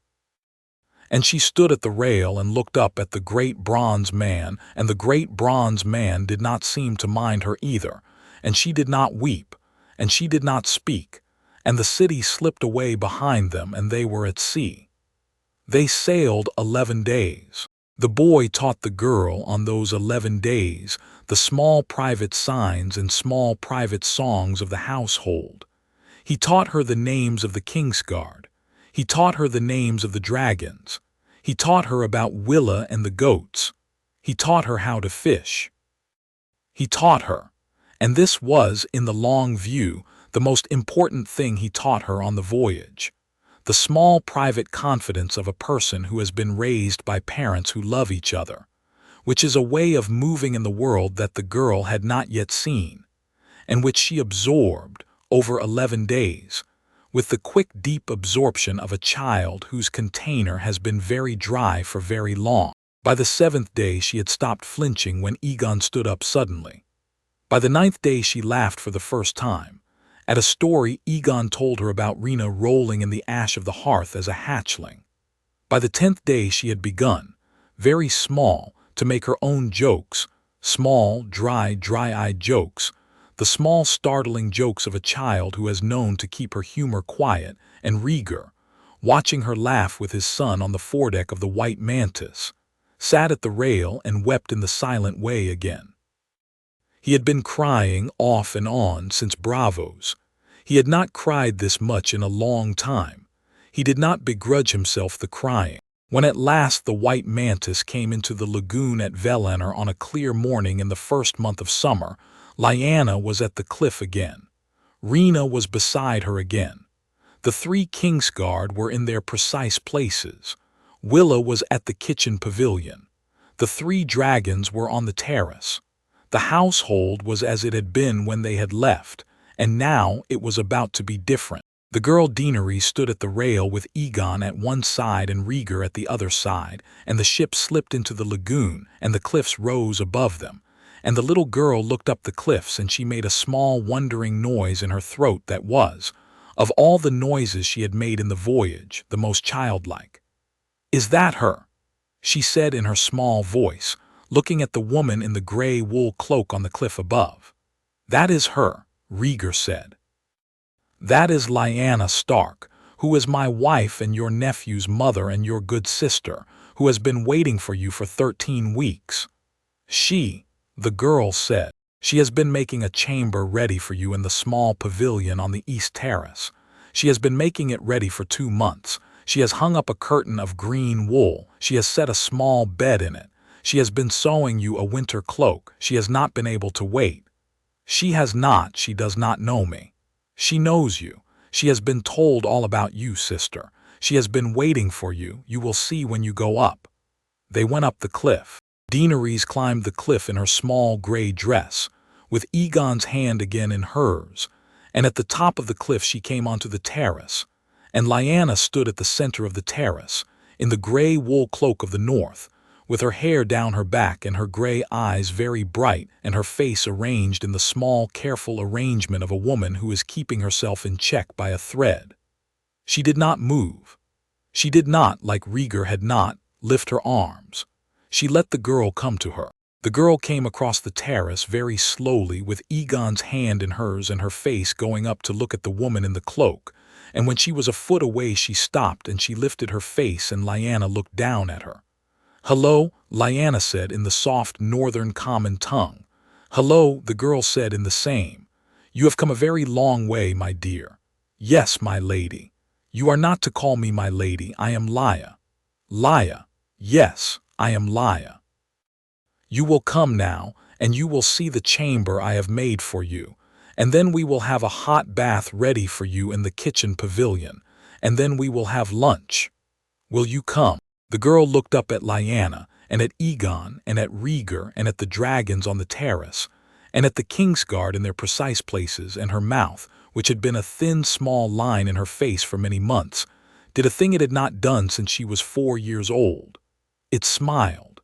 It smiled in the open, ordinary way that a child smiles when she has come, after a long journey somewhere where she is finally safe. "I will come," she said. Lyanna put her arm around the girl's small shoulders. The 2 of them walked across the terrace, the Stark woman and the small Targaryen princess, with the wind off the lagoon stirring the gray wool of Lyanna's cloak and the pale moon hair of Daenerys' head, and Egon stood at the head of the cliff path and watched them go, and his father came up beside him, and they did not speak. After a long moment Rhaegar said, "We have a sister, my son." "Yes, Kepa." "And you have an aunt." "And I have an aunt." It was well done. It was, the boy paused and looked at his hand, which was still warm from the small hand he had been holding. It was a thing I am glad we did. So am I. They turned and followed the two figures across the terrace. The dragons turned their great heads to look. The three of them, Valyrian, Rhaena, Enis, watched the small new person on the island the way a household watches a small new arrival in its midst. And Enis, who was the silver one who tuned itself to the harp, lifted its great triangular head off the warm stone and made a low, small note in its throat. The note, the small, high, pure note Enis had made on the night of its hatching, the note that had tuned itself to the harp. It made the note now in the morning on the terrace for the small, pale girl who had come up the cliff. And Daenerys, who had been walking with Lyanna's arm around her, paused. She turned her head very slowly. She looked at the silver dragon. The silver dragon looked back. For one long quiet moment the dragon and the child looked at each other.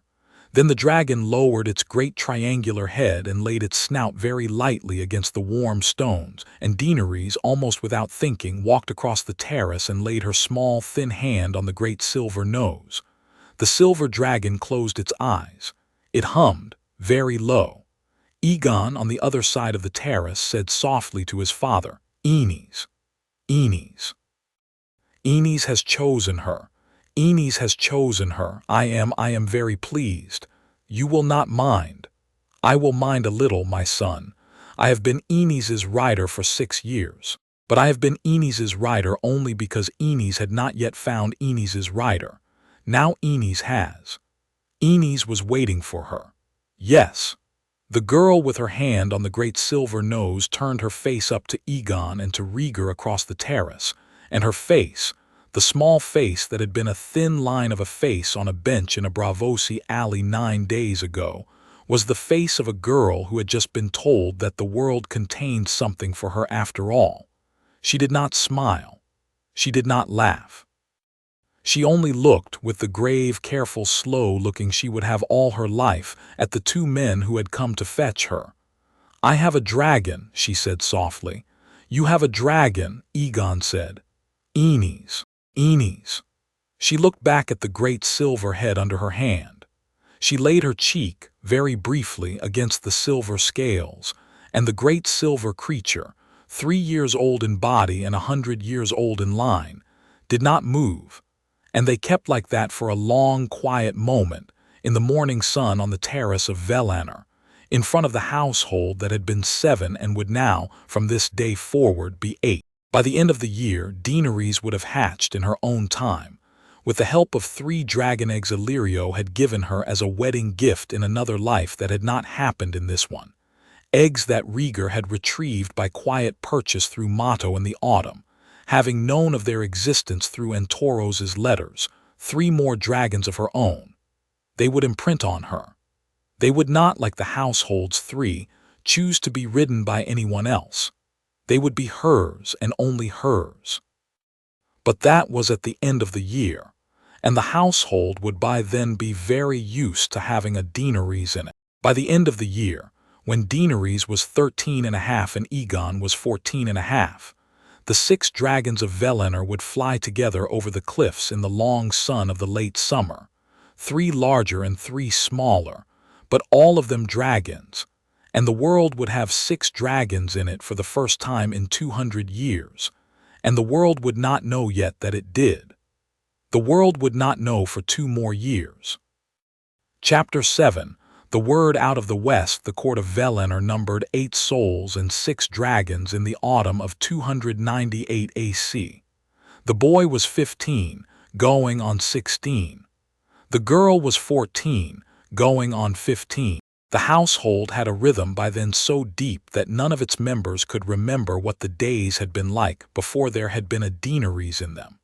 It was as if Valyrian had been built around her, like the foundations of a house wait for the right room and call it in. This was how the household lived in those last 2 years before the news came. In the mornings the boy and the girl flew.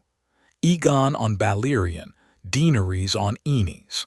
Rhaegar would sometimes go up on a small, mare-sized escort dragon called Sonar that Daenerys' own 3 new dragons had produced, and that, in a development none of them had quite expected, had ridden in to be a kind of mount of courtesy for the elder dragon Aenys, in a way that any breeder of horses would have understood. He would more often stay below and watch from the wall, harp in his lap, picking out the slow, lazy notes of a piece he was writing for the day his son went home. Lyanna would walk the cliffs in the morning with a basket of warm bread for the dragon pens. Sir Arthur Dayne would, in the cool morning hour, run the sword drills on the south courtyard. The bull would stand at the gate. Sir Oswell would do the morning accounts on the lower terrace with Daenerys leaning on his shoulder, because she had taken to learning how to keep books from him, and she had a good neat hand and an excellent memory for sums. And Sir Oswell had quietly told Rhaegar, in the 2nd year of her residence, that the girl had a bank of bravos under her dress and a sea lord at the back of her tongue, and she would, if they were not careful, end up running the realm. At the noon meal, the household gathered on the long table on the terrace. The dragons gathered on the broad sandpit at the foot of the lower terrace, where Willa and the boy had built 6 low, warm stone pens with thatched canopies. The dragons would, after a year, fly into the pens at noon for their noon meal of fish, and goat the way cart horses come into the stable at noon for their oats. The boy would ring a small bronze bell at the top of the cliff, and the 6 dragons in the air would turn as one and come down. It was one of the small, fine sights of Valyrian, the daily landing of the dragons. The household would, on most days, stop work to watch. In the afternoons there were lessons. The lessons had changed shape from the boy's earlier years. He was no longer being read into the library. He was now reading the library, with his father at his elbow but no longer in command. He had been through, by his 15th year, every book in the library. He had been through the histories of the freehold twice, and the lays of the 40 houses 3 times, and the Book of Lost Songs 4 times. He had read Gaelandro's chronicle in the original Valyrian, and had made small marginal notes in his own neat boy's hand. He had read his great-uncle Aemon's journals, the ones Aemon had sent east in the 2nd year of the exile, and the new ones that came in twice yearly with the Pentoshi ship. He had read the northern book that his mother had written, 422 pages of the histories of her people as she remembered them, and he had read it more than once. He had read the Septon Barth manuscripts and the small private histories of the free cities that Rhaegar had brought across the sea, and the books that Antoros and Tormo had sent in over the years from the Sea Lord's library, which included a complete set of the Braavosi commentaries on the old lays, and 3 texts on the practice of statecraft by old Braavosi sea lords, that Rhaegar had judged the most useful books on the subject of being a king that had ever been written by men who had not been kings. In the afternoons, then, he sat with his father and his mother and his aunt in the library pavilion, and they read together. They read aloud. They argued. Daenerys, by her 14th year, had read more than half the library, and in the small private way she had begun to understand what her own time at Illyrio's house had been. She had developed a sharp, clean opinion about a great many things, and she would set her opinion against her brother's opinion at the small library table without flinching. And Rhaegar, who had not had a true intellectual argument from a person other than his great-uncle Aemon in 20 years, was delighted by her. He would let her win the smaller arguments, and he would press her on the larger ones, and the two of them would spar through a passage of Gaelandro or a paragraph of Antoros's old writings, and Egon would lie on the carpet at the foot of the bench with his hand flung over his face and listen. In the evenings the household played music. Daenerys had taken to the harp at 13. She had had a year of lessons at Illyrio's house, but she had been a beginner, and by 15 she was a competent harper in the smaller line of the freehold style. She played the small bone-pale harp the boy had outgrown. Egon had moved on to Rhaegar's great cedar and bronze instrument. Father, son, and aunt, in the late hour after supper, would play together in the music pavilion, and the dragons, in their pens below, would lift their heads in their sleep and listen, and the seabirds on the cliffs would sometimes pause in their evening cries to listen also, and the bull would stand at the gate in his white cloak and stand in the doorway of the music pavilion at the very back, where he could not be seen, and listen too. He had developed, over the years, the inexplicable habit of weeping a little, very quietly, at the third movement of any song the prince composed. He did not know why. He had never wept in his life until the year of his 60th year on Valyria. He had begun then. He still wept. He did not let anyone see it. The bull had a kind of music in him that had been bottled up under his armor for 43 years, and the music had begun, in his late years, to leak. This was the life of Valyria in the years 297 and 298 AC. The news came in the autumn of 298. It came on a small, fast Bravosi packet that put into the lagoon at the third hour, past dawn on a gray morning in the second month of autumn, the wind from the west, the sea over the cliffs slate-colored and ill-tempered. It was not a regular supply ship. It was a private ship of the Iron Bank, and at its mast was a small black banner with a single gold coin embroidered on it, which is the sign the Iron Bank uses when it is sending out a courier of the Sea Lord's particular standing. The captain came up the cliff personally with a small black lacquered case strapped to his shoulder, and at the top of the cliff he found Rhaegar, who had seen the banner from the wall and who had come down to meet him. "My prince," said the captain with the slight bow of a Bravosi who knows what he is doing, "my friend, there is news. There is news. The Sea Lord said to put it into your hand and not to wait." He handed Rhaegar the black case. Inside the case was a single packet of letters, sealed with the wax of the Sea Lord and the wax of Antoros' executor's office. For Antoros himself had died in the spring of 298, at the age of 86, in his bed, with his copy of the Treaty of Valyria on his nightstand and a small pleased smile on his face. And Tormo Freger had inherited the network, and the correspondence and the wax.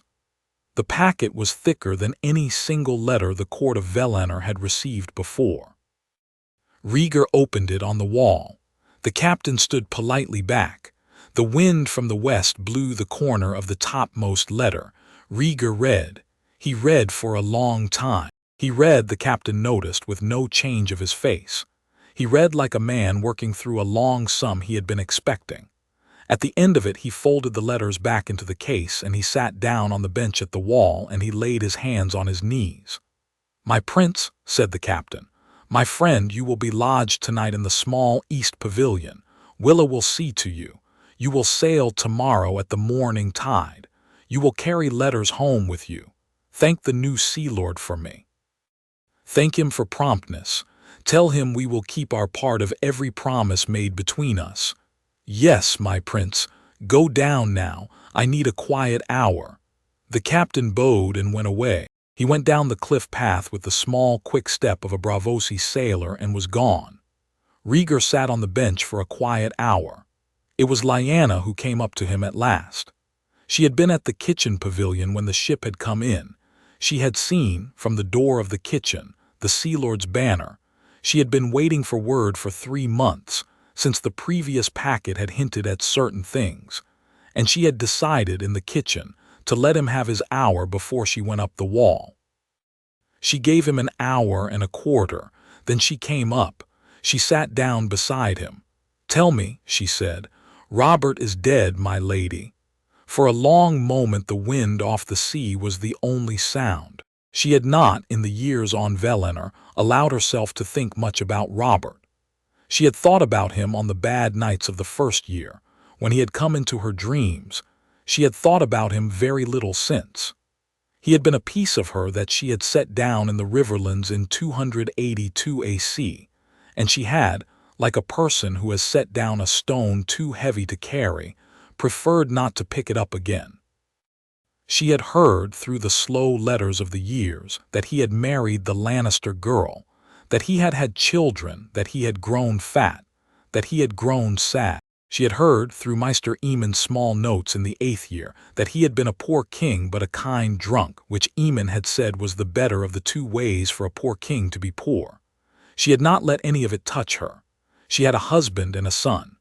But she sat now on the bench at the wall in the autumn wind, and she heard the news, and she felt under the long, cool surface of her heart the small, painful turning of a thing she had thought set down.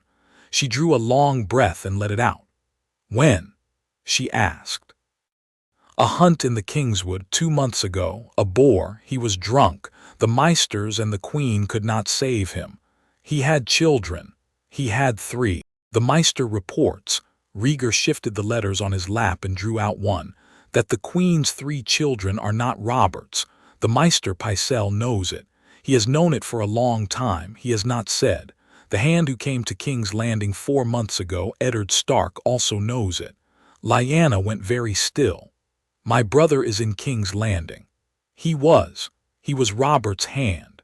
He went down at the request of Robert in the early summer when the previous hand died. He went reluctantly by the report. He took 2 of his daughters. He left his wife and his other children in the north. "My brother is in King's Landing." "He is." "Yes. The report says he has found out about the children. The Queen has," Rhaegar drew another letter, "the Queen has acted. She has had Eddard arrested for treason. He is in the dungeons of the Red Keep. The realm is convulsing, my lady. The Lannisters have put the eldest of the children, a boy of 13 called Joffrey, on the Iron Throne. Stannis Baratheon has rebelled out of Dragonstone. Renly Baratheon has rebelled out of the Stormlands. The North has called its banners under the boy Robb Stark, your nephew, my lady, your brother's eldest son. The Riverlands have called their banners under Hoster Tully, your brother's good father, they say, to march south. The realm is at war, Lyanna. Eddard is in a cell. Your nephew is leading an army." She had her hand over her mouth. She did not weep. She said very small behind her hand, "Will they kill him?" "They will not kill your brother, not yet.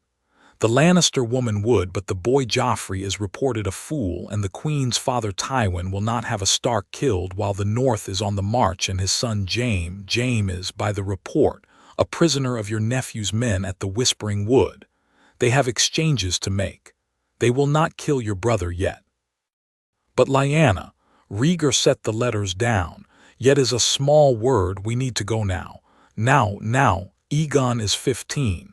He is 16 by the end of this year, my lady. He is 16 by the time we cross the sea.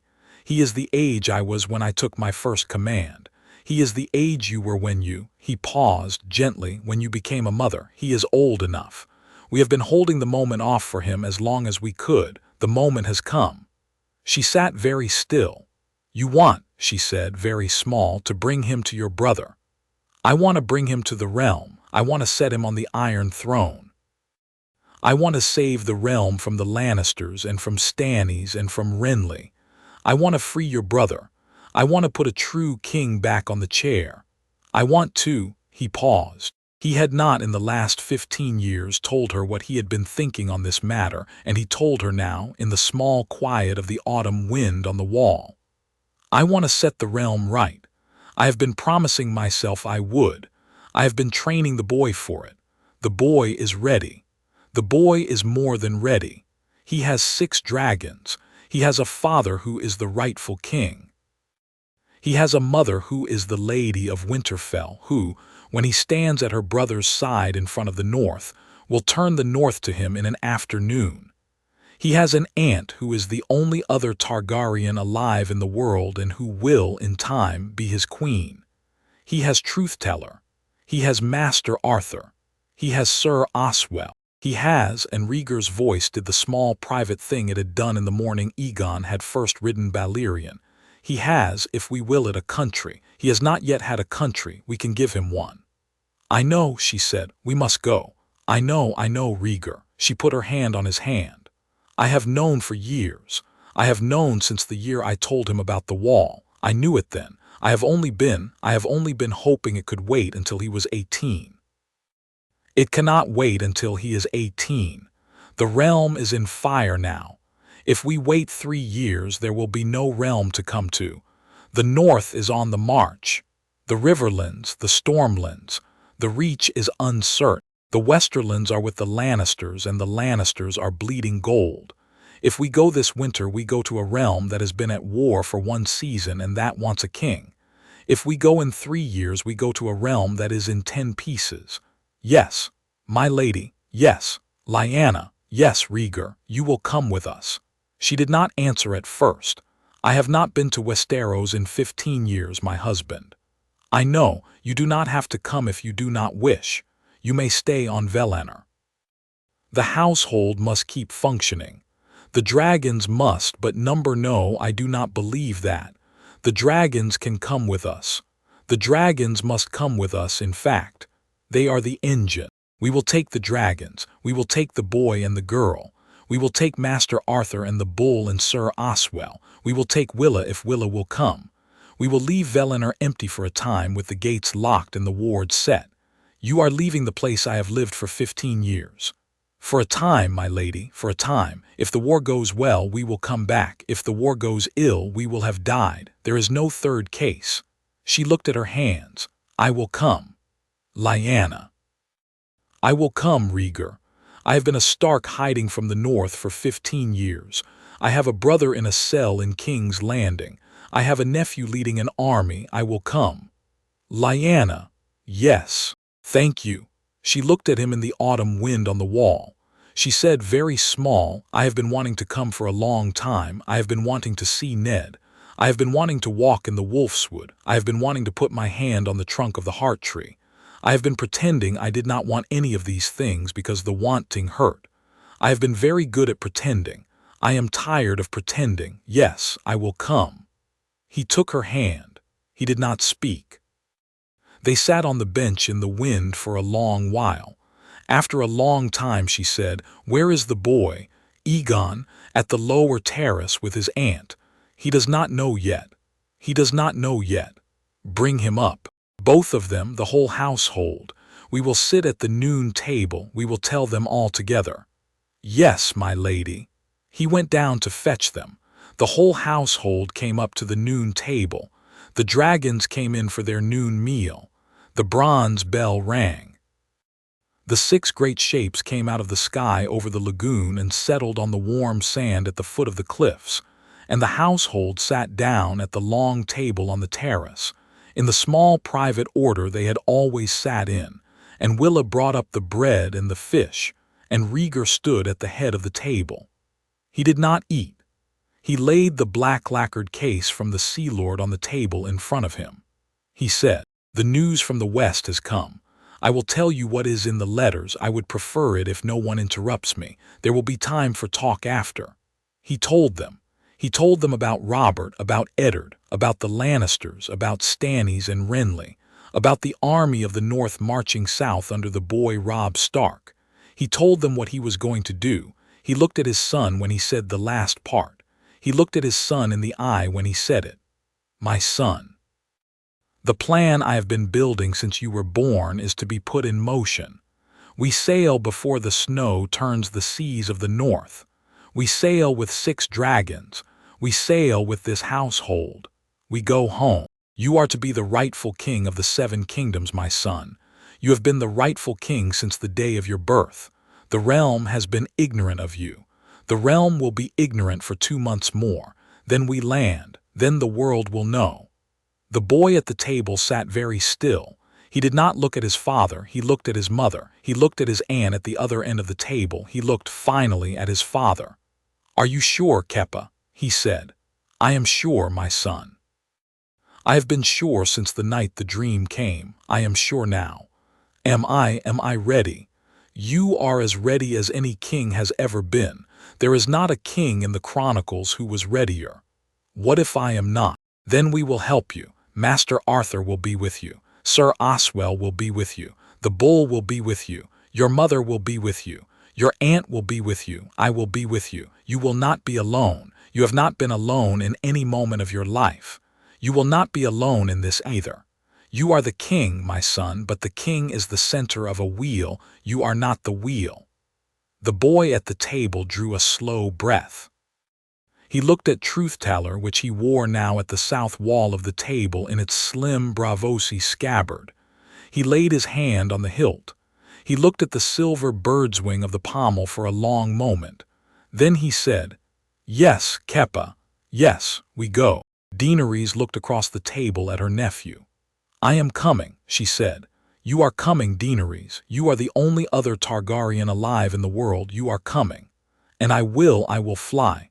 You will fly, the dragons fly with us, the 6 of them. We take the household ship of last year. We take the Braavosi ship the Sea Lord has built for us." He tapped the letters in the case, which has been waiting at Lorath, designed to carry dragons. "We take the new ship of the Iron Bank.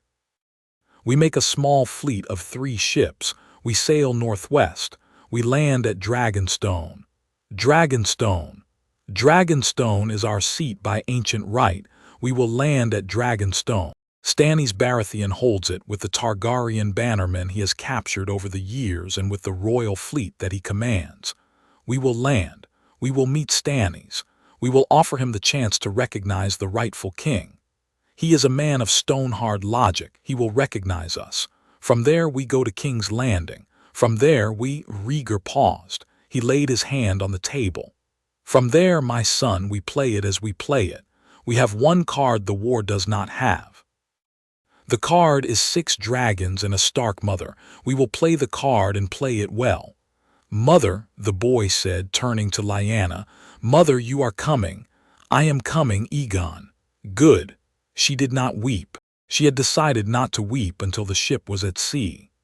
But the boy stood up from his place at the table and walked the length of the terrace and knelt in front of her chair, and laid his head in her lap, the way he had done when he was 4.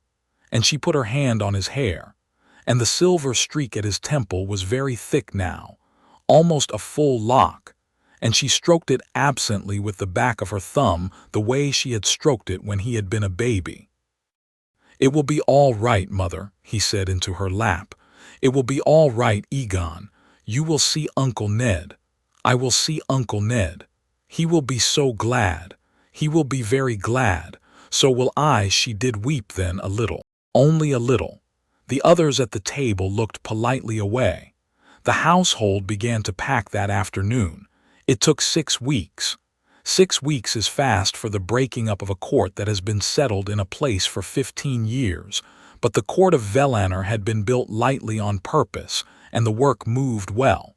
They sealed the library pavilion. They sealed the music pavilion. They closed up the small east chamber where Daenerys had lived for 2 years, and where her 3 smaller dragons had been kept in the long, warm sandpit. They emptied the kitchen pavilion of its dried fish, and its cured ham and its jars of olive oil. Willa, who had agreed without hesitation to come, "I have raised the boy. I am not letting him go on a long journey without me," packed her small kitchen things in 2 oak chests and laid them by the door. The dragons themselves were the great problem of the packing. They had been built up over 15 years of free flight on the cliffs of Valyrian, and they had no experience of confinement. The new Braavosi ship that came to fetch them, called the Wave Tamer, was a wide-bellied galley built for the carriage of large livestock. It had been originally laid down for an elephant trade out of Guise, and the Sea Lord had had it refitted for the dragons over the course of the year, with 3 open pens on its main deck and 6 harness perches along its mid-deck rail, and a wide forward hatch through which a dragon could go on or off in a single launch. It had cost the Iron Bank a small fortune to refit, and the Iron Bank had taken the cost in good cheer, against the promise of the future king's prior right. The dragons, when the Wave Tamer came into the lagoon, did not love it. Valyrian, in particular, did not love it. He stood on the cliff at the top of Valyrian for an entire afternoon, and refused to come down to the lagoon, and Egon had to sit with him on the cliff for 2 hours, with his hand on Valyrian's hot neck. talking to him in the small private boy voice he had used since he was 8, before Valyrian at last consented to fly down to the foredeck of the wave tamer and settle, with the great resigned grumble of a dragon being inconvenienced, into the forward pen. The others followed by the small social logic of dragons. Where Valyrian went, the others would go. The pens on the wave tamer were soft-floored with sand and dried sea grass. Willa had been working with the captain's first mate for a month on the menu. They had a stocked hold of salted fish, dried goat, and a great quantity of olive oil for the dragon's breath, which they had begun in the last year to require for the deep flame throws they had grown able to produce on demand. The dragons would eat well on the voyage. They would be cramped, but they would be fed. On the morning of the 7th week, the 3 ships put to sea. The wave tamer carried the dragons. The household ship, a Pentoshi-style trader called the South Wind that the court had owned for 10 years and that Rhaegar had himself sailed on 3 voyages, carried the household, the 4 men, the 3 women, and the boy. The 3rd ship was the new ship of the Iron Bank, called the Sword and Coin, a long, fast carrack with a small, heavy escort of marines and a magazine of fine Bravosi crossbows. She was their honor guard. The 3 ships slid out of the lagoon at first light, with Rhaegar at the rail of the South Wind and Egon at his side and Lyanna with her hand on the boy's shoulder, and the household around them in their precise places, the bull at the bow, Master Arthur at the stern, Oswell on the wheel deck, Willa at the rail just behind Lyanna, Daenerys with her hand on the rope at the foremast and her hair down, and the cold autumn wind taking the moonwhite of it sideways over the green water. They turned the ship's heads west. Valyrian slipped away behind them. The cliffs receded. The broken tree at the center of the terrace, that had stood through 400 years, and the doom and the autumn rains and the dragon's fire, stood in the last morning light at the top of the cliff like a small gray hand lifted to wave them off. The lagoon turned the color of old jade. The line of the cliffs against the morning sky thinned. The household, for they were all of them at the rail now, the dragons in their pens lifting their great heads at the smell of the open ocean, watched the place that had been their home for 15 years and that they would, no 2 of them then knew, see again in different ways and at different times. The bull Hightower, who had been at Valyrian longest of any of them, he had landed in his 63rd year, 15 years before, turned his great white head to the cliffs and lifted his right hand and made a small, slow Andal sign of farewell in the air. He did not speak. He turned to the bow. He did not turn back. Master Arthur Dane, who had taken Dawn out of its scabbard for the first time in 2 years that morning, for the morning of departure was the morning to begin the daily checking of the sword again, stood at the stern with the great curved blade across his knees and looked at the cliffs. His face was a face that had seen a great deal. He did not weep. He smiled, the small dry smile of his, and laid Dawn back across his knees and watched. Sir Oswell went on the wheel deck, put his hand on the Pentoshi pilot's shoulder and said, "Steady on, friend. Steady as she goes." He did not look back. He had been a knight of the Kingsguard for 33 years now, and he was the only one of the 3 who had not had to take a long Andal farewell of any place at any time in his life, because the world had been the place he had ever been farewelling. Willa wept.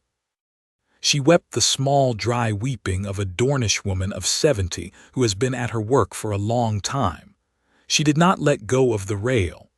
Lyanna laid her arm around her shoulders. The 2 of them stood together at the rail in the wind, the wild girl of the north who was now a woman of 32 and the small, wiry Dornish woman of 70 who had midwifed the boy and raised him for 15 years, and they did not speak. Daenerys, at the foremast, looked back over her shoulder once, and then forward. She looked forward the way she had looked forward at 13 on the deck of the White Mantis coming home. The look forward was a look she had been practicing. She liked it. The boy, between his father and his mother, looked west. He looked west at the empty gray horizon. He looked west the way he had looked west on the night his mother had told him about the wall. "Mother," he said very quietly. "Yes, my heart. Tell me again. What, my heart? Tell me about the wall." She drew breath. She looked west with him. The autumn wind whipped her gray wool cloak around the small frame of her son. She said, "There is a great wall of ice at the top of the world." He listened. The wind blew. The 3 ships of the small fleet went west. They sailed for 63 days. They sailed northwest through the smoking sea, well clear of the central crater which they steered around to the north, and out into the summer sea by the route Galandro had mapped 600 years before. They put in at no port. They had been provisioned for the voyage. They did not signal any other ship. They saw a few. They saw, on the 11th day, a Volantene grain ship that they slid past at half a mile, and that did not see them, because the new Sea Lord had cleared the route with his own intelligence men in advance, and the grain ship's captain had been instructed to look elsewhere. They saw, on the 23rd day, a small Tyroshi pleasure craft off course that they avoided by changing tack at first sight.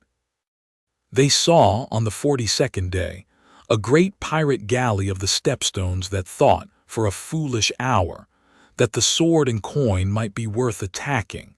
The Sword and Coin opened her crossbow magazines, and the pirate galley turned and ran. They saw Westeros at last on the 60th morning. They saw the broken coast of the Stepstones to the southwest. They saw the smoke of small Westerosi villages on the Dornish coast as they cut north past Sunspear. They saw the long curve of the southern shore of the realm. The boy at the rail of the south wind saw it before any of the others. He had Egon's eyes, after all, and Lyanna's, and he had spent 15 years on a cliff watching for distant ships. He stood at the rail and he said in his even common tongue, "Mother, look." She came up beside him. "Yes," she said, "that is the country. That is the country, my heart. Westeros, Westeros." The boy looked at it for a long time. He drew a slow breath. He laid his hand on the small dagger of pale dawn-colored steel at his belt, for he had been carrying it ever since Master Arthur had given it to him on his 12th name day, and he carried Truth-Teller across his back in the long Bravosi scabbard, and he said very softly in High Valyrian to himself, "Ixon Egon Mir, Ixon Targaryen, Mir. I am Egon the king, I am Targaryen the king." He had been saying it under his breath for weeks. He said it now with the country on the horizon, very small, just to be sure of the words. His mother heard him and squeezed his shoulder. She did not say anything. On the 63rd day they came up under the great black cliffs of Dragonstone. It was a clear, cold morning. The wind was from the north. The dragons had been let out on the deck of the Wave Tamer to stretch their wings on the past 3 mornings of the voyage, and they were restless now, and the sea-birds of Dragonstone were lifting in great panicked clouds at the smell of dragon breath on the wind, and the watchmen on the towers of Dragonstone were running across the parapets in a great confused movement, and the trumpets on the great central tower were sounding alarms. Rhaegar stood at the rail of the south wind in his old plate armor, for he had brought across the sea his old armor of black lacquer, very nearly the same as the armor the double had worn at the Trident, but not quite. This was the armor his grandfather had given him at 14, and he had not worn it since the day before the Trident, and he wore the small Targaryen helm with the 3-headed dragon wrought in red gold at the brow. His hair was no longer dyed.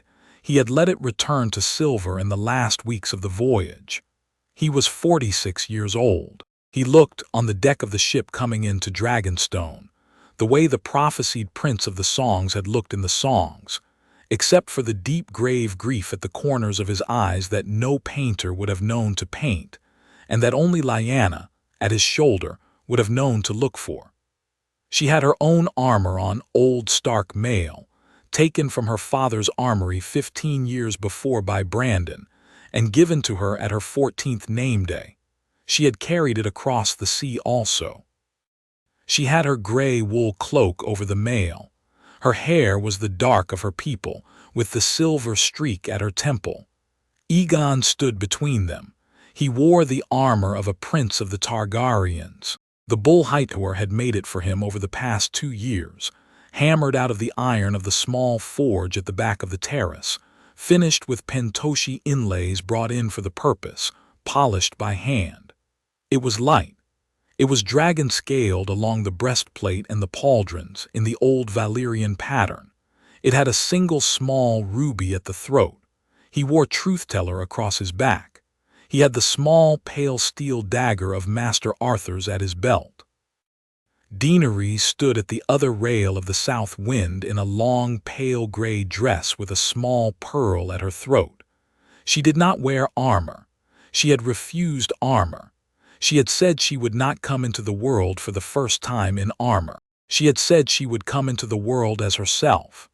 Her 3 small dragons were on the deck of the Wave Tamer, the great silver Enis with them. Enis had moved to her in the year of her residence, by the unspoken arrangement of dragons, and the 3 of them, 2 reds and a pale gold, slumbered around her dragon's silver flanks like courtiers around their queen. The fleet came up under the cliffs.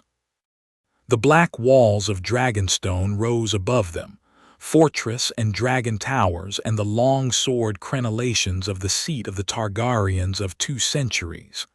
The trumpets sounded. The royal fleet, which lay at the harbor mouth, drew up her great longboats into a defensive line. Stannis Baratheon's men ran the watchfires. The smoke of the watchfires went up in long black ribbons against the morning sky. Egon, on the deck of the south wind, looked up at the great seat of his ancestors. He breathed. "My son," Rhaegar said beside him, "it is time. It is time.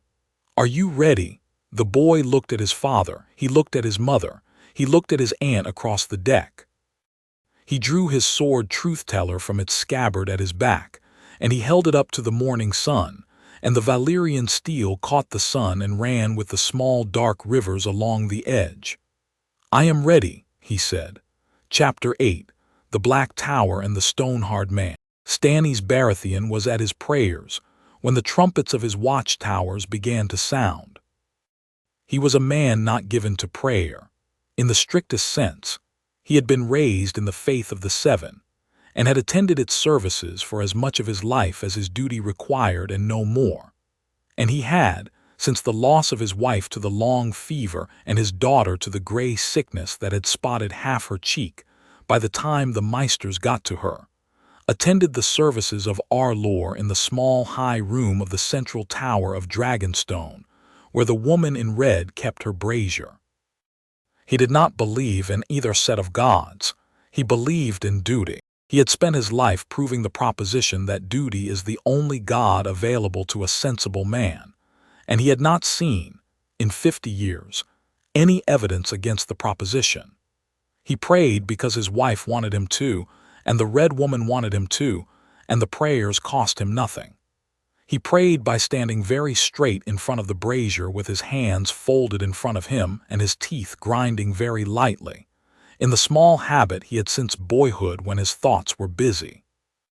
He was thinking, that morning, about the war. He was thinking about it because the war was not going well. He had declared himself king of the 7 kingdoms, 3 months earlier, on the strength of the fact that the boy Joffrey was not in fact Robert's son, and that Stannis himself was therefore the next king by Baratheon right. He had sent letters to every great house of the realm. He had received, in return, exactly 4 replies. One was a polite refusal from Doran Martell, who pleaded the long illness of his court.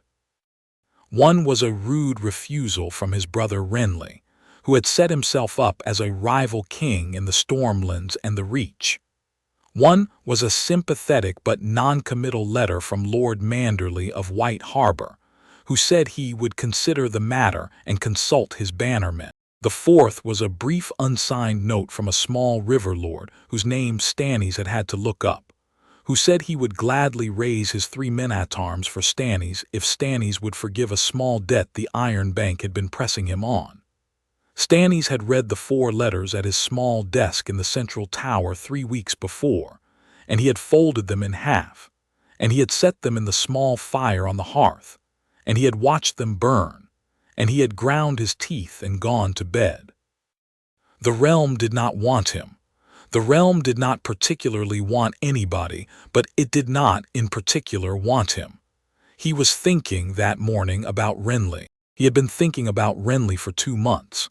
He had been thinking about whether he could break Renly's army in the field, and if he could, what the cost would be, and if the cost would leave him strong enough to take King's Landing.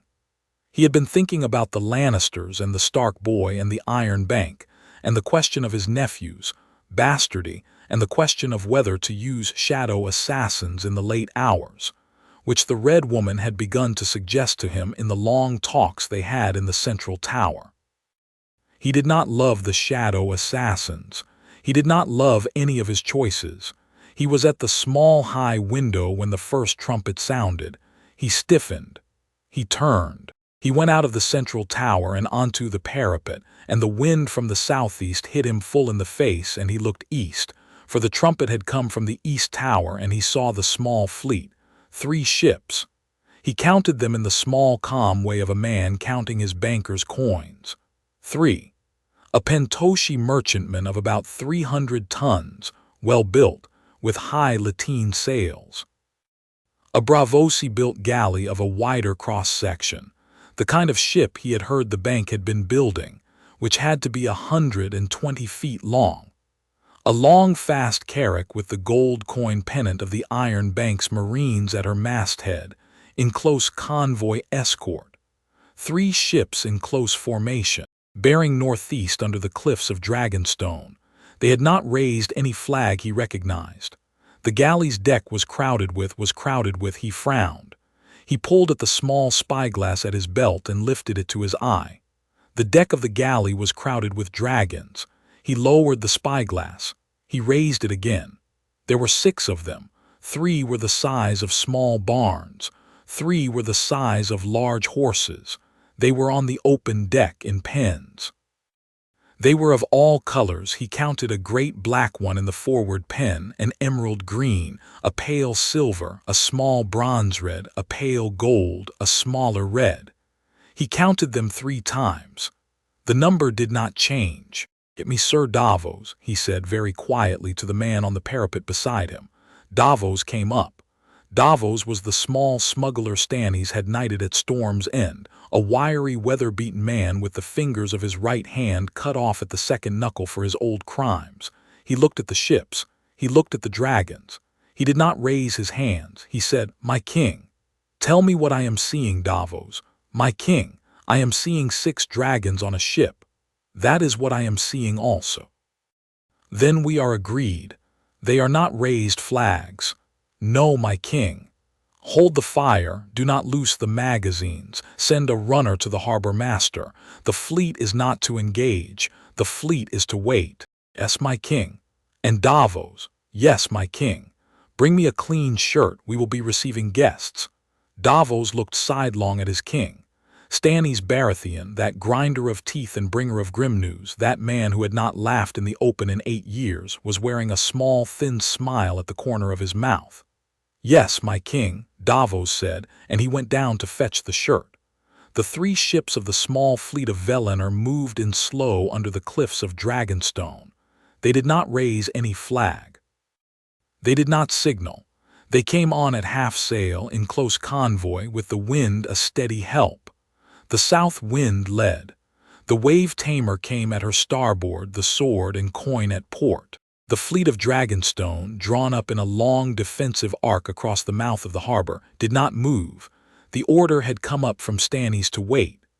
When the small fleet was a half-mile from the harbor, Egon Targaryen, on the deck of the south wind, in his black dragon-scaled armor, with Truth-Teller drawn in his right hand and the small pale steel dagger of Master Arthur in his left, stepped onto the rail of the foredeck.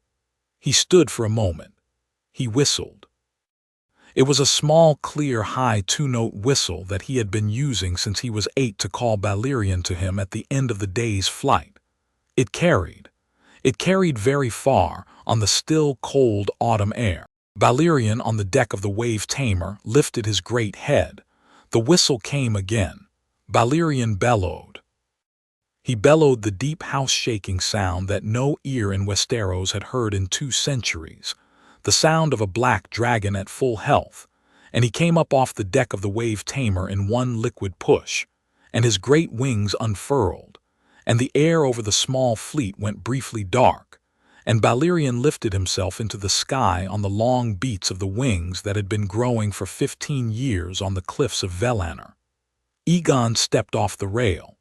He stepped off the rail into the air. He fell for half a heartbeat, and then Valyrian was under him, and he was on Valyrian's broad neck, and they came up the cliffs of Dragonstone in a great rising spiral, and the men on the parapet who had been preparing their bows dropped their bows, and the men in the courtyards who had been running to their stations stopped running, and the royal fleet at the harbor mouth held its breath and did not move, and Valyrian and his rider rose up over the central tower of Dragonstone and circled it once. The black dragon and the boy in the black armor circled the great black tower in the cold morning sun. Stannis Baratheon on the parapet stood very still. He did not run. He did not call to his men. He stood and watched the great black wings move over his keep. He watched the small, slim figure on the dragon's back, who was a boy, perhaps 16, perhaps 17, with the long, fine bones of the Targaryens and the silver streak in dark hair, and a Valyrian steel sword in his hand catching the morning sun. Then the dragon began to come down. It came down with the slow, careful skill of a dragon who has been landed by his rider on a coin 1,000 times. It set down on the broad flagstones of the upper courtyard of Dragonstone, the open square in front of the central tower, where the great dragons of old were said to have landed in the time of the conquest. Its wings folded, its great head lowered to the stone. The boy slid off its back on the left side. He stood for a moment in the great morning shadow of his dragon. Then he turned and walked across the courtyard to the door of the central tower. The garrison did not stop him. He climbed the stair of the central tower. He came up onto the parapet. Stannis Baratheon was at the parapet. He stood with his hands folded behind his back, in his sea-gray doublet, and he looked at the boy who had just landed a dragon on his courtyard. The boy laid truth-teller across his palms, point and pommel, in the bravosy gesture of presentation, and he made the small, clean bow of the Valyrian court. "My Lord Stannis," he said in the soft mid-baritone of his 15-year-old voice, in the careful common tongue his mother had taught him.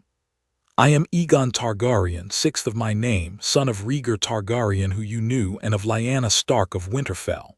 I have come from the east with my father, my mother, my aunt, 3 Kingsguard, and 6 dragons. I have come to claim the Iron Throne, which is mine by right. I have come first to you. You hold Dragonstone. Dragonstone is mine. I have come to ask that you yield it to me. I have come to ask that you accept me as your rightful king." Stannis Baratheon did not move for a long moment. He looked at the boy. He looked at the dragon below in the courtyard. He looked beyond the cliffs at the small fleet now riding easy in the harbor mouth and at the great galley with 5 more dragons on her deck. He looked back at the boy. "You are 16, Stannis said. "I am 15, my lord. I will be 16 in the 2nd month of next year. You have a sword." "Yes. What is its name?" "Truth-teller." "That is a good name." Stannis' jaw worked. "Your father is alive. He is below in the south wind. He awaits your invitation, my lord. He did not wish to come ashore in his armor and impose his presence on you. He wished to give you the choice of receiving him. Your father is alive." "Yes." Stannis was quiet. He looked at the boy. The boy was very still. The boy was, Stannis noticed, very much like Rhaegar at the same age, except that the long, fine bones had the stark gray in the eye, and the silver streak in the dark hair was, Stannis thought, the new mark of the line. The boy had not lowered truth-teller. He held it across his palms, point and pommel in the gesture of presentation. "Robert is dead," Stannis said suddenly. "I have been told, my lord. I am sorry for your loss." "He was a poor king." "So I have been told. He was a good man in his youth, my mother says so. She wishes her old friend had been a better king, my lord. She wishes she could have wept for him." "You speak of your mother. She is below, on the deck of the South Wind. She has not seen Westeros in 15 years. Your mother is Lyanna Stark." "Yes, she is alive. She is alive, my lord. She is 42 days off 33. She is well. She is below." Stannis looked at the boy a long moment. He said, in the small, dry voice he had used all his life to keep his temper from his subjects, "It would seem that very many people whom I had thought dead are not, in fact, dead. It would seem that I have spent 15 years on a number of false suppositions." "Yes, my lord. Tell me what you propose." "My lord, I propose that you receive my father, my mother, my aunt, and myself in your great hall this evening at the 3rd hour after sunset. I propose that the household come ashore in peace. I propose that we eat at your table. I propose that you and my father speak. I propose that the morning will look as you decide it looks. I have not come to do you harm. I have not come to take Dragonstone by force. I have come to ask. I am asking. Your father proposes that I yield Dragonstone. He proposes that you yield Dragonstone in name only, my lord. He proposes that you remain its lord, as my lord and not Robert's. He proposes that the Stannis Baratheon, who is the rightful master of this keep, continue to be its master, but under my crown rather than under no crown. He has." The boy paused and looked at the older man across the parapet with the small, clean violet eye of his great-grandfather's. "He has, my lord, no wish to dishonor you. He believes you have been a good lord of this keep. He believes the realm will be the better for a Stannis Baratheon at Dragonstone. He believes you have been wronged by your brother and by the Lannisters and by the realm.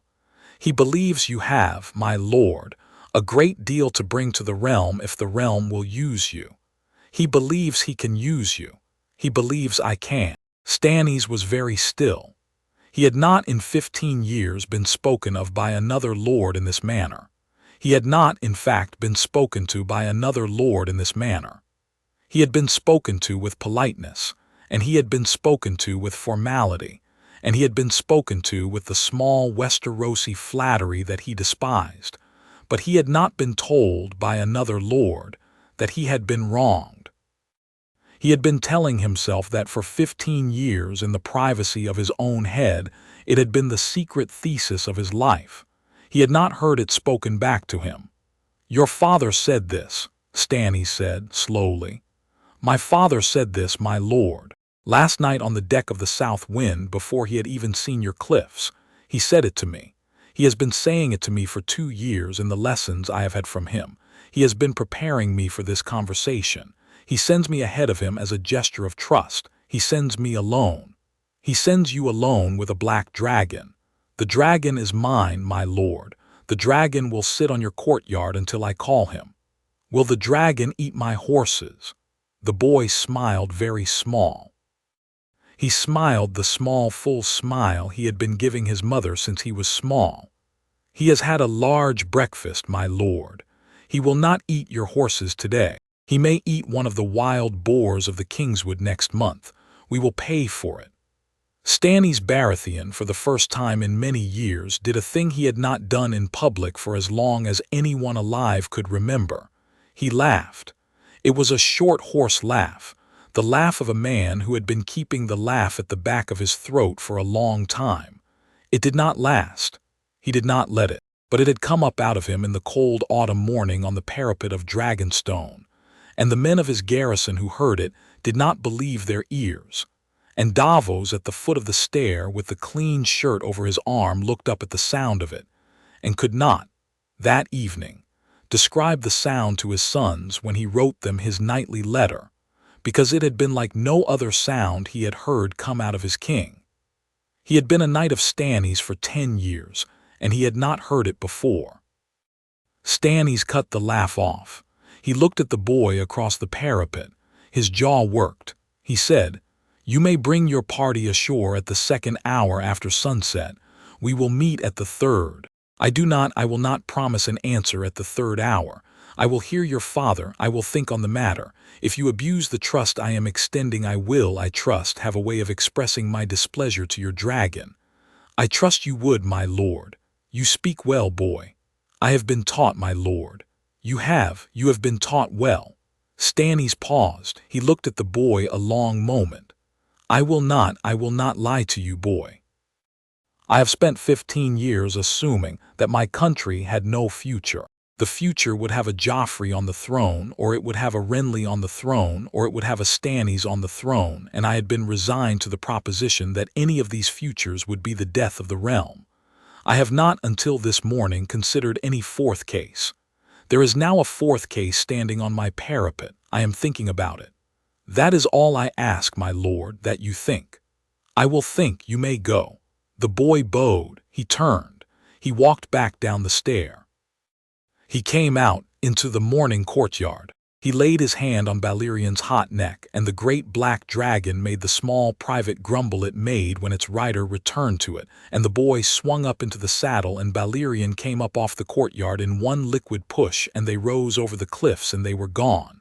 Stannis stood on the parapet and watched them go. He did not move for a long minute. Davos.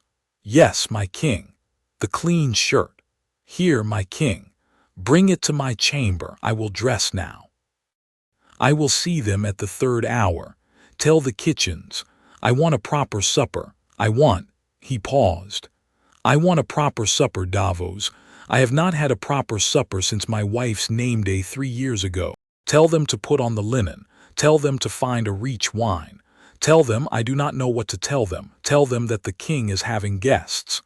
My king, you have not been the king in your own kitchens, Davos. Yes, my king. Tell them. Yes, my king. Davos went down. The kitchens of Dragonstone were thrown into a state of activity they had not been in for a decade. The Meisters of the keep, there were 2 of them, an old man named Cresson and a younger named Pylos, were summoned to the central tower. Stannis dressed himself in his clean shirt and his sea-gray doublet and his good wool breeches and his old boots, for he had not, in 15 years on Dragonstone, bought himself a new pair, and he went down into the great hall and stood in the long late afternoon shadow at the head of the long table and waited. The boats came in at the 2nd hour after sunset. There were 2 boats. The first carried Rhaegar in his black armor with his old helm of the line, with Lyanna at his side in her Stark mail and her gray wool cloak, and with Egon between them. The boy had flown Valyrian down to the ship and changed back into his armor and was now riding ashore on the 2nd boat, and Daenerys at his other side in her pale gray dress. The 2nd boat carried the household, Sir Arthur Dayne in his white cloak with Dawn at his back, Sir Gerald Hightower the Bull in his white cloak with the longsword of his order. Sir Oswell went in his white cloak with the short Braavosi sword he had taken to in his old age, and Willa wrapped in 3 shawls against the cold, and clutching a small basket of figs from Valinor that she had insisted on bringing as a hostess gift, and Egon in his black armor in the prow. They came up the long stone stair from the harbor to the gate. They came across the broad outer courtyard. They came into the great hall. Stannis Baratheon stood at the head of the long table. When he saw Rhaegar at the door of the hall in the lamplight in the old armor with the silver hair untied and the long fine bones of the Targaryens in the lamplight, he did a thing he had not planned. He did not move forward. He did not call out. He stayed where he was at the head of the table. He bowed. It was a small bow. It was no more than a slight inclination of the head. It was the bow of a man who has decided in the act of bowing that he is bowing, and who is acknowledging to himself that he is doing so. It was the bow of one prince of the realm to another, when one is rising and one is, in some sense he had not quite worked out, being raised to. Rhaegar saw it. He returned it. He inclined his own head of equal angle. The two men walked the length of the hall toward each other, and at the center, between the long benches and under the great iron chandelier of Dragonstone, they met. They did not embrace. They stood arm's length. They looked at each other. "Stannis," Rhaegar said. "Rhaegar, it has been a long time, friend. You were never my friend." I was not. I was your brother's not friend. I would like to be your not friend in this new arrangement if you will have it." Stannis' jaw worked. "You are a man of words, Rhaegar. I have had 15 years on a small island to practice them. I beg your patience. I will give you my patience for the evening. That is enough." They went to the table. They sat. Lyanna sat at Rhaegar's left, Daenerys at his right. Egon stood until invited. Stannis nodded to him, and he sat at his mother's left. The Kingsguard arranged themselves in their precise places at the foot of the table. Willa put her small basket of figs from Valyrian at the center of the table. Davos stood at Stannis' right. The two Meisters stood at the wall. The kitchen brought out the food. It was, for the great hall of Dragonstone in the autumn of 298 AC, a remarkably good supper. They ate. They talked. Stannis questioned Rhaegar for 2 hours. He questioned him politely. He questioned him forensically. He asked him about the Trident. Rhaegar told him. He asked him about Elia and the children. Rhaegar told him. The telling was hard. He asked him about Lyanna. He asked her directly, and she answered him directly, and he found in her answers that he had been wrong about a number of things he had been told for 15 years. He asked Egon in his slow, precise way about the boy's education. The boy told him. Stannis was, in the way of a man who had ground his teeth at the inadequacies of every educated young man he had met in his life, surprised at the quality of the answers. He asked Egon about the dragons. The boy told him. He asked about Daenerys. She answered for herself with her small, grave precision and her sharp, clean tongue, and Stannis Baratheon looked at her with the small, evaluating eye of a man who has been collecting good administrators for 10 years, and he marked her. She felt it across the table as a person to be noted. He asked, at last, the question he had been waiting to ask. "What," he said, "do you want from me?" Rhaegar set down his cup. He looked at Stannis across the table. "I want," he said, "to put my son on the Iron Throne and to put the realm back together. I want to make Joffrey Lannister cease to exist as a claimant. I want to free Eddard Stark from the dungeon in which the Lannister woman has put him. I want to send word to Robb Stark that his aunt is alive, and that her son is the rightful king, and that the North has, in him, a king who is half its own and who will not forget. I want to send word to Renly that he may keep the Stormlands as my son's vassal, if he kneels, or that he may be killed by a dragon, as he chooses. I want to send word to the Tyrells that they may have, with Renly's kneeling, the seat of the hand of the king. I want to send word to the Iron Bank that the new realm will honor their loans. I want to send word to Dorne that I am alive, and that I have been alive for 15 years, and that my apologies to Elia's people, who have a debt I cannot repay, will be made by my son's marriage and by certain other gestures. I want to send word to the Vale that I extend the regency of Robert Arryn's mother on a probationary basis. I want." He paused and lifted his hand and laid it on his son's shoulder. "I want to set the realm on a new footing. I want it done by the end of next year. I want, by the end of the year after that, to have my son on the Iron Throne and the realm at peace. I want, by the end of the year after that, to be back on Valyrian with my lady playing the harp at the cliffs." "That is," Stannis looked at him, "a lot of wanting, Rhaegar." "It is a lot, Stannis, but I have 6 dragons and a son. I have in this hall almost the full surviving Kingsguard of the line. I have a Stark mother to send to the north. I have the Iron Bank.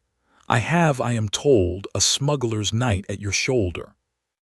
I have all the wanting, and I think, with your help I have most of the doing. You ask my help. I ask your help, Stannis. What do I get? You get to be the master of Dragonstone.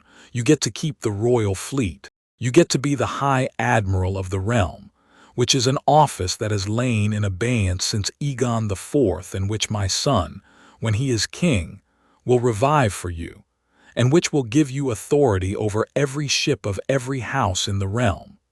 You get the seat at the small council that will be your seat for the rest of your life.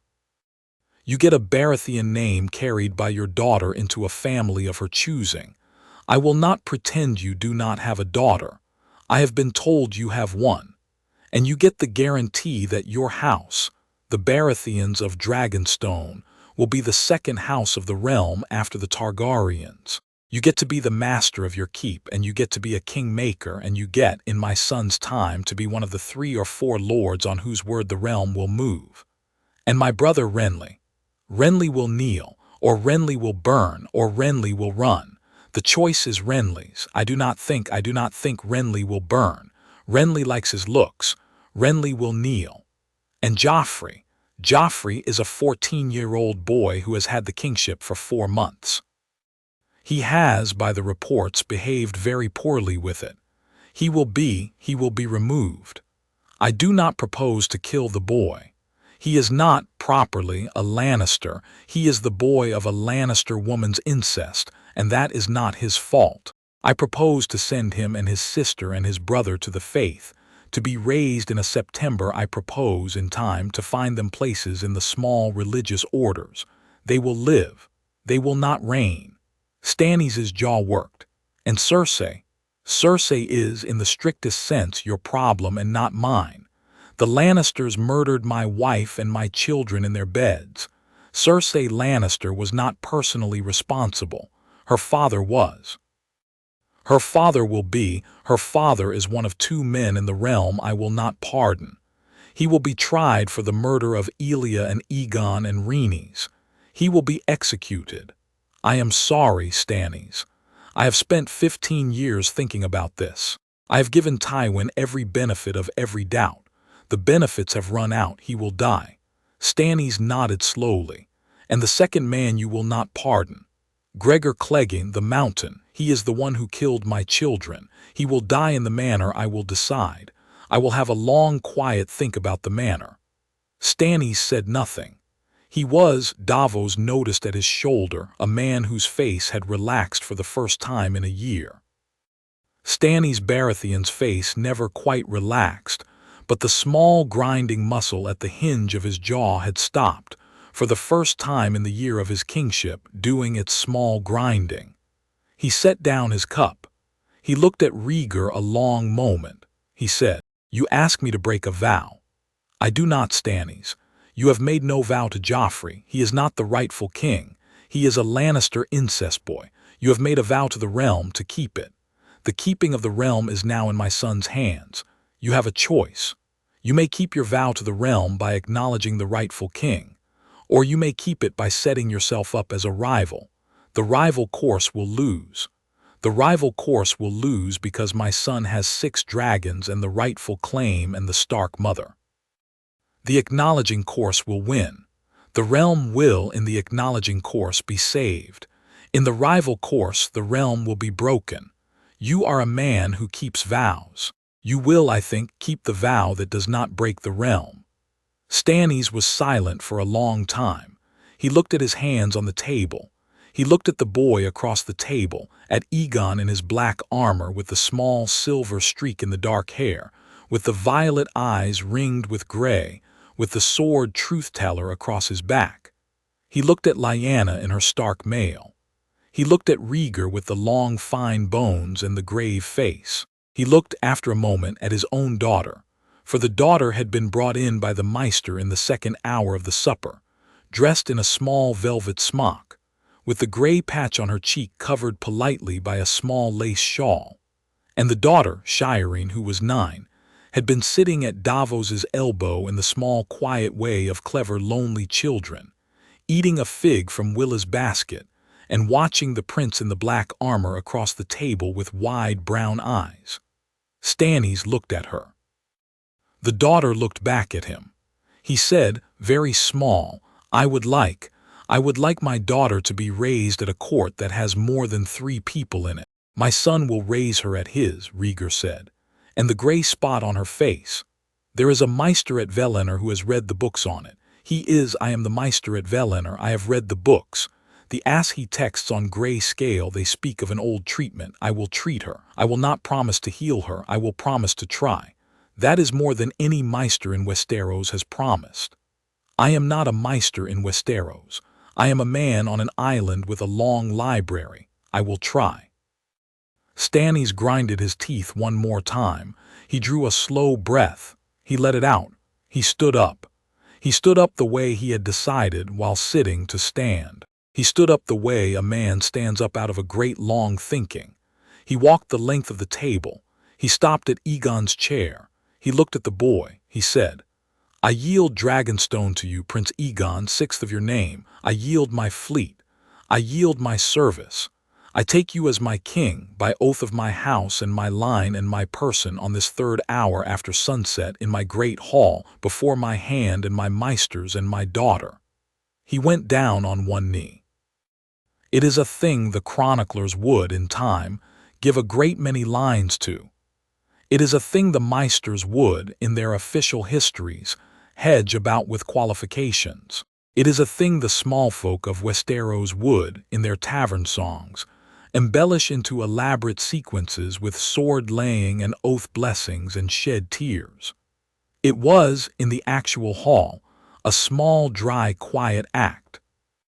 Stannis Baratheon went down on one knee in the lamplight of his own great hall, with his old boots and his clean gray doublet and his face working only a little, and he laid his hand on his sword, and he said the small words of the Westerosi oath of fealty, in the dry, low voice he used for everything. And Egon, who had been told what to do in such a moment for 6 months by his father, rose slowly from his chair and laid his hand on Stannis's hand on the sword, and Stannis swore. It took 3 breaths. Davos counted them. He had been told that the histories said it took 3 breaths. They had been correct. When Stannis stood up, the great hall was very quiet. Davos's eyes were wet. The 2 meisters had clasped their hands together in the way of old meisters. Willa was weeping in her small, dry Dornish way. Daenerys had her hand on Egon's shoulder. Lyanna had her hand on Rhaegar's hand. Egon looked at Stannis. He said, My lord, I am glad. My king. Yes. What is your first command? Egon thought for a moment. He looked at his father. His father did not speak. His father had, in the long, quiet way of a man who has spent 20 years preparing for this moment, and who would not interfere, decided not to speak. The boy thought, My lord Stannis, my first command. Send a raven to Riverrun tonight to my cousin Robb Stark, with a letter sealed by my mother in his presence, that tells him I am alive, and that the boy who will be coming north to fetch his aunt and his uncle is his cousin and his rightful king. Send a raven to King's Landing addressed to the hand Eddard Stark in his cell, with a copy of the same. Send a raven to the Tyrells at Highgarden, with a brief letter from my father informing them that the Prince Rhaegar has returned, and that the realm has a king. Send a raven to Castle Black to the Lord Commander of the Night's Watch, Jeor Mormont, my mother says, telling him to expect his nephew Jorah's letter, and to expect a royal courier. Send a raven to Doran Martell, sealed by my father, informing him that my father has returned and that my father wishes to speak to him directly by ship at his earliest convenience. That is 6 ravens, my lord. 6 ravens before dawn. Yes, my king. And Egon paused, and the small private smile of his mother came up at the corner of his mouth. And bring up another wine, a better one, anything you have. We are going to drink with my lord Stannis tonight. We have come a long way. Davos laughed. He laughed the small, dry laugh of a smuggler-turned-knight who has been very surprised by a 15-year-old king. And he went down to the cellars, and he brought up the best bottle of the realm's red. An old arbor gold of a vintage Stannis had been saving for a name day that had never come, and they drank it. They drank well into the night. Outside the central tower of Dragonstone, on the broad flagstones of the upper courtyard, Valyrian the Black Dragon slept curled in a great coil under the stars, with his nose tucked under his tail, and the smoke from his nostrils went up in two thin pale ribbons against the cold autumn sky. The royal fleet of Dragonstone in the harbor below had stood down. The watch fires had been doused. The men of the garrison had gone to bed. The flags of Stannis Baratheon, the crowned stag on a yellow field, had been quietly lowered from the towers and folded and put away in their old chests by the Master of Arms, who had been told that they would be unfolded again in their proper time, alongside a new banner. The new banner had been sewn in the kitchen by Willa and the housekeeper of Stannis' wife, with the help of a small dark-haired serving woman. It was the three-headed dragon of House Targaryen, in red on black, with a small gray wolf at the base. Lyanna had requested it. The banner went up on the central tower of Dragonstone at dawn.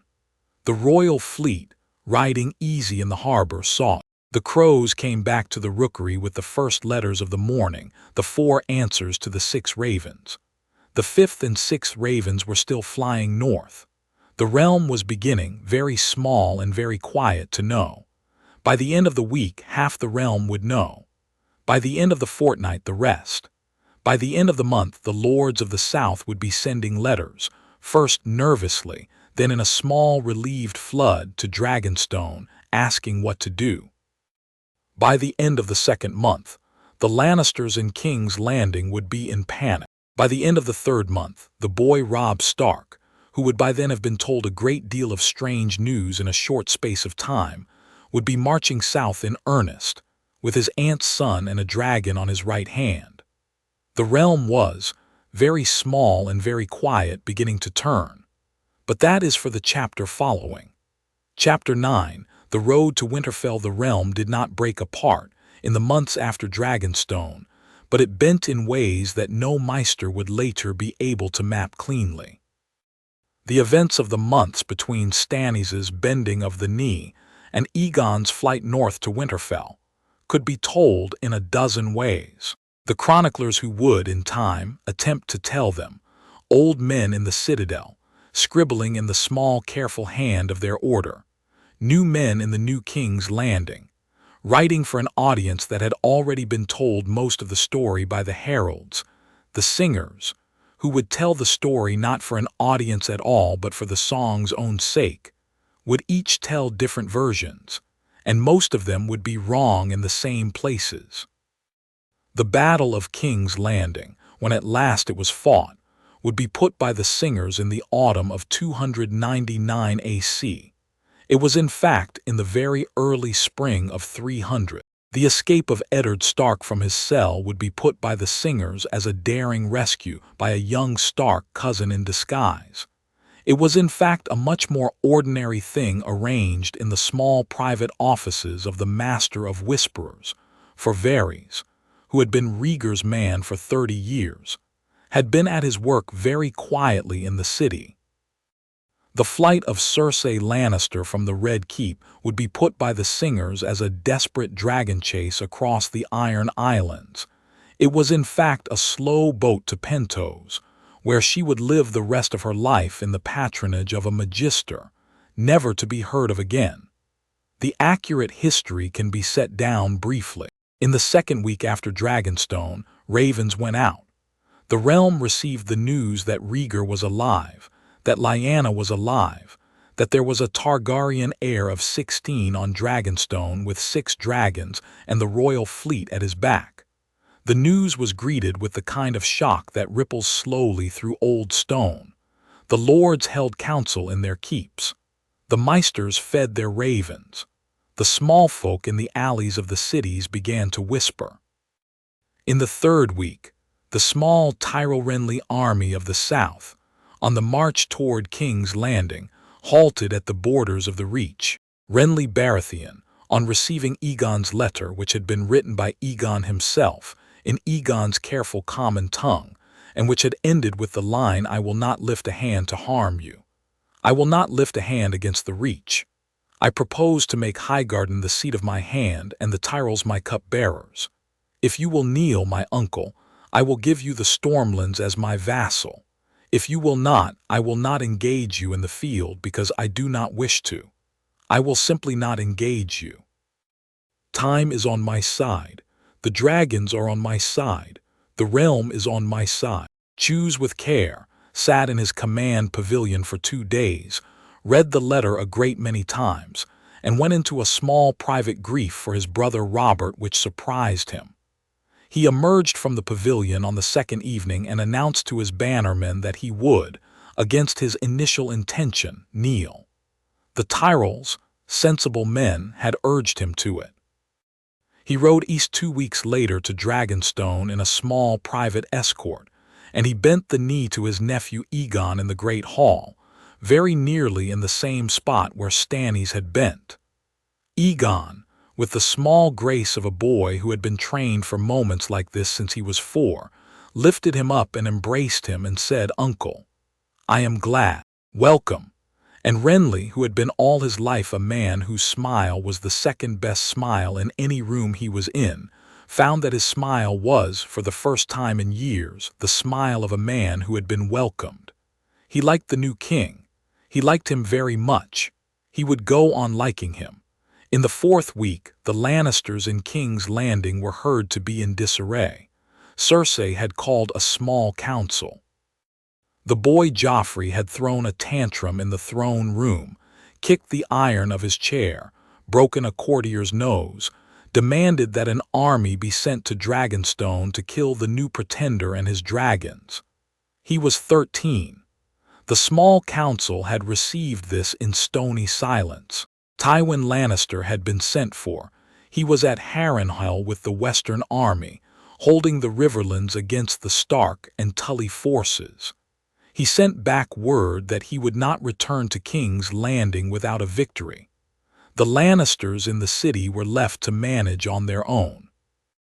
In the 5th week, Eddard Stark, in his cell beneath the Red Keep, was visited at the dead of night by a small gray-haired eunuch with soft hands and softer manners, who untied his bonds, gave him a draught of milk of the poppy to ease the long sickness of his bad leg, and led him out by a small back tunnel of the Red Keep that nobody but the eunuch and 3 particular gold cloaks knew about. He took with him his daughter Arya, who had been hiding in the city in the company of an old swordsman. The daughter had been brought to the eunuch's safe house 3 nights before. He did not take his daughter Sansa, who was at the time being kept in a tower of the Red Keep under Cersei's personal eye, and who could not be safely extracted by the eunuch's methods. He grieved this, but he understood that Sansa would, in time, be retrieved by other means. He let himself be led. He left the city in a small fish cart at dawn. He sailed for Dragonstone in a smuggler's hold by way of a small fishing village south of the Blackwater. He arrived at Dragonstone in the early 6th week. Lyanna was at the gate. She had been at the gate for a week. She had been pacing the great courtyard since the seal on Davos's letter had been broken in the central tower, and she had been told that the small fishing boat carrying her brother was 3 days out. She had walked the parapet. She had stood at the cliffs. She had not slept much. She had not in 15 years embraced any of her own people, and the proximity of doing so had not been a thing she had been prepared for. When the small fishing boat at last came under the cliffs at dawn and the small skiff brought her brother and her niece up the long stone stair, she stood at the top of the stair, in her stark mail and her gray wool cloak, with Willa at her shoulder, and she watched Eddard Stark come up the stair the way she had watched him come up the path to the Tower of Joy 17 years before. He was older. He was 36. He had a slight limp on the right side from his bad leg. He had gray at his temples that had not been there before. He had on the top step the small face of a man who has been told 17 years ago that his sister was dead, and has been carrying the grief of it for 17 years and has, in the past 3 weeks, been told that the grief was unnecessary, and the face was the face of a man who had not yet quite forgiven the world for the unnecessariness. He stopped at the top of the stair. He looked at her. He did not move. She did not move. The girl behind him, a small skinny girl with dark hair cut short like a boy's and the long, lean, stark face of her father, stood at his shoulder and looked from her father to her aunt and back, and said, in a small, dry voice that carried, "You are real. I am real, niece. Father said you were dead. Father was wrong. Father was wrong because father was lied to. Father was lied to because I asked him to be lied to. I have been alive a long time. I am very sorry." The girl looked at her aunt. She looked at her father. She said, "He cried for you a lot. He never said your name, but he cried for you." Lyanna closed her eyes for a moment. "I am very sorry, Arya. I am very sorry, Ned." Lia. Ned said it. He had not said her name. He had not, in 15 years, said his sister's name in any conversation. He had said it now. He had said it in the small, soft, northern voice he had used when they were children. He had not meant to. He had not planned to. He had stood at the top of the stair with his daughter at his shoulder, and he had stood for a long minute, and the saying of the name had come up out of him uncontrolled. "Ned," she said. "Lia, it is me. I see. It is really me. I see." He moved at last. He moved very slowly, the way a man moves toward a thing he has been told for 15 years he cannot have. He came across the top of the stair. He laid his hand on her cloak, on the gray wool on the shoulder, the universal gesture of a brother who is checking that the body in the cloak is solid. It was solid. He stood for a long moment with his hand on her shoulder. Then he put his arms around her, and he did, on the top of the stair of Dragonstone in the cold morning of the 6th week after his nephew's landing, what he had not done since the day he had stood by the Tower of Joy and known he had to ride away from his sister forever. He wept for an hour. Willa stood at the door of the great hall, holding it open with her shoulder, and Arya stood at her father's elbow with one hand on his cloak. Lyanna held her brother. The men of the garrison who had been at the door had quietly retreated. The cliffs of Dragonstone that had seen the gulls and the dragons and the long quiet of 17 years saw in the cold morning 2 of the Stark children of Winterfell embrace on the top of the stair, and the wind off the sea was very cold, and the dragons in the courtyard did not lift their heads. After a long time he stopped weeping. He drew back. He looked at her. "You have a son." "I have a son. He is your nephew. He is also your cousin's son and the king." He is up at the central tower with his father. He has been waiting to meet you. He will meet you when you are ready." Is he like?" "He is like me. He is like your sister you have not seen for 17 years. He has the Stark eye on the gray side. He has, Ned. He is a good boy. He is a good young man. You will be proud of him." "Lyanna, yes. I have a great deal to ask you. I know we have weeks, we have months, we have years, we have whatever we have. I am here. I am not going anywhere again, Ned. I held a tomb for you in the crypts of Winterfell. I know. I know, Ned. I am sorry. You were 16. I know. He is a good man, Ned. He has been a good man for 15 years. He has been the best husband I could have had. He has been a better father than any father I have ever heard of. He and I have built a life. I am sorry it was the life we built.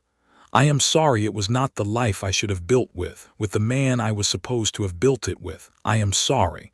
I have been sorry every day for 17 years. I am also not sorry. I have a son. I have a good husband. I have come home. I am very glad to see you. Will you come inside?" "Yes."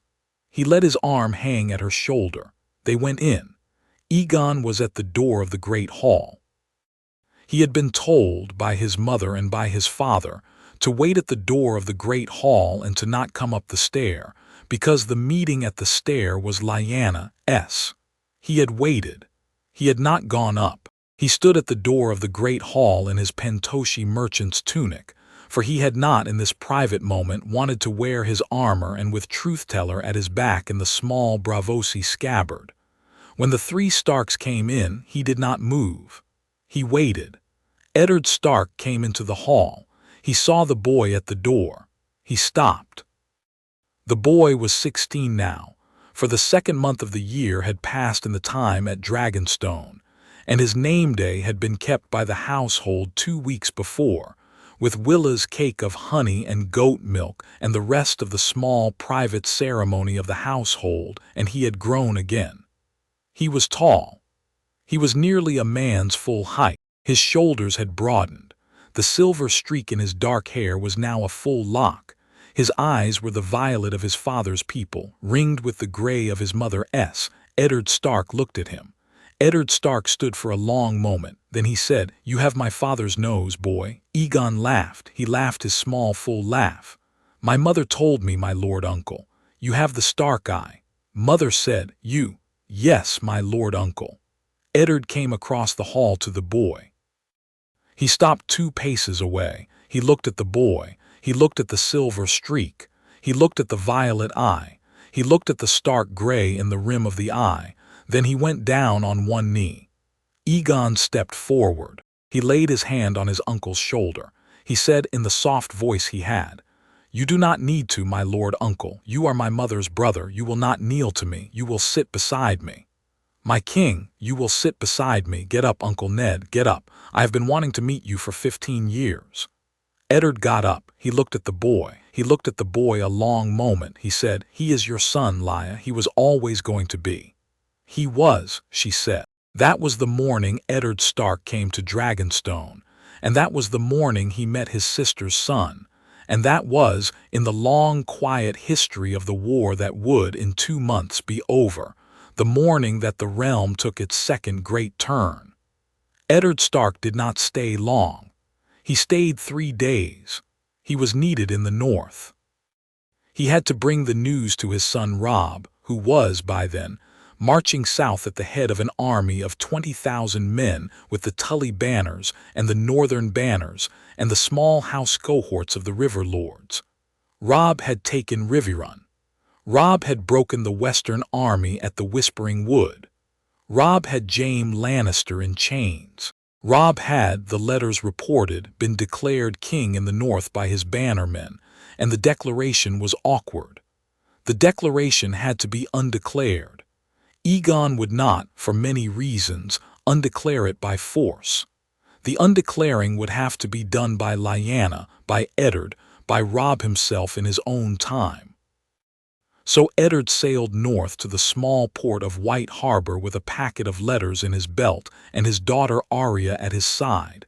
The daughter would not leave him. She had had enough of being separated from her family. And he sent a raven ahead of him to Lord Manderley. He arrived at White Harbor in the 7th week after the landing. The realm waited. In the 9th week, Egon at last flew north. He flew alone, that is, alone with his mother. He left his father at Dragonstone with Stannis and the royal fleet to manage the coming siege of King's Landing. He left Daenerys at Dragonstone with her 3 dragons and the great silver Enis. She would manage the supply chain and the Iron Bank's accounts, in concert with Stannis' hand Davos, while the king was away. He left the bull at Dragonstone because the bull was 80 now and would not be flying anywhere. He took Sir Arthur Dayne with him. He took Sir Oswell. He took his mother. The 4 of them went up on Valyrian's back at dawn on a clear, cold morning, with Lyanna in her Stark mail and her grey wool cloak behind Egon on the saddle, and Master Arthur on the small, fast dragon called Sonar, Daenerys' nameless bronze, that had grown into a courier mount of remarkable speed in the year since hatching, and Sir Oswell on the green Rhena. For Rhena, who had been waiting for a rider for a long time, had taken to Sir Oswell in the year before Valyrian was left. And the 2 of them had a small private partnership that had surprised the household. They flew north up the coast. It is a thing the singers would, in time, set down in their songs. The black dragon over the coast of the Crownlands at dawn, the silver-streaked young king on its back with his Stark mother behind him, the 2 white-cloaked knights at his flanks on the bronze and the green, the 4 of them flying north along the long autumn coast of Westeros, with the smoke of Stannis' preparations going up behind them at Dragonstone and the realm waiting before them. They came over the Vale on the 2nd morning. They circled the Eyrie. The watchman at the Eyrie did not know what to do. He had been told by his lord, the boy Robert Baratheon, to ring the great alarm bell if any dragon came over the vale, but no man in the Eyrie had ever heard a great alarm bell rung for dragons, and the watchman, sensibly, did nothing. He stood at the parapet and watched the 4 dragons come over the vale at low altitude and pass on north. The boy Robert Baratheon, in his small chamber, was awakened by his mother Lysa, who had been awakened by her ladies-in-waiting, who had been awakened by the cooks, who had been awakened by the falconer, and the boy Robert Baratheon looked out of his window and saw the 4 dragons cross the Eyrie at no great height, and the boy Robert Baratheon said, in his small 10-year-old voice, "Mother, are they going to land?"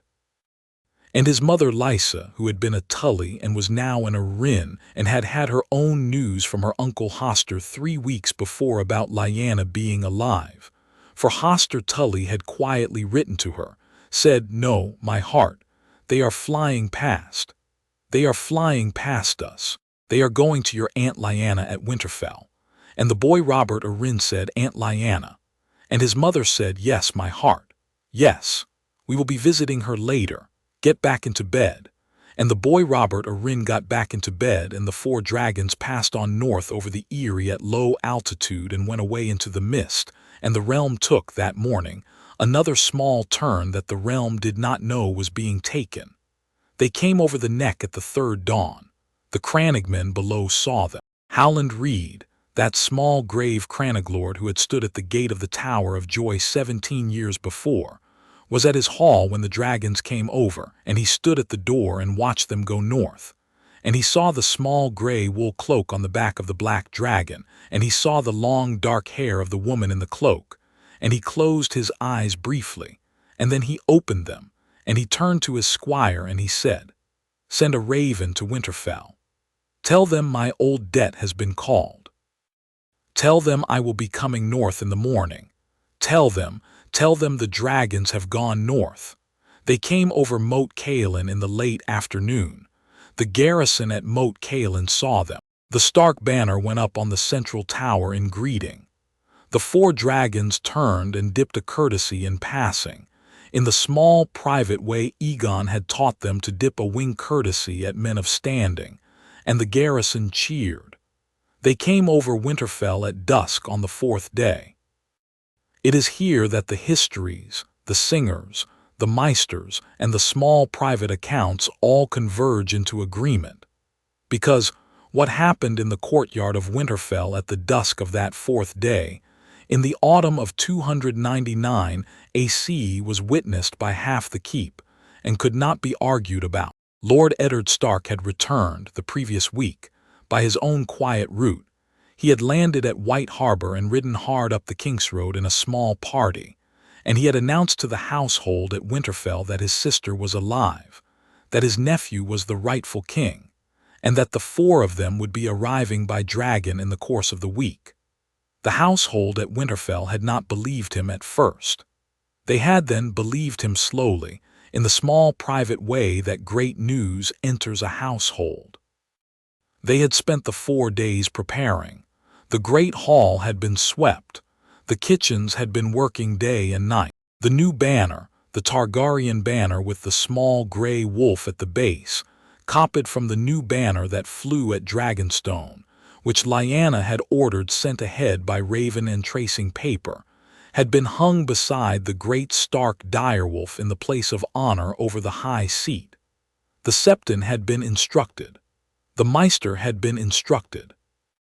Old Nan, who was now very old indeed, she was past 90, had been brought down from the chamber where she had been kept warm by the kitchens, and she sat in a small wicker chair by the hearth of the great hall and would not be moved. The dragons came down at dusk. They came down out of a sky the color of old slate, with the first stars coming up over the godswood and the great courtyard of Winterfell, the stone courtyard at the center of the keep, where the small daily life of the Starks had played out for 8,000 years, was where they landed.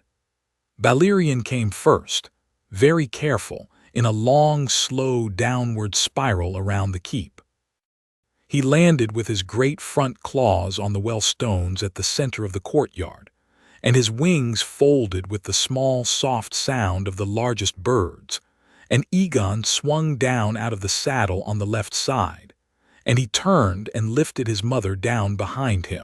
Master Arthur landed at his right, on the bronze sonar, Sir Oswell at his left, on the green rhena.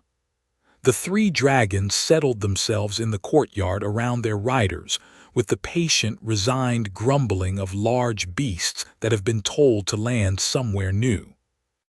The men of the Stark household, who had been arranged in their precise places in the small inner colonnade of the courtyard, looked at the dragons in the way a man looks at a thing he has been told for a long time he would see, and which he had not, until this moment, believed he would ever see. Eddard Stark stood at the steps of the great hall. Beside him stood a boy of 14 with the auburn-brown hair of his Tully mother and the long Stark face of his father. In plain Stark mail with a small gray and white cloak, Robb Stark, who had been declared king in the north by his bannermen, and who had, in the past 3 days, been gently undeclared by his father and his mother, with the strange news of his aunt and his cousin. Beside Robb stood his mother Catelyn Tully Stark in the dark blue cloak of her own house, her face pale, her hands clasped at her belt. Beside Catelyn stood the smaller children, Bran, 10 years old, on a chair with 2 boys behind it, for he could no longer walk after a fall from a tower in the previous summer, Rickon, 6 years old, with his great wolfhound at his ankle, or what looked like a wolfhound. It was a dire wolf, the size of a small pony, which Egon noticed but did not at the moment ask about, and a small fair-haired boy of 15 who stood at the back of the line. With the long hands of a young man-at-arms and the bright bone-pale hair of a, well, Lyanna saw him at once. She had not been told. Eddard had not told her about Theon Greyjoy. She did not ask. She looked. She had her son's hand in hers. The Targaryen banner with the small gray wolf hung over the high seat behind them. Lyanna walked across the courtyard. She walked across the courtyard the way a woman walks who has been gone 15 years from her father's house and who is, in the act of walking, redeeming a debt nobody had thought could be redeemed. She walked slow. She did not rush. The men of the household watched her come. The Stark men who had known her as a girl said afterward in their long old age that they had recognized her at once. The other men who had not known her took longer. She came across the courtyard in her gray wool cloak and her Stark mail with the silver streak at her temple, and she went up the steps of the great hall and she stopped at the top. She looked at her brother, she looked at her nephew, she looked at her sister-in-law Catelyn, whom she had never met. She looked at her 3 small nephews, Bran in his chair and Rickon at her brother's knee and the auburn brown-haired Robb at the center. She looked at her brother again. "Ned," she said, "Lya, I am home. You are home." She did not cry. She had cried herself out that morning in the air over the neck with her face against her son's back on Valyrian. She had cried herself out 2 nights ago at Dragonstone, holding her brother in the great hall after he had wept his hour. She was finished crying. She was in the courtyard of Winterfell at dusk, very calm, very pale, very far from the wild girl who had ridden out of this same gate 17 years before in a flame-colored cloak with a wooden helm under her arm. She turned to the boy at her brother's elbow. "Robb, Aunt, you are taller than your father was at your age." "Father says it is the Tully in me, Aunt." "It is the Tully in you. You have your mother's mouth, your mother." She turned to Catelyn. "My lady, I have not had the pleasure. I have heard a great deal." Catelyn Stark, who had been very rigid all afternoon in the small, careful way of a woman who has been told the impossible and who is keeping her composure by clenching her teeth, came forward to her sister-in-law and bowed her head and said in the small, soft voice of her people, "Lady Lyanna, Catelyn, you are alive. I am alive, my dear. I am sorry it has taken so long for me to meet you. You will have many years to know me, my dear. Many years, many years. Lyanna kissed her sister-in-law on each cheek. Catelyn, who had been expecting many things and not this, allowed it. Then Lyanna turned to the small Bran in his chair, and she went down on one knee in front of the chair, and she said, "Little nephew, I am your aunt. I have only just heard about your fall. I am very sorry. We are going to fix that. We are going to fix it, little nephew. There is a Meister at Dragonstone. I will not promise it can be fixed completely, but we are going to try. Will you let us try?" Bran Stark, who had been a quiet boy since the fall, who had been quieter than any boy in any keep in the north, with the grave, still eyes of a child who has been pushed out of a tower and lived, looked up at his aunt, and he said in his small, clear voice, "Yes, aunt. Good." She kissed his forehead. She stood up. She looked at the little Rickon who had backed up behind her brother's leg with his great pony-sized direwolf alongside him. She did not press him. She made the small gesture of her hand that the Starks had used in her childhood, the "I am not going to insist" gesture, and the little Rickon, 6 years old, considered her, and considered her some more, and then stepped out from behind his father's leg and lifted his arms, and Lyanna picked him up. He weighed not very much. She held him on her hip. The great direwolf at her feet looked up at her with the strange yellow eye of his line and made a small noise that was not a growl and was not a whine and was, in some way only Lyanna later thought to remember, the noise of a wolf making a small note of a new person of his pack. She turned to her son. "Egon," she said, "this is your family." He had been standing at the foot of the steps. He had been waiting. He had been told to wait. He came up now slowly. He came up in his black armor with Truth-Teller across his back, and the silver streak in his dark hair, and the violetan gray eyes of his line. He stood at the top of the steps. He looked at his uncle and at his aunt and at his cousin Robb and at the small Bran in his chair and at his other cousins. He looked at the long line of Stark ancestors in the old painted bosses of the great hall behind them. He looked at the keep. He looked at the heart tree of the godswood beyond the keep, which he could see in the gathering dusk. He looked at his mother holding his cousin Rickon on her hip. He smiled. The small, full smile. "Hello," he said.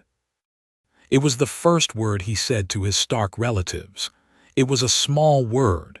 It was the word a small private boy would say. It was, the men of the Stark household afterward agreed, the right word. Robb Stark, who had at 14 been carrying the weight of a kingship for 3 months and had been told, on his father's return from White Harbor, that he was not to be a king after all, that there was a 16-year-old cousin of his coming north on a dragon who would, when he arrived, be the king, took one step forward. He looked at his cousin. His cousin, the king, looked back at him. "Cousin," Robb said. "Cousin," Egon said, "you are very tall." "I am 6 feet. I will be 6'1" by spring, my mother says. "You are tall too." "I am 5'11".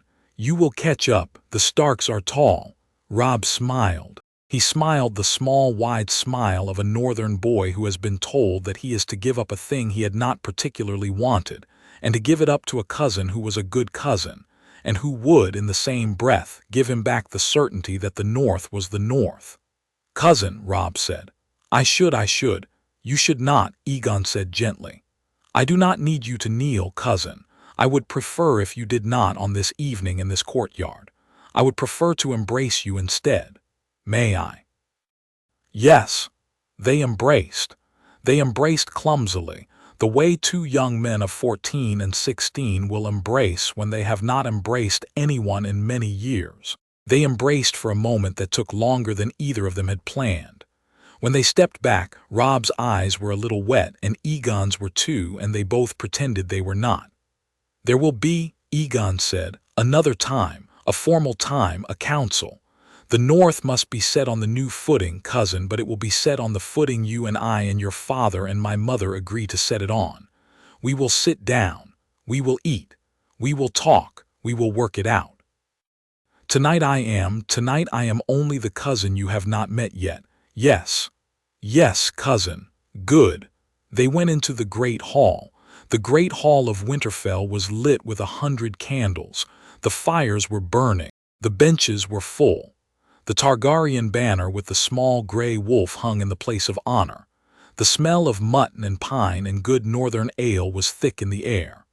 The Stark household, who had not known until that afternoon what kind of evening they were keeping, had thrown themselves into the keeping of it with the energy of people who have been waiting for 15 years to throw a feast for an aunt nobody had been allowed to mourn.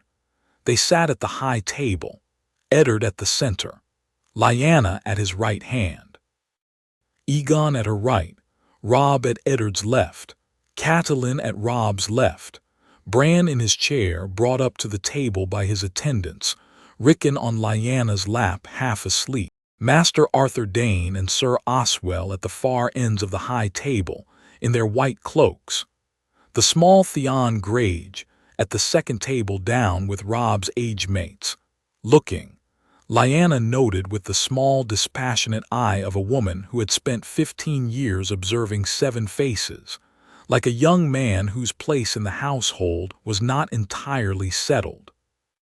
Old Nan in her wicker chair beside the hearth, with a small cup of mulled wine in her gnarled hands, watching the high table with the small bright eye of a woman who had been telling the Stark stories for so long that the world's becoming one of the stories was not, on the whole, very surprising to her. They ate. They talked. Lyanna told the table the story. Egon told the table the story. They told it together in the small, precise way they had told it many times over the past months. They told about the Trident and the glamour, about the Tower of Joy and Ned's part in it, about the journey east, about Valyrian, about the hatching, about the years, about Daenerys, about Stannis, about the road north, about the 6 dragons, about the Iron Throne, about what was to come. The Stark household listened. They listened the way Northerners listen, which is with very little nodding and very few interjections, with the long, slow attention of people who have been listening to long winter stories all their lives. They were quiet at the end of it. They asked a few small questions in the small, clean way of Northerners. Eddard answered some. Lyanna answered some. Egon answered the rest. After a long while, when the great hall was very late in the evening and the candles had begun to gutter, Eddard Stark stood up. He set down his cup. He looked at the household. He drew a long breath. He said, "The North has been declared. The North will be undeclared. The North will go south in the spring with our cousin the king. The North will set him on the Iron Throne. The North will not have a king of its own under the rightful king of the realm, but the North will have a warden, and the warden will be I, and after me my son Robb, and the warden will speak in the North in the king's voice, and the king will speak in the realm in the North's name. Robb has not been crowned. Robb will not be crowned. I am sorry, son, if you minded the crown. I do not think you minded it much." Robb said in his small, clean voice, "I did not mind it, father." "Good. Then it is decided." Eddard turned to the table. "There is one more thing." He lifted his cup. "To the rightful king of the 7 kingdoms, to Egon Targaryen, 6th of his name, to my sister son, to the new turning of the realm. May he reign long. May the North be his right hand." The household stood. The household stood the way Northerners stand, which is slowly and on their boots and without much ceremony. The household lifted their cups. The household drank. Egon Targaryen, 16 years old, sat at the table of his mother's people, in a great hall that had been built before his line had landed in Westeros, with his mother on his left and his uncle on his right and his cousins around him, and the small, stark direwolf cub of his cousin Rickon under his chair. And he set his hand on the table, and he looked at the long line of his mother's ancestors painted into the high old bosses of the hall, and he said, in the small, soft, common tongue his mother had taught him, "I thank you. I thank the North. I thank all of you. I will not forget." And he did not.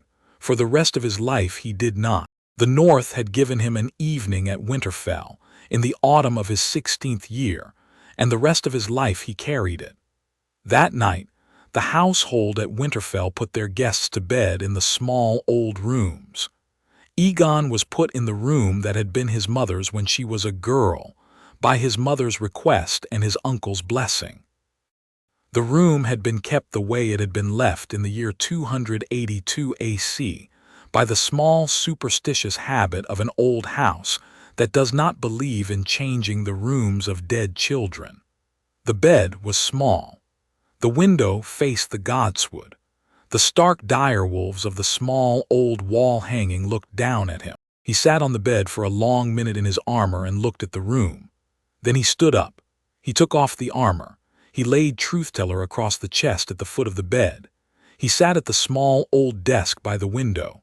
He picked up a quill from the inkwell. There was still ink in the inkwell. After 15 years, the housekeeper had refilled it that morning, and he wrote a small letter on a single sheet of paper in his small, careful hand.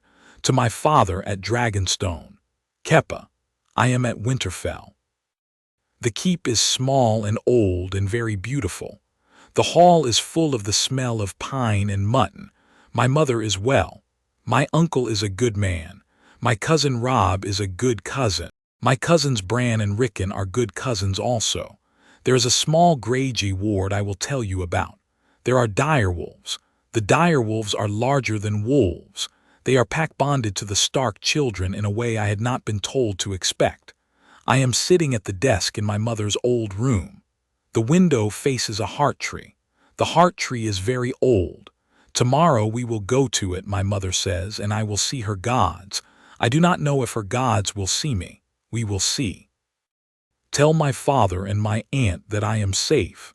Tell my father that the north is set. Tell my aunt that I miss her. Tell Master Arthur that he should not worry about Sir Oswell's flight habit. Rena has settled in. Tell the bull that the northern beer is very good. I will write again from White Harbor when we ride south. I love you, Kepa, until I write again. Egon. He folded the letter. He sealed it with the small black wax stamp Willa had pressed for him from a coin Antaros had once given him. He set it on the desk for the morning's raven. He went to bed in the small old bed of his mother's girlhood. He slept the deep blank sleep of an exhausted young king who is, for the first time in his life, sleeping in his mother's house. In the morning he and Lyanna walked to the heart tree. It was a clear, cold autumn day. The frost was on the grass of the courtyard. The godswood was very old. The trees in it were older than the keep, older than the Stark line, older than anybody could remember. The heart tree at the center was a great white weirwood with a small carved face cut into its trunk that wept in the old way, 3 slow red tears down the bark. Egon stood with his mother in front of it for a long time. His mother knelt. She laid her hand on the bark. She did not speak. After a long while, Egon knelt also. He laid his hand on the bark beside his mother's. He said in the small voice he had, for he was not used to talking to gods, "Hello. I am Egon, the son of Lyanna. I have come home with her. I will look after her. I will look after the north. Thank you for keeping the place ready for us." The wind moved in the leaves. The white branches stirred. The leaves were red. They moved a little. His mother did not lift her hand from the bark for a long while. Then she stood up. She looked at her son. "They heard you, my heart," she said.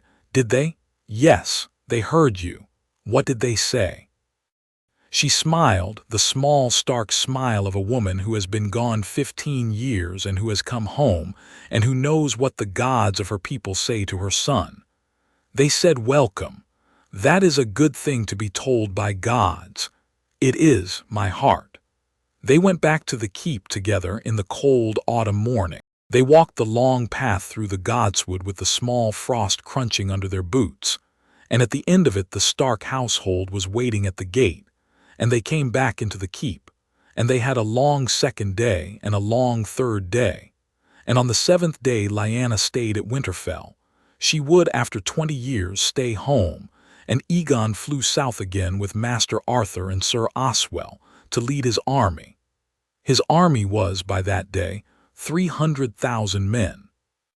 Robb Stark, riding south at the king's right hand, had under his command the levies of the north, 30,000 foot, 6,000 horse.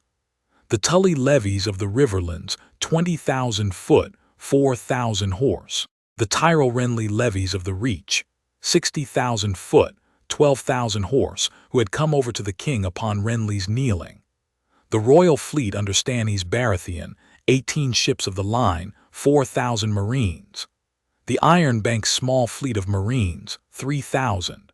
The Dornish levies, just arrived under Prince Doran's brother Oberyn, 12,000 foot, 3,000 horse, who had come north from Sunspear in 3 weeks of forced march after Doran's audience with Rhaegar at Dragonstone.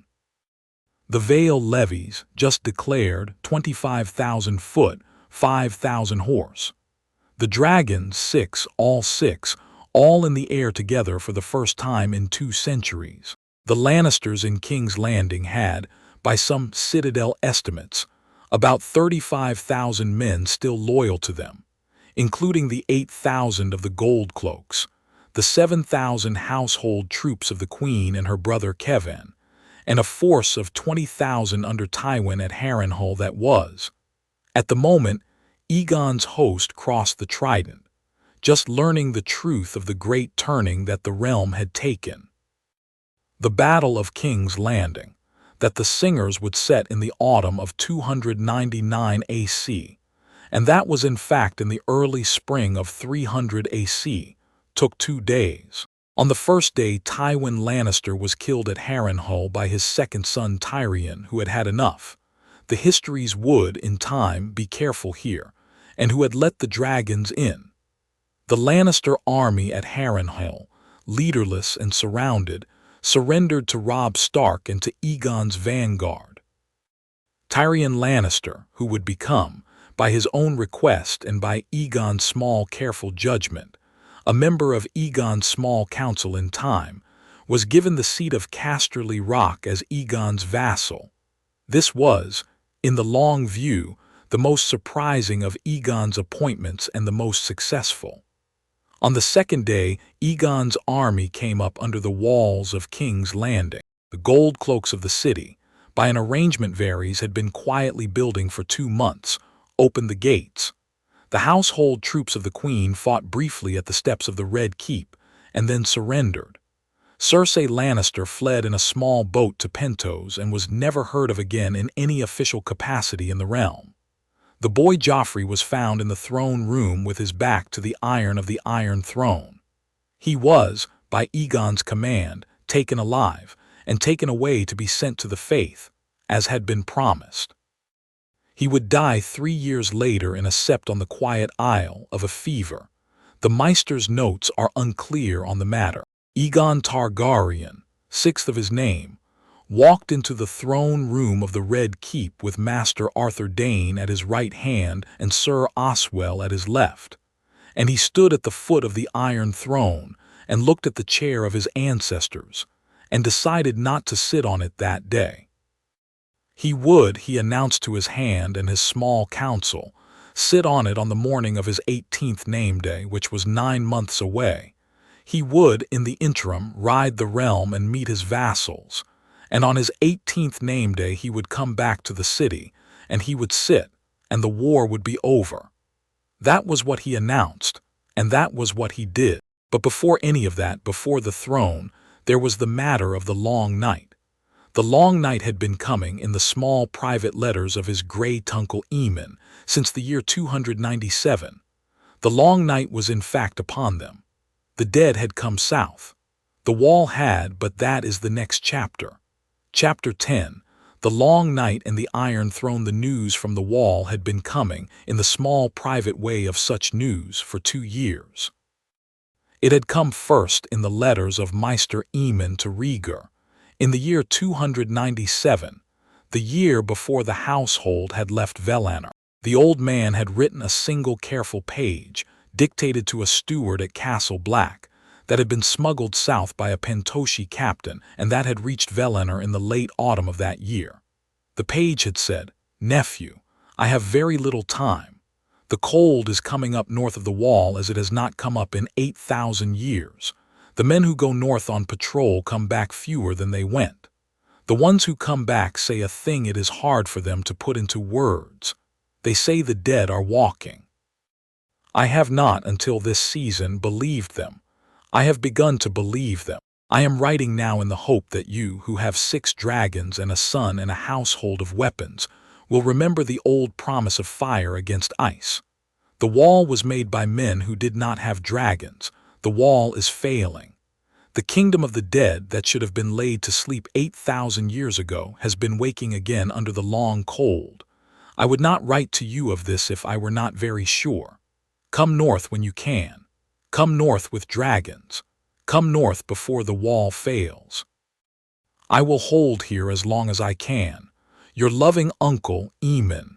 Rhaegar had read this page 3 times. He had read it to Lyanna. They had spent a night thinking about it. They had decided that they could not in 297 ride north. Egon was 14. The realm was not yet ready. The dragons were not yet at their full size. They had written back to Eamon at his own quiet way that they would come as soon as they could, that they were preparing and that they understood. Eamon's next letter in 298 had been shorter. The wall is still standing. The dead are slow. I am 94 years old, nephew, and I have begun to think I will live to see your son. I would like that. The third letter in the autumn of 298 had been the one that had come in the same packet as the news of Robert's death. The third letter had said, in the small, careful hand of Eamon's steward Samwell. For Eamon himself was now blind, and the boy Samwell, a fat reach lord's son who had been sent to the wall in disgrace, had become Eamon's hands. The dead have crossed the Frostfangs. They have come to the foot of the wall. The wall has not fallen. The wall is holding. There is a war on the wall now, nephew, and we have not the men. Come north. Come north. The household at Valyrian had been packing already when that letter had come. The packing had then been done with new haste. They had sailed in the dead of winter for that reason. They had not waited for the spring tides. They had come into Dragonstone at the end of the 63rd day of sailing. They had taken the realm in 3 months by the small private mathematics of Rhaegar's 20-year plan, and they had taken it in 3 months in part because the long night was waiting. When at last Egon Targaryen sat at the table of the small council in King's Landing on the day of his 16th and 3/4 year, having taken the city the previous day, having put aside the matter of the Iron Throne until his 18th name day, he did not in fact have a great deal of time to enjoy the moment. He had one day. On the day after the fall of King's Landing, the third raven from the wall came in.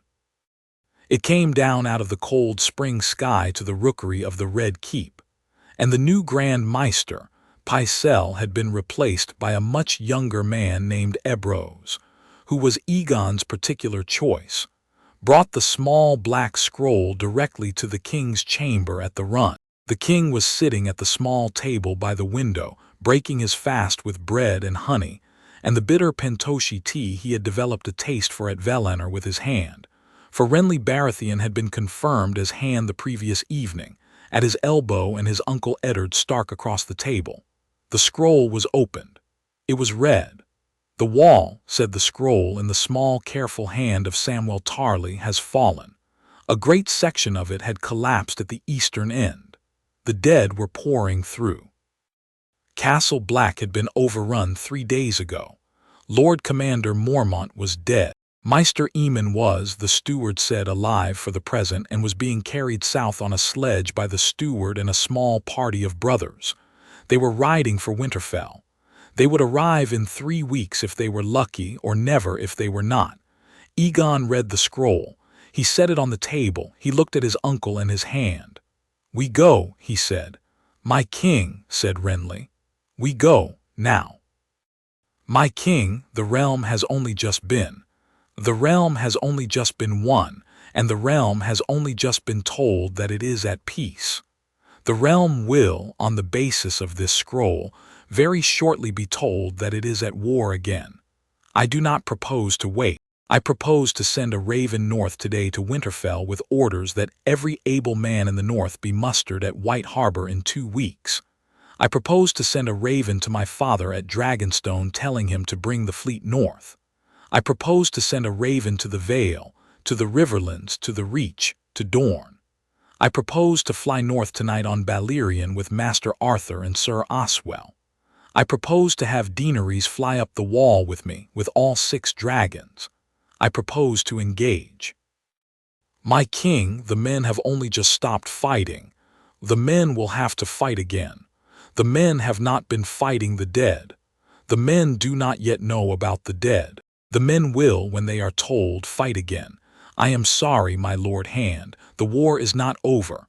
The war we have been fighting was the small private war of a country squabbling with itself.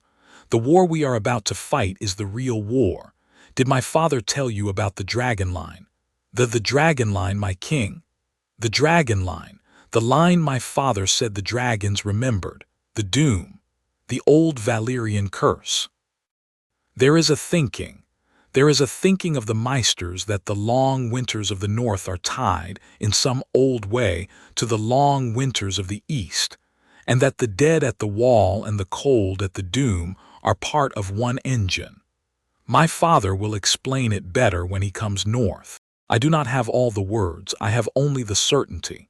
The dead are at the wall, we have 6 dragons. The dragons are why the gods kept the line. The line is why we are here. We will fly, we will burn. Renly Baratheon, who had been on the job of hand for 2 days, sat back in his chair. He looked at the king. He looked at the king the way a man might look at a young brother of his who has, in a single sentence, shifted the foundations of the room. He said after a moment, "Yes, my king. I will write the ravens. Write them now. Yes, my king.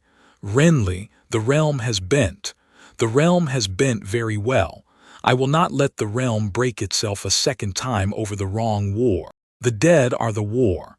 The dead are the war. Make the ravens clear. Do not be polite. Tell the lords."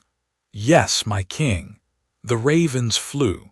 In the next 3 days the realm, which had only just been told it was at peace, was told that the peace was over. The lords did not, in the main, take it well.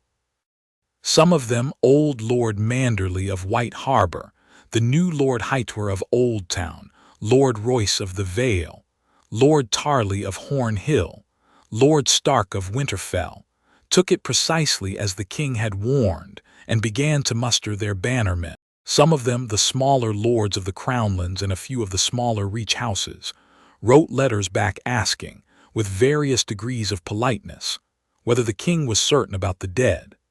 The king, who did not have time, answered them not at all and let his small council answer them shortly. By the end of the 3rd day there were 10,000 men marching north out of the Reach, 20,000 out of the Riverlands, 8,000 out of the Vale, and the north itself was already at White Harbor in numbers. The royal fleet was on its way up the coast. The Iron Bank was extending fresh credit for provisions, on terms so favorable that Daenerys, when she had reviewed them, had whistled. Egon flew north that night on Valyrian, with Master Arthur on Sonar and Sir Oswell on Rena. He did not wait for the army. The army would come behind him. He had 2 weeks before the army would be at the wall in force. He had 2 weeks to do what only dragons could do. He flew to Winterfell first. He was there in 3 days. His mother was at the gate. The cold was coming up fast in the north. The snow was thick on the towers of Winterfell, and the godswood was a wall of white and red and gray. Lyanna in her gray wool cloak met him at the gate. Eddard was already mustering. He had sent word to Bear Island, to the Umbers, to the Karstarks, to the mountain clans. The army of the north was at White Harbor. The army of the north was being mustered as Egon flew in. "Mother," he said at the gate. "Egon, it is the long night. I know, my heart, we are getting ready. We will be on the wall in 5 days. We will be over the wall in 7. The army will be at the foot of the wall in 3 weeks. The Iron Bank is sending grain. The realm is on its feet. And your aunt, Daenerys, flies up with the others. She will meet me at Castle Black. She will bring the 4 other dragons. The 6 of us will fight in 2 groups. I will take the eastern wall and the breach with Balerion, Rhaena, and Sonar. She will take the western wall and the Frostfangs with Aenys, Visery, and Colleen. Daenerys had named her 3 dragons in the year of their hatching at Valyrian. The red was Visery. In spite of everything, the pale gold was Drogon. In a moment of small dark humor, the smaller red was Colleen. After a Dothraki word she had picked up from her brother once in a quieter moment, and that meant Small Queen. She had given the names with the small, dry seriousness she gave most things. Lyanna looked at her son a long moment. I am going with you. Mother, I am going with you, Egon. Mother, the wall. I am going with you, I am a Stark. The wall is the work of my people, I am going. I will go on Rhaena with Sir Oswell, he will not mind. I have been thinking about it, I have decided. Do not argue with me, I am too tired to argue. He looked at her, he saw her face. He had not in all his life argued with that face. Yes, mother. Good. She rode out the next day on Rhaena behind Sir Oswell. The 4 dragons, Balerion with Egon, Rhaena with Oswell and Lyanna, Sonar with Master Arthur, and a 4th small messenger dragon Egon had taken north with him under his own management, flew up out of Winterfell at dawn. They went up the King's Road as a dragon would, which is to say, straight north over the long white forests, at low altitude, at twice the speed of any horse. They came up to Last Hearth at midday. They came up to the great forest of Long Lake at evening. They put down for the night at a small frozen meadow north of Last Hearth, and Egon and his mother and the 2 Kingsguards slept in a small tent at the foot of a great spruce, with the dragons in a circle around the tent and the warmth of their bodies keeping the snow at bay. The next morning they were in the air again. By the 3rd day they were at the foot of the wall. The wall. It is hard to describe the wall as it was on that 4th day in the spring of 300 AC, with the eastern stretch broken, and the cold coming through the breach in a great visible river of mist, with the dead piled in their thousands on both sides of the wall, with the small wooden palisades of the Watch's hastily built second line burning in 3 places, with the smoke going up against the white sky. The wall was 43 leagues long. It was 700 feet high. It had been built, the old Meisters said, by Bran the Builder with the help of the children of the forest and the giants and the small gods of the cold, 8,000 years before. It had not in all those years been breached. It had been breached now. Egon in the air over the breach on Balerion looked down at the dead. The dead were not what he had expected. He had been expecting men. He had been expecting the dead corpses of the men of the Watch and the wildlings and the small dead of the long winter, raised by some old magic into shambling things. He had been expecting them in the hundreds. He saw them in the tens of thousands.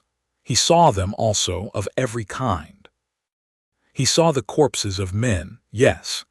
He saw the corpses of the wildlings beyond the wall, gathered in long marching columns toward the breach. But he saw also the great cold creatures that the Meisters had a word for, wights, said the books, and the larger creatures behind them.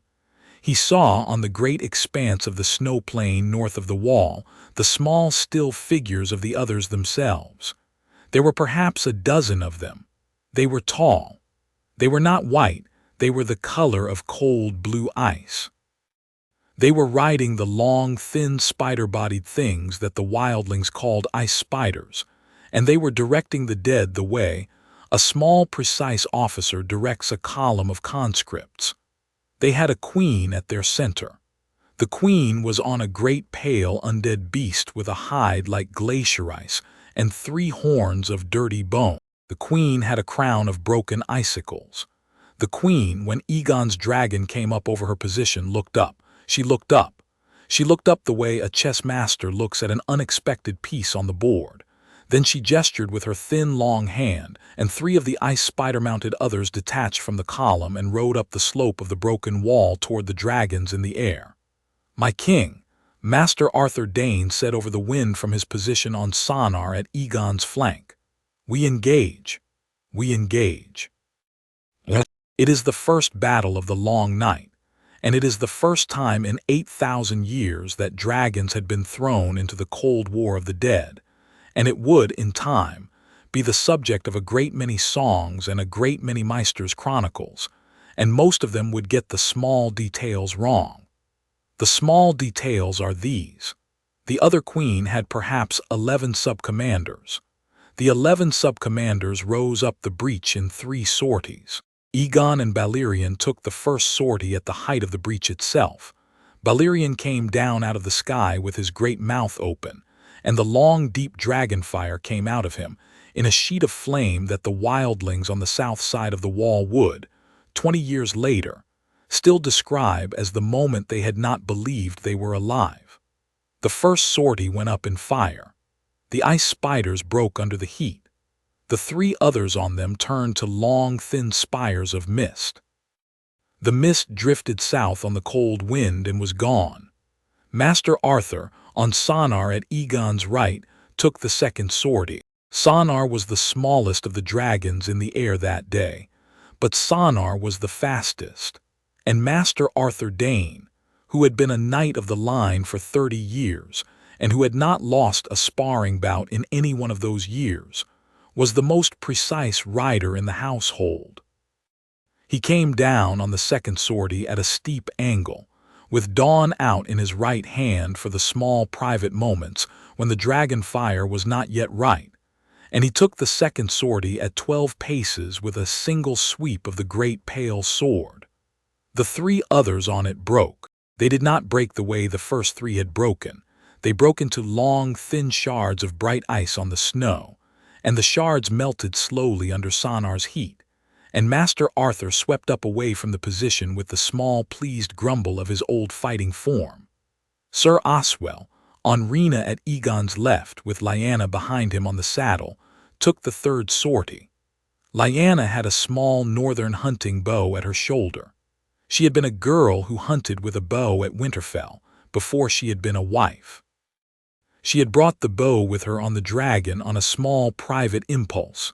She had it strung. She had a quiver of fire-tipped arrows that Daenerys had improvised at Valinor in the year before they sailed.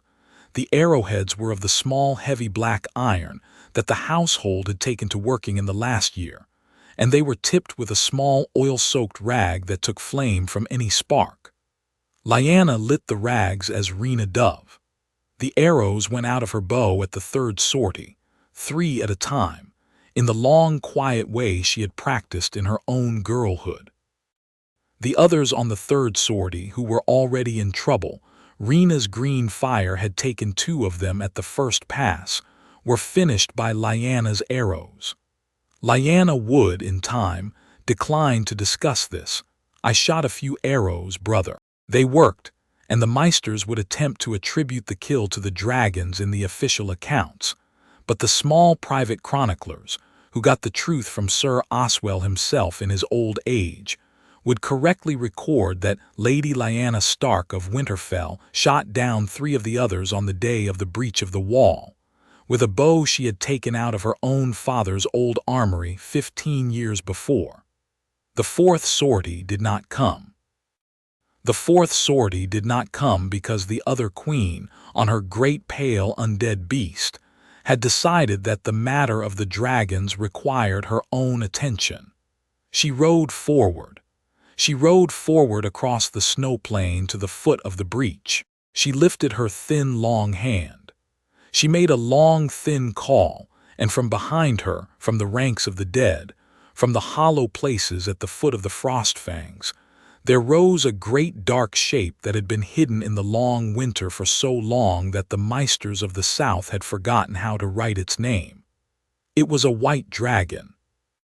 It was the great pale, ice-colored corpse of a beast that had been a dragon long ago.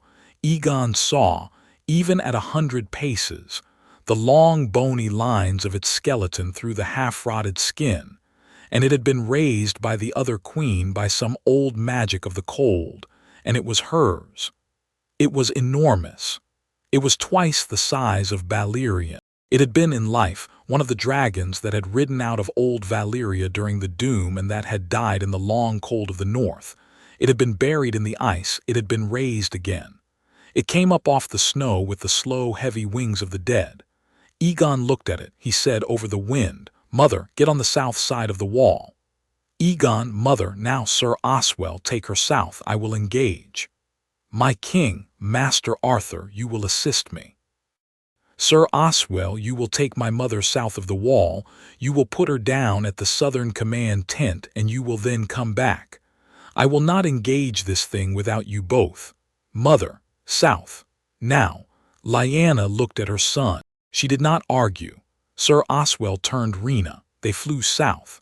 They were over the wall in 2 heartbeats. They were down at the southern command tent in 5. Lyanna got off the saddle. Sir Oswell did not even take a breath. He turned Rhaena, and they were back in the air in the next heartbeat, and they were over the wall again in another 2. Daenerys arrived at this moment. It was, the chroniclers later said, the small piece of luck that the gods of the realm had been holding in reserve for the right occasion. She had been flying up from the south on Enis, with her other 3 dragons in a small wedge behind her. She had been making for the eastern wall to take her position at Egon's flank, and she had heard, in the small private way she had of hearing the dragons' minds, that Egon was in difficulty. She had pressed Enis to her full pace. She came up over the breach with the great silver shape of Enis leading and 3 smaller red and gold dragons behind her, in the small precise V formation she had taught them at Valyrian. She saw the white dragon. She did not, in her credit, even hesitate. She came down on the white dragon at a steep angle. Enis, who had not made the small, high, pure note since the day of the hatching, made it now, in the air over the wall, and the small, high, pure note tuned itself to the cold wind, and the white dragon, in some old way that nobody would later be able to explain, hesitated at the note. It hesitated for perhaps a heartbeat. The heartbeat was enough.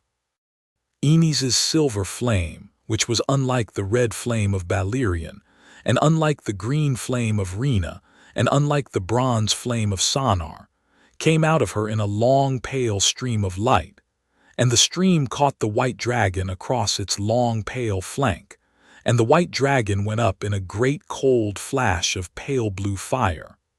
The white dragon screamed. It screamed the long thin scream of the dead. It fell out of the sky. It fell onto the position of the other queen. The other queen, on her great pale undead beast, looked up. Egon, on Valyrian at the height of the breach, came down on the position of the other queen at the same heartbeat that the white dragon fell. Valyrian took the great pale undead beast at the chest with the long red dragon fire that the line of the line had been holding for the longest moment in the world, and the great pale undead beast burned. The other queen, on her crown of broken icicles, did not break under the fire. Master Arthur, swinging down on Sonar in the second beat, saw this, and would later report that the others themselves do not burn the way their mounts do, but the other queen fell into the snow. She fell on her back. Her crown of broken icicles broke. She lay on her back in the snow with the smoke of her undead mount over her face, and Master Arthur Dane dropped down off Sonar's back at 20 feet, for he was Sir Arthur Dane of the Sword of the Morning, and he had a small private grudge against the long night that he had been waiting to express, and he landed on the snow in front of her, and he raised dawn over his head in the morning sun. The other queen looked up at him. She did not speak. Others do not speak. Master Arthur Dane brought dawn down. Dawn was made, the old chronicles said, of the stuff of a fallen star, and the stuff of a fallen star is a thing the gods do not like. Dawn took the other queen at the joint of the neck. The other queen did not break into shards of ice. The other queen broke into a great bright shower of cold light. The light went up over the breach in a long white pillar, and the pillar went up against the white sky, and the snow plain at the foot of the wall fell entirely silent. The dead fell down. They fell down by the tens of thousands. They fell down everywhere. They fell down on the south side of the wall, in the small piles where they had been climbing the wooden palisades. They fell down on the north side of the wall, in the long marching columns where they had been moving toward the breach. They fell down at the foot of the frost fangs. They fell down in the small, forgotten holdfasts north of the wall. They fell down in the depths of the haunted forest. They fell, all of them as one, with the small, soft sound of corpses returning to their natural state, and the air over the snow plain went in 2 breaths from the cold of the dead to the cold of merely the long winter, and the snow began to fall again. It was over. The whole long night, that the Meisters had been writing of for 2 years, and the singers had been making songs of for 8,000, was over in 11 days from the day the wall was first breached. It had taken 6 dragons, a Stark with a bow, a Master Arthur Dane with Dawn, an other queen with a brittle neck, and the small luck that all great wars depend on. That was what the chronicles would say in the end. The chronicles would say a great many other things. They would say there was a great army of the realm at the wall in support. There was, but they did not fight. They would say there were great songs of fire and ice sung at the breach.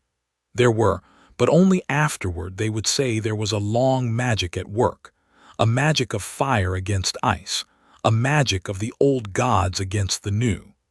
There was, in some small way, all of these, but the essence of the war, on that 11th day at noon, was the small, clean physical fact that a Targaryen prince and a Stark mother, and a knight of the sword of the morning and 6 dragons, and a silver Enis with a high pure note had broken the back of the long night in front of a wall that had held the dead at bay for 8,000 years, and had needed only a small extra push. They went home. They went home in a long, slow procession across the snow of the north. The army of the realm, 300,000 men by now, with the levies of every quarter, had come up to the wall in the 2nd week, and the army had buried the dead, and the army had built up the breach again with the help of the wildlings Mance Rayder, that wildling king who had been in a small private chamber with Lord Eddard for 2 days, had at last consented to come south of the wall as a freeman, with his own people behind him, on the terms Egon had offered, which were the terms a king who knew his way around a council table offered, and which would, in time, settle the wildling question for 1,000 years. And the army had set the new garrison of the Watch, and the army had ridden south by the end of the 3rd month. Egon flew with his mother to Winterfell first. They were at Winterfell for 3 weeks. Lyanna stayed there. She would, by the small public arrangement of the Treaty of Winterfell that was being drawn up in Eddard's offices, spend the rest of her life between Winterfell and the small new chamber that had been built for her in the Red Keep, and she would, in the practical sense, spend most of it at Winterfell. She wanted the North. She had earned the North. She kept the North. Egon flew south on Valyrian. He came down at the Red Keep on the 3rd week. He came back into the council chamber, and the small, slow business of the realm, the small, slow business that Renly Baratheon had been keeping going in his absence with the able help of Stannis Baratheon and Tyrion Lannister and Doran Martell, who had come north to King's Landing in his litter at his brother Oberyn's particular insistence, and who had bowed at the Iron Throne when the bow had been required, and had then settled into the quiet work of being one of the king's most useful counselors. Daenerys was at the Red Keep. She had come down at the harbor on Enis 2 days before Egon's flight south. She had been at the Red Keep when he came in. She was sitting in the small hand's office with Renly and a great stack of letters about the small grain question of the Reach. And when she heard the great rush of Valyrian's wings in the courtyard outside, she stood up at the desk and went out to him. And Egon, swinging down off his dragon at the foot of the steps in his black armor with the snow of the north still on his shoulders and the small private smile on his face, opened his arms, and his aunt, who was now 18, who had grown an inch in the year since they had landed, who had become a queen in all but name of his small court while he had been north, came down the steps and into his arms. He held her a long minute. He kissed her on the brow, she kissed him on the cheek, They stood there a moment. She said very softly, "Egon, yes, my aunt, you came back. I came back. You took the long night. We took the long night, you and I and the 6 dragons and my mother and Master Arthur, we took it together. Yes, I missed you. And I you, Egon. Yes.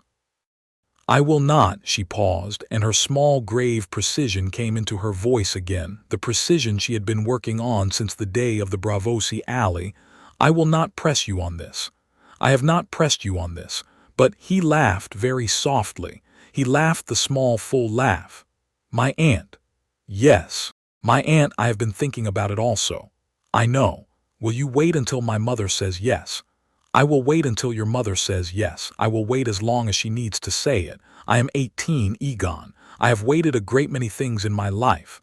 I can wait my good sister to a yes. My mother will say yes. She has been working her way to a yes for a long time, my aunt. She has the northern reluctance about it. She is a Stark. She thinks aunt and nephew is too close. But you and I are not aunt and nephew in the way the Starks think. We are the line. We have been the line for 3 centuries. My mother will get there. She will get there in her own time. Will you wait?" "I will wait." "Good." She laughed her small dry laugh. He had not heard her laugh much since the small alley in Bravos. He liked the sound of it. It took, in the end, 6 months. Lyanna Stark of Winterfell, who had at 16 ridden away from a betrothed she had not loved and had paid a long 15-year price for the riding away, was not a woman who thought lightly about the marriages of her son. She had been thinking about it since Daenerys had come up the cliff at Valyrian at 12. She had been thinking about it for 6 years. She had not, in those years, been able to make her own peace with it. Her son was her son. Her son's aunt was her son's aunt. She had the Stark reluctance about it. Egon had called it, and he had called it correctly, found the closeness of the marriage hard to put into the words she had for marriages. It was Eddard who at last spoke to her. He had ridden south for the great feast of the king's 18th name day, with his daughters and his sons in a long procession. The feast was to be held on the morning the king would, by his own old declaration, sit on the Iron Throne. The feast had been 6 months in the planning. Half the realm was at the gates. Lyanna had come down from Winterfell with her brother. The 2 of them, on the 2nd evening of the feast, sat together in the small chamber of Lyanna's new tower at the Red Keep, with a small fire in the grate and a small cup of mulled wine between them. He said in the small soft common tongue, "Lya, Ned, Daenerys, I know, Egon, I know. You are the only one of us who has not said yes. I know. Why?" She looked at the fire a long time. She said slowly, "Because she is his aunt, because she is his father's sister. Because, Ned, in my own family, the closest thing I have ever heard of was you marrying our brother Brandon's bride after he was killed. We are Starks. We do not, Lya. Yes. They are not Starks. I know. They are Targaryens, the Targaryens. Yes, Ned, I know. I have spent 15 years in the household of a Targaryen. I know the Targaryens marry sister and brother. I know they have been doing it for 300 years. I know what the line is. I am not asking on the line's account." "Then on what?" She looked at the fire. "I am asking," she said after a long moment, "because I do not want to give my son to anyone." He was quiet. He said very softly, "Lya, that is not about the marriage. I know. That is about you. I know, Ned. You have had him on a small island for 15 years. You have had him very close to you all of his life. He has not had anyone else. I know. He has now a great many people else. He has me. He has Rob. He has his Uncle Stannis and his Uncle Renly. He has his hand in his small council. He has a country. I know. He needs a queen. I know. She is a good girl. She is a Lya. I have spent 5 months with her now. She is one of the finest young women I have ever met.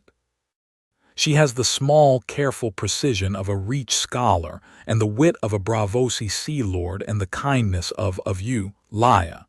She is your son's match. She is the only person who could be your son's match." She is the queen the realm needs, and she is the wife your son needs, and they have been in love with each other since the morning she walked up the cliff at Valyrian and he held her hand.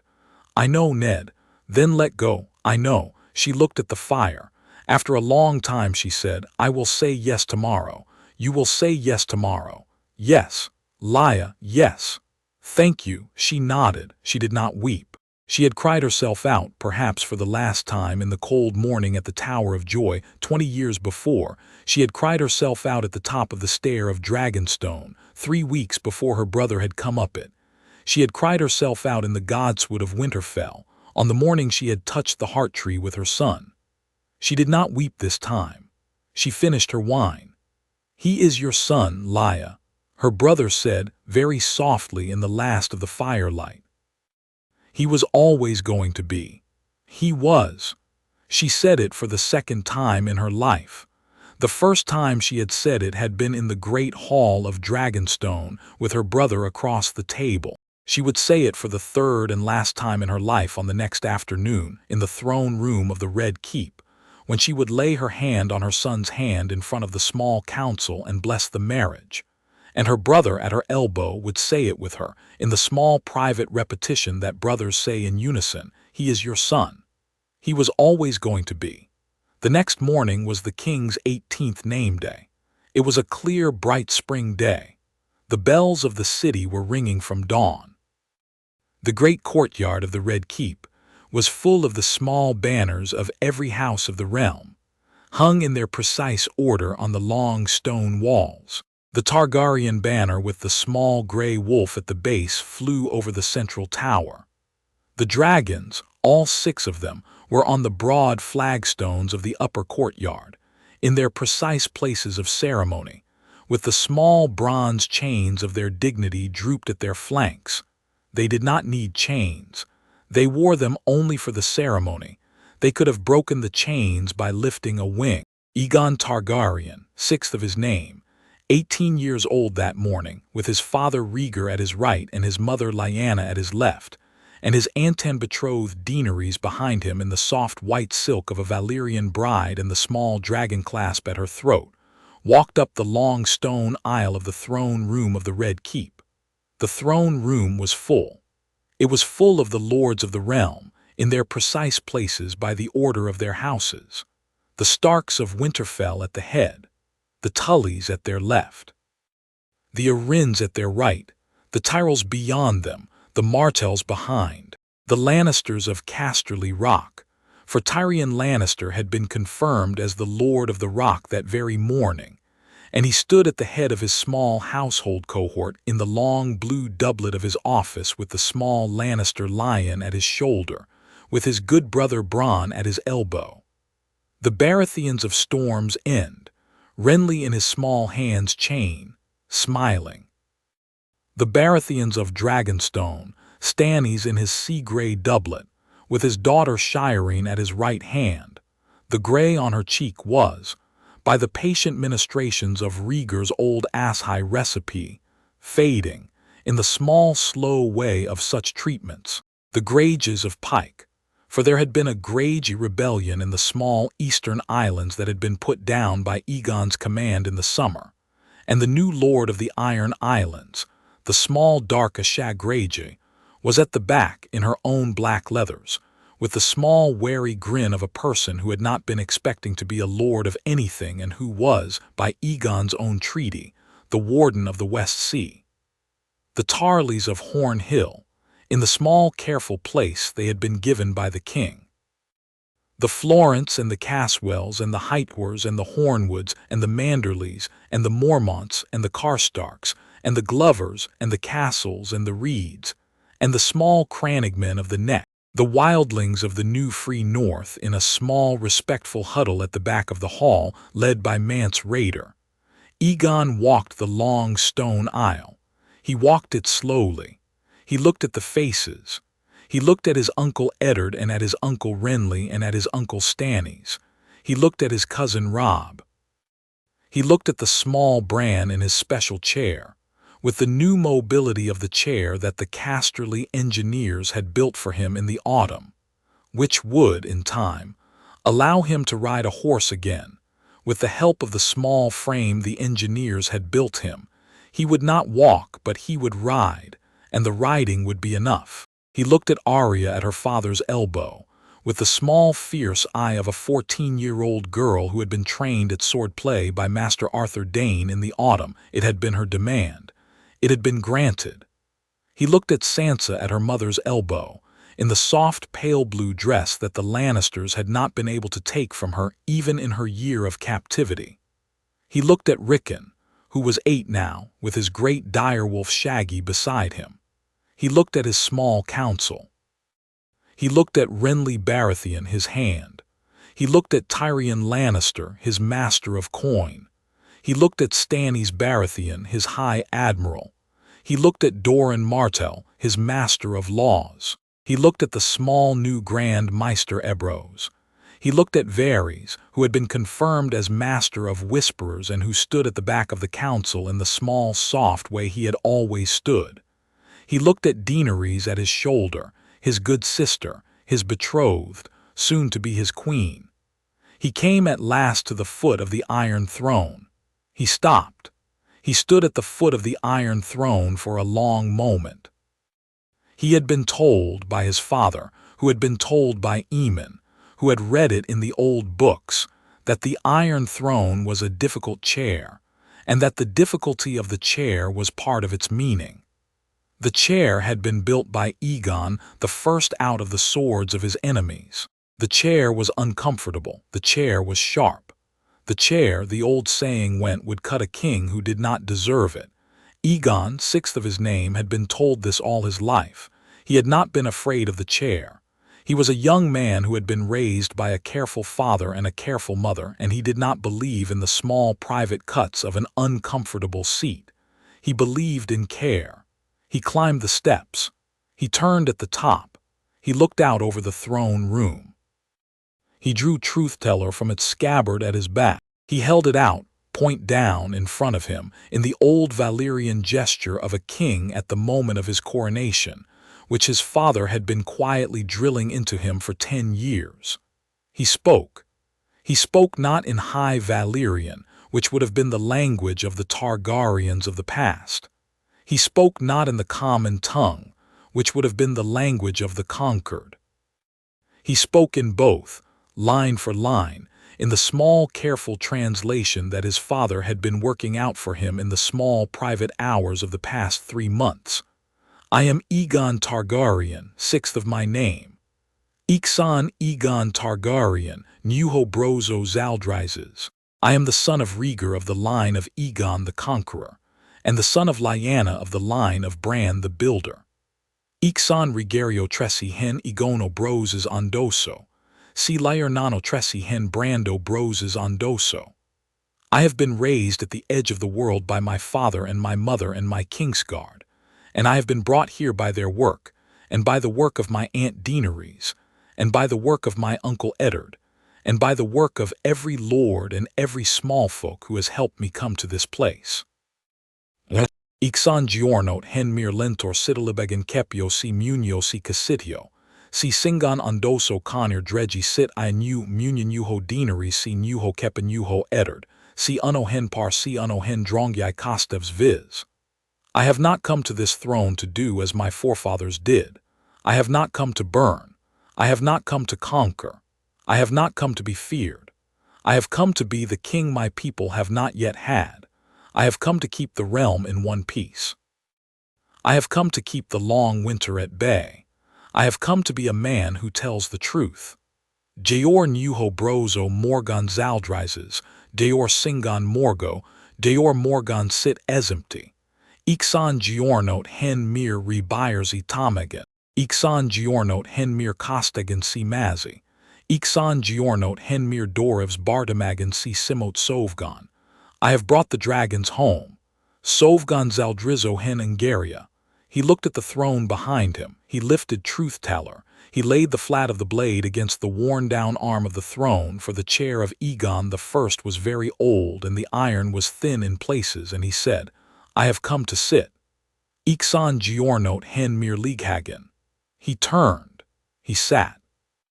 The Iron Throne that had been pressed by the small, careful weight of his ancestors for 3 centuries, took the small, careful weight of Egon, 6th of his name, and did not cut him. The throne did not cut him because the throne was, in some small private way that the singers would later say was a magic, and that Egon himself would later say was only good sense, the chair of a man who deserved it. The throne settled under him. The hall fell still. He set Truth-Teller across his knees. He looked out over the hall. He saw at the high seats below the dais his mother in her gray wool cloak with her hand on her brother's hand. He saw at her right his cousin Bran in the new chair, with his small bright eye. He saw his father, who had stepped down from the dais as soon as the sword had been laid on the throne, with the small private smile at the corner of his mouth that the household at Valyrian had learned to know. He saw his Aunt Daenerys, who would, by the small ceremony of the afternoon, be his wife by the new sunset. He smiled, the small full smile. He said in the soft baritone of his 18-year-old voice in the common tongue, "Friends, cousins, people of the realm, welcome, sit." The hall sat. The work of the realm began. It is told in the small private histories that the Meisters of the Citadel would, in time, set down, and it would be told also, in the bright loud versions that the singers would compose, with embellishments, that the reign of Egon VI was the longest peace in the history of the 7 kingdoms. It lasted 43 years. It is not that there were no wars in those 43 years. There were a few small ones, in the small private corners of the realm, and a great war with the Giscari in the east that Egon and Daenerys ended in a single afternoon, by the application of 3 dragons over the ruins of Old Guise. But the realm itself was not at war with itself for the rest of his reign. The North did not rebel. The Vale did not rebel. The Reach did not rebel. The Iron Islands did not rebel, for a Shag Greyjoy, in the small private way of her people, kept her own counsel and kept her own islands and kept her side of the treaty for the whole of her life. The slave trade of Volantes was broken in the 7th year of Egon's reign by the small private trade blockade he had imposed, which had been his condition since the morning he had stood at 12 at the edge of the slave square, and the city had bent at last in the 10th year, and Volantes had ceased the trade by treaty by the 12th. The Iron Bank prospered, the realm prospered, the small folk prospered. The harvests of the late summers of the long peace were among the best in the records of the Reach. Egon and Daenerys had 4 children.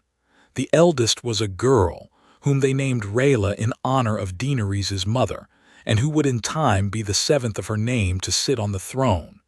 The second was a boy, whom they named Eddard in honor of his great uncle, and who would be one of the great high admirals of the realm. The third was a boy named Aerion, and the fourth was a girl named Lyanna after her grandmother. The children were raised partly in King's Landing and partly at Winterfell and partly, in their summers, at the small terrace on the cliffs of Valyrian, which the household had returned to in the small private vacations of the king's reign, and which had been rebuilt and restocked, and which the dragons of the realm continued to visit in their flights until the end of their long lives. Rhaegar lived a long, quiet retirement. He gave up the work of the small council on the morning after the wedding. He took his harp. He returned to Valyrian in the spring after the marriage. He lived there for 20 years in the small old pavilion at the center of the cliffs, with Wylla until Wylla's death in the 10th year of the peace, and with the bull Hightor until the bull's death in the 12th year of the peace, and with the small new household staff that came in by Pentoshi's ship every summer. He visited King's Landing once a year for the long autumn feast of his son's name day. He played the harp at the feast. He played the lay of Valyrian. He played the lament of the dragon wife. He played the small new song he had been writing in his retirement, that he called the Hymn of the Long Peace, and which the singers of the realm would, in time, take up and sing, and which would become, by the small private slow accident of these things, the unofficial anthem of the realm. He died at 66, in the spring of 320 AC, in his bed on Valyrian, with the small grey ash of his old harp on the bench beside him and the dragon Aenys, who had been Daenerys' dragon for 22 years, and who had returned to him at his summons in his last year, asleep on the warm sand at the foot of the cliff outside his window. Lyanna lived even longer. She lived at Winterfell, with small spells at the Red Keep in the winters, until her own death at 72 in the autumn of 339 AC. She kept the North. She kept the Stark seat. She was the godmother of every Stark child of her brother's house for the rest of her life, and she lived to see her brother's grandchildren and great-grandchildren and one great-great-granddaughter, and she was the small private advisor of her son in every matter that concerned the North. She is the only Stark in the history of the line whose tomb in the crypts of Winterfell carries 2 dates of death: the false date of 283 AC that her brother had carved into the lid by the masons before her return, and the true date of 339 AC, which her son carved into the lid himself, on a small slab beneath the original, in the small careful hand he had learned at Valyrian. She did not have her old tomb torn down. She kept it. She said the false grave had been useful for 15 years, and there was no reason to ungrateful to it. Daenerys Targaryen, second queen of her line in this generation, lived to be 81, the longest-lived monarch in the history of the realm. She outlived her husband by 12 years. She ruled in her own right after Egon's death, until her daughter Rhaegar's accession at the death of her son Eddard, who had served as regent. She was the queen who finally negotiated the treaty with the Bay of Dragons and the Commissars of the Dothraki Sea that ended the slave trade in those regions.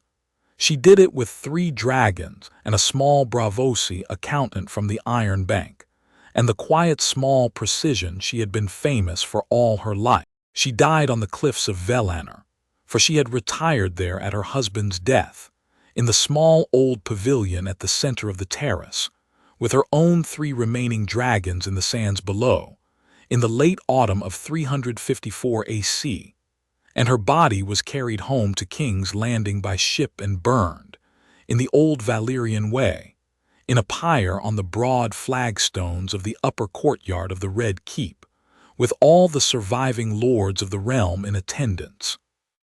The dragons of Valyrian lived very long lives. Valyrian outlived his rider by 20 years. Rhaena lived nearly as long.